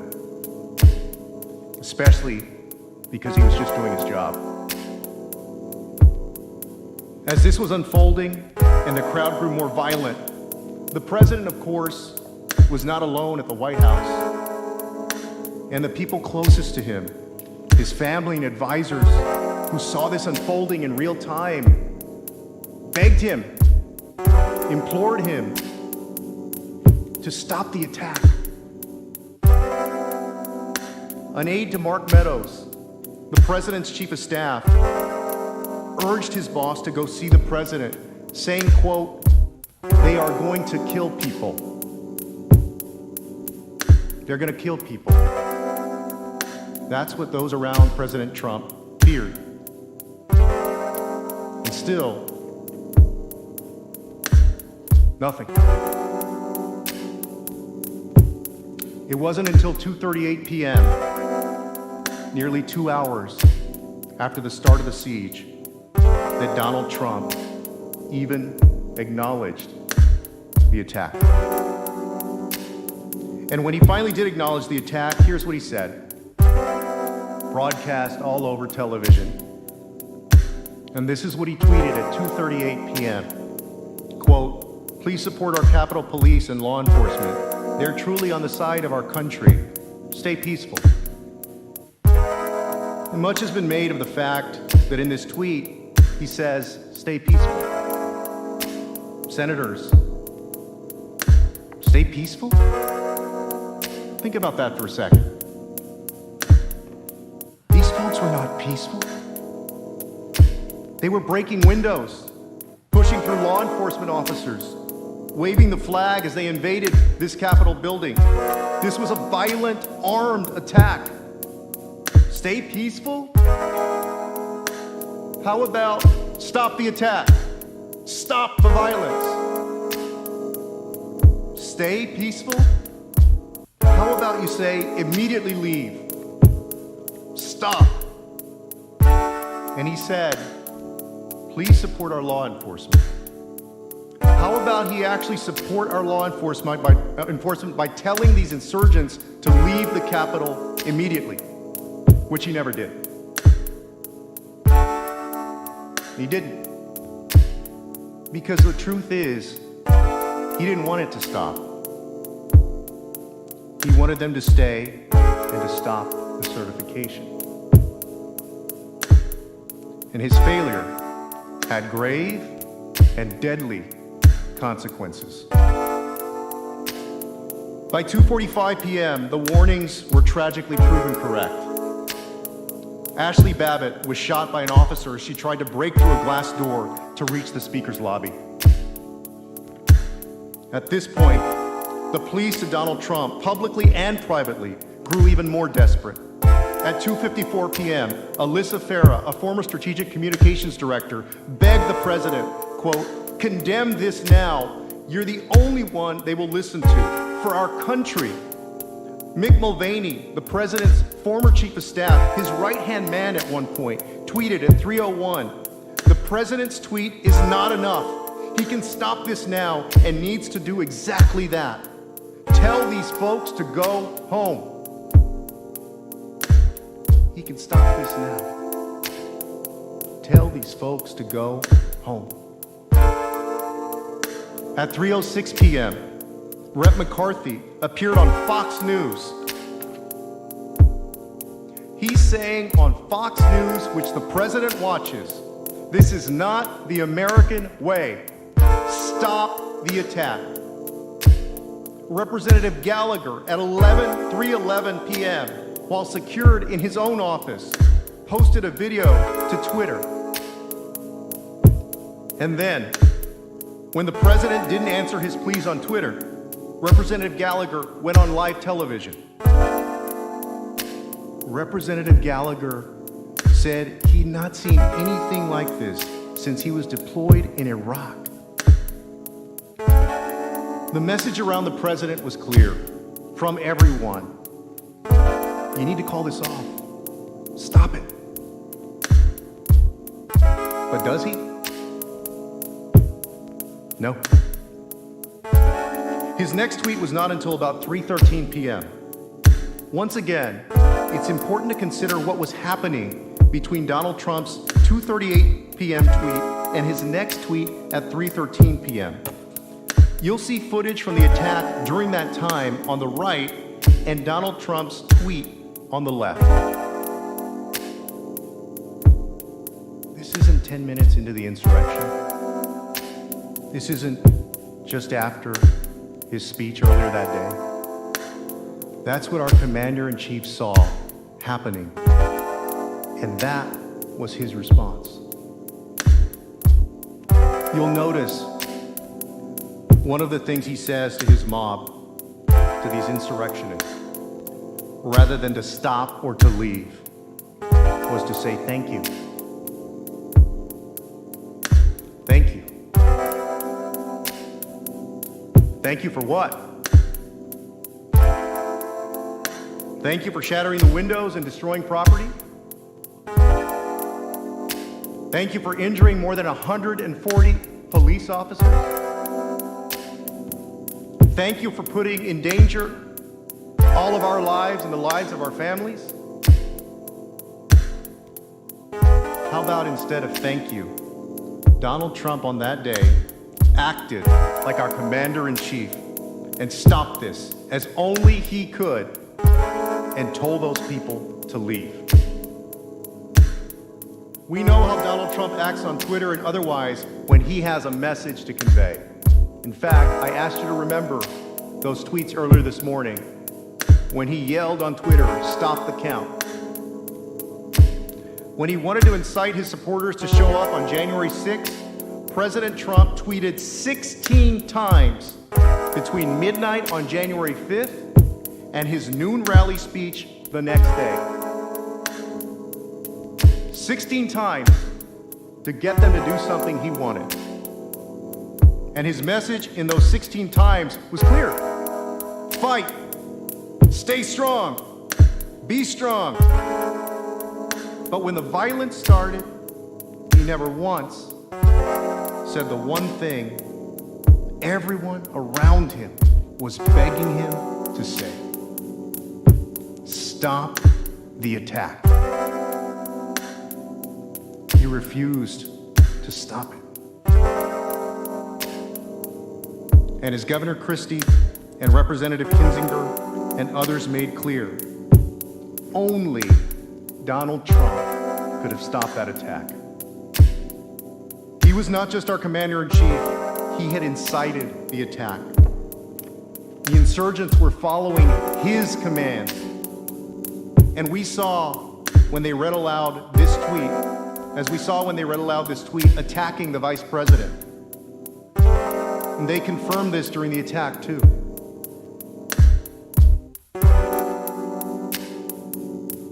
Senators, ask yourself this. How easy would it have been for the president to give a simple command, a simple instruction, just telling them, stop, leave. This was a dereliction of duty, plain and simple. And it would have been for any president who had done that. And that brings me to my next point. You heard from my colleagues that when planning this attack, the insurgents predicted that Donald Trump would command the National Guard to help them. And there's a lot that we don't know yet about what happened that day. But here's what we do know. Donald Trump did not send help to these officers who were badly outnumbered, overwhelmed, and being beaten down.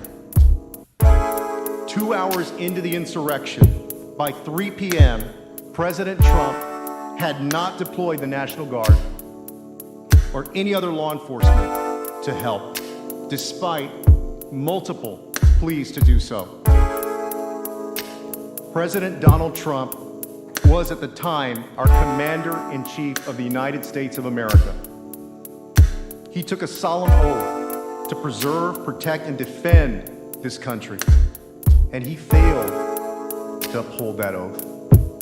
In fact, there's no indication that President Trump ever made a call to have the Guard deployed or had anything to do with the Guard being deployed when it ultimately was. And shortly after 3:04 p.m., the acting defense secretary announced that the Guard had been activated and listed the people he spoke with prior to this activation, including Vice President Mike Pence, Speaker Pelosi, Leader McConnell, Senator Schumer, and Representative Hoyer. But that list did not include the president.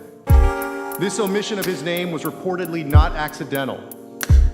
According to reports, quote, Trump initially rebuffed requests to mobilize the National Guard and required interference by other officials, including his own White House counsel. And later, quote, as a mob of Trump supporters breached police barricades and seized the Capitol, Trump reportedly was, quote, disengaged in discussions with Pentagon leaders about deploying the National Guard to aid the overwhelmed U.S. Capitol Police. President Trump was reportedly, and I quote, completely, totally out of it. He made no attempt to reach the National Guard, and it was Vice President Pence, still under the threat for his life, who reportedly spoke to the Guard. President Trump's conduct confirms this too. At no point on January 6th did Donald Trump even reference the National Guard. The only thing that we heard connecting the president to the Guard was from his press secretary, who tweeted about the Guard being deployed at the president's direction over half an hour later at 3:36 p.m. And we have seen what Donald Trump does when he tries to take credit for something. And yet, even when the National Guard was finally deployed, he didn't even acknowledge it. In fact, he didn't say a word about the National Guard the entire day. Think about that. The bloodiest attack we've seen on our Capitol since 1812, and our president couldn't be bothered to even mention that help was on its way. These insurgents had been attacking our government for over 4 hours by that point. And we may have been the target, but it was the brave men and women who protect our Capitol who were out there combating thousands of armed insurgents in a fight for their lives. And that's who Donald Trump left entirely unprotected. I think it's important we understand what the Capitol Police were facing, how severely they were outnumbered, while our Commander-in-Chief, whose job it was to protect and defend them, was just watching, doing nothing for hours, refusing to send help. If he wanted to protect these officers, if he cared about their safety, as he tweeted about, he would have told his supporters to leave. He would have sent help right away. And one brave officer was killed. Others took their lives after the attack. More than 140 police officers were injured, including cracked ribs, smashed spinal discs. One officer will lose an eye. Another was stabbed with a metal fence stake. They were completely and violently overwhelmed by a mob and needed help. And our Commander-in-Chief, President Trump, refused to send it. Senators, you've seen all the evidence so far, and this is clear. On January 6th, President Trump left everyone in this Capitol for dead. For the next hour, after President Trump's 3 p.m. tweet, he still did nothing.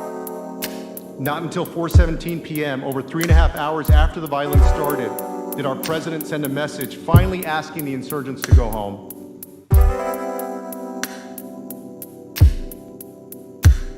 This is the first time our Commander-in-Chief spoke publicly at all since the attack began, over the 3.5 hours after it started. And these are the entirety of the words the President spoke out loud to the American people or to the attackers that entire day. Nowhere in that video, not once, did he say, "I condemn this insurrection. I condemn what you did today." Nowhere did he say, "I'm sending help immediately. Stop this." Here's what he said instead. "I know your pain. I know you're hurt. We had an election that was stolen. Even after all the things we witnessed, even after all of that carnage, he goes out and tells the same big lie. The same big lie that enraged and incited the attack. He repeated this while the attack was ongoing and while we were still under threat. And here's what else he said. Go home in peace. We love you. You're very special. Senators, you were here. You saw this with your own eyes. You faced that danger. And when President Trump had an opportunity to confront them as the leader of us all, as our Commander-in-Chief, what did he tell them? We love you. You're very special. This was not a condemnation. This was a message of consolation, of support, of praise. We know that at least 5 people lost their lives that day. The House and the Senate were in life-threatening danger, and so was the Vice President. And think of everyone else here as well. Who won on January 6th? That's not a win for America, but it is a win for Donald Trump unless we hold him accountable. Now, a little over an hour after that video, the brave members of law enforcement secured the Capitol, and we as a Congress got ready to continue certifying the results of our free and fair election. A half hour after that, President Trump issued another tweet in case there was any doubt as to whether he was happy with the people who did this, as to whether he had incited this. He commemorated what happened on January 6th. At 6:01 p.m. on January 6th, he tweeted, quote, "These are the things and events that happen when a sacred landslide election victory is so unceremoniously and viciously stripped away from great patriots who've been badly and unfairly treated for so long." Ending with, "Remember this day forever." My colleague, Manager Cicilline, started with this tweet because this tweet shows exactly how Donald Trump felt about what happened on January 6th. These are the things that happened. He's saying this was foreseeable. He's saying, I told you this was going to happen if you certified the election for anyone else. And you got what you deserved for trying to take my power away. Great patriots, go home with love and in peace. Remember this day forever. He's saying to them, you did good. He's not regretful. He's not grieving. He's not sad. He's not angry about the attack. He's celebrating it. He's commemorating it. This is the entirety of what President Trump said to the public once the attack began. 5 tweets and a pre-recorded video. On the day of the most bloody insurrection we've faced in generations, our commander-in-chief, who's known for sending 108 tweets in a normal day, sent 5 tweets and a pre-recorded video. That is the entirety of President Trump's public statements from when the attack began until he went to bed on January 6th. That's all he did, despite all the people we know who begged him to preserve, protect, and defend. That was our commander-in-chief's response. He began the day with, quote, "Our country has had enough. We will not take it anymore." And that's what this is all about. And he ended the attack letting us know that we got what he forewarned that morning. We will, of course, each of us, remember that day forever, but not in the way that President Trump intended. Not because of the actions of these violent, unpatriotic insurrectionists. I'll remember that day forever, because despite President Trump's vicious attempts throughout the day to encourage the siege and block the certification, he failed. At 8:06 p.m., the Senate gavelled into session, and the counting of the electoral votes continued. About an hour later, the House followed suit. And close to 4 a.m., after spending a significant part of the day evacuated or on the floor or hiding, this great body fulfilled the will of the people and certified the Electoral College vote. And I'm proud to be part of Congress. I'm proud that we ensured that the will of the American people finally prevailed on that day. And I'm proud that I and everyone in this room abided by our oath of office, even if the president didn't abide by his. And President Trump, too, took an oath as president. He swore on a Bible to preserve, protect, and defend. And who among us can honestly say they believe that he upheld that oath? And who among us will let his utter dereliction of duty stand?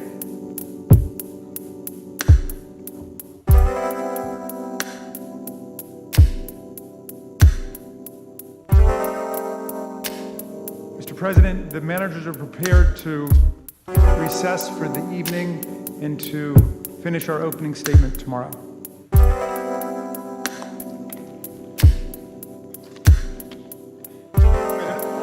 Mr. President. Mr. President. Majority Leader. Pursuant to Impeachment Rule 16, I make a motion. Statements were attributed to me moments ago by the House impeachment managers. Statements relating to the content of conversations between a phone call involving President Trump and Senator Tuberville were not made by me. They're not accurate, and they're contrary to fact. I move, pursuant to Rule 16, that they be stricken from the record.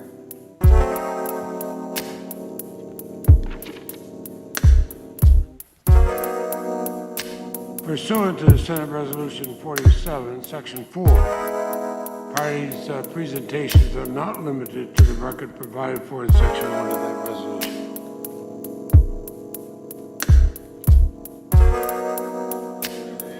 Senator, I appeal the ruling of the chair.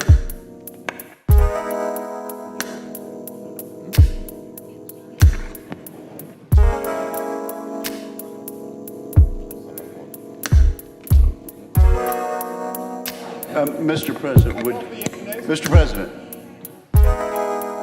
Mr. President, right here, we might as well hear clearly what the ruling of the chair was. So if you would repeat that. Of course, I will, and pursuant to Senate Resolution 47, Section 4, the parties' presentations are not limited.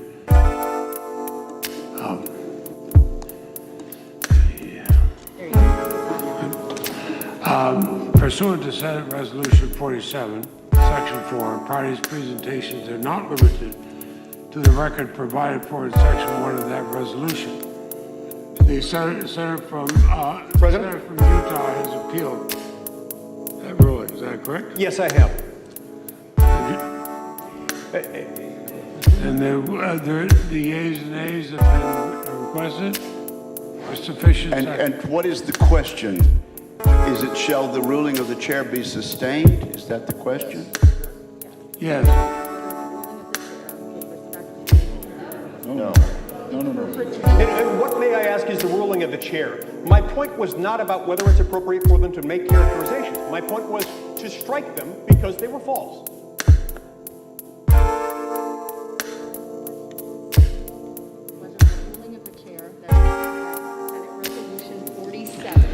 Applies to this situation is correct. The question is whether Senate Resolution 47, Section 4, is correct. The parties' presentations are not limited to the record provided for in Section 1 of that resolution. Mr. President, that is not my motion. You've ruled on a motion. You've ruled on something that was not what I moved. What I asked was, statements were attributed to me repeatedly, as to which I have personal knowledge because I am the source. They are not true. I never made those statements. I asked that they be stricken. This has nothing to do with whether or not they're based on depositions, which they're not. It's simply based on the fact that I'm the witness. I'm the only witness. Those statements are not true, and I ask that you strike them. President.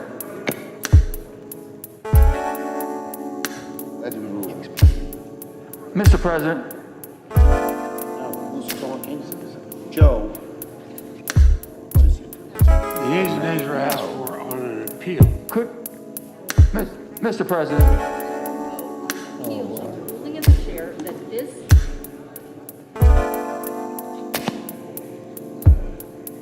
is. Come on. You're in trouble with the mic, I'm sorry. The yeas and nays have been asked. the yeas and nays have been asked for. The yeas and nays have been requested. Let him explain. Please let him explain, Mr. President. Why is it false? What was not false? What was false about it? Mr. President, I ask unanimous consent to answer the senator's question. Debate is not in order under Senate Resolution 47, Section 4.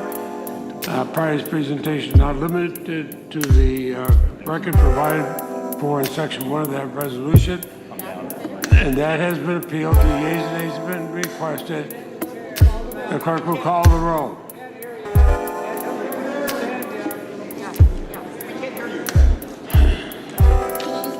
Ms. Baldwin. Mr. Barrasso.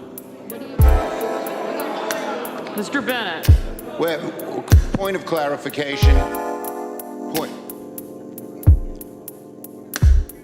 What is the question?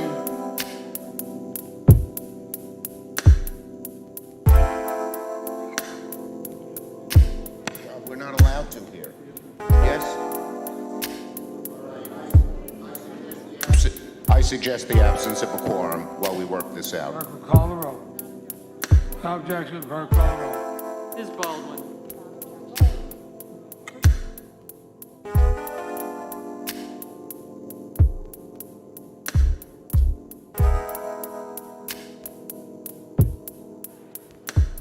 Mr. Barrasso.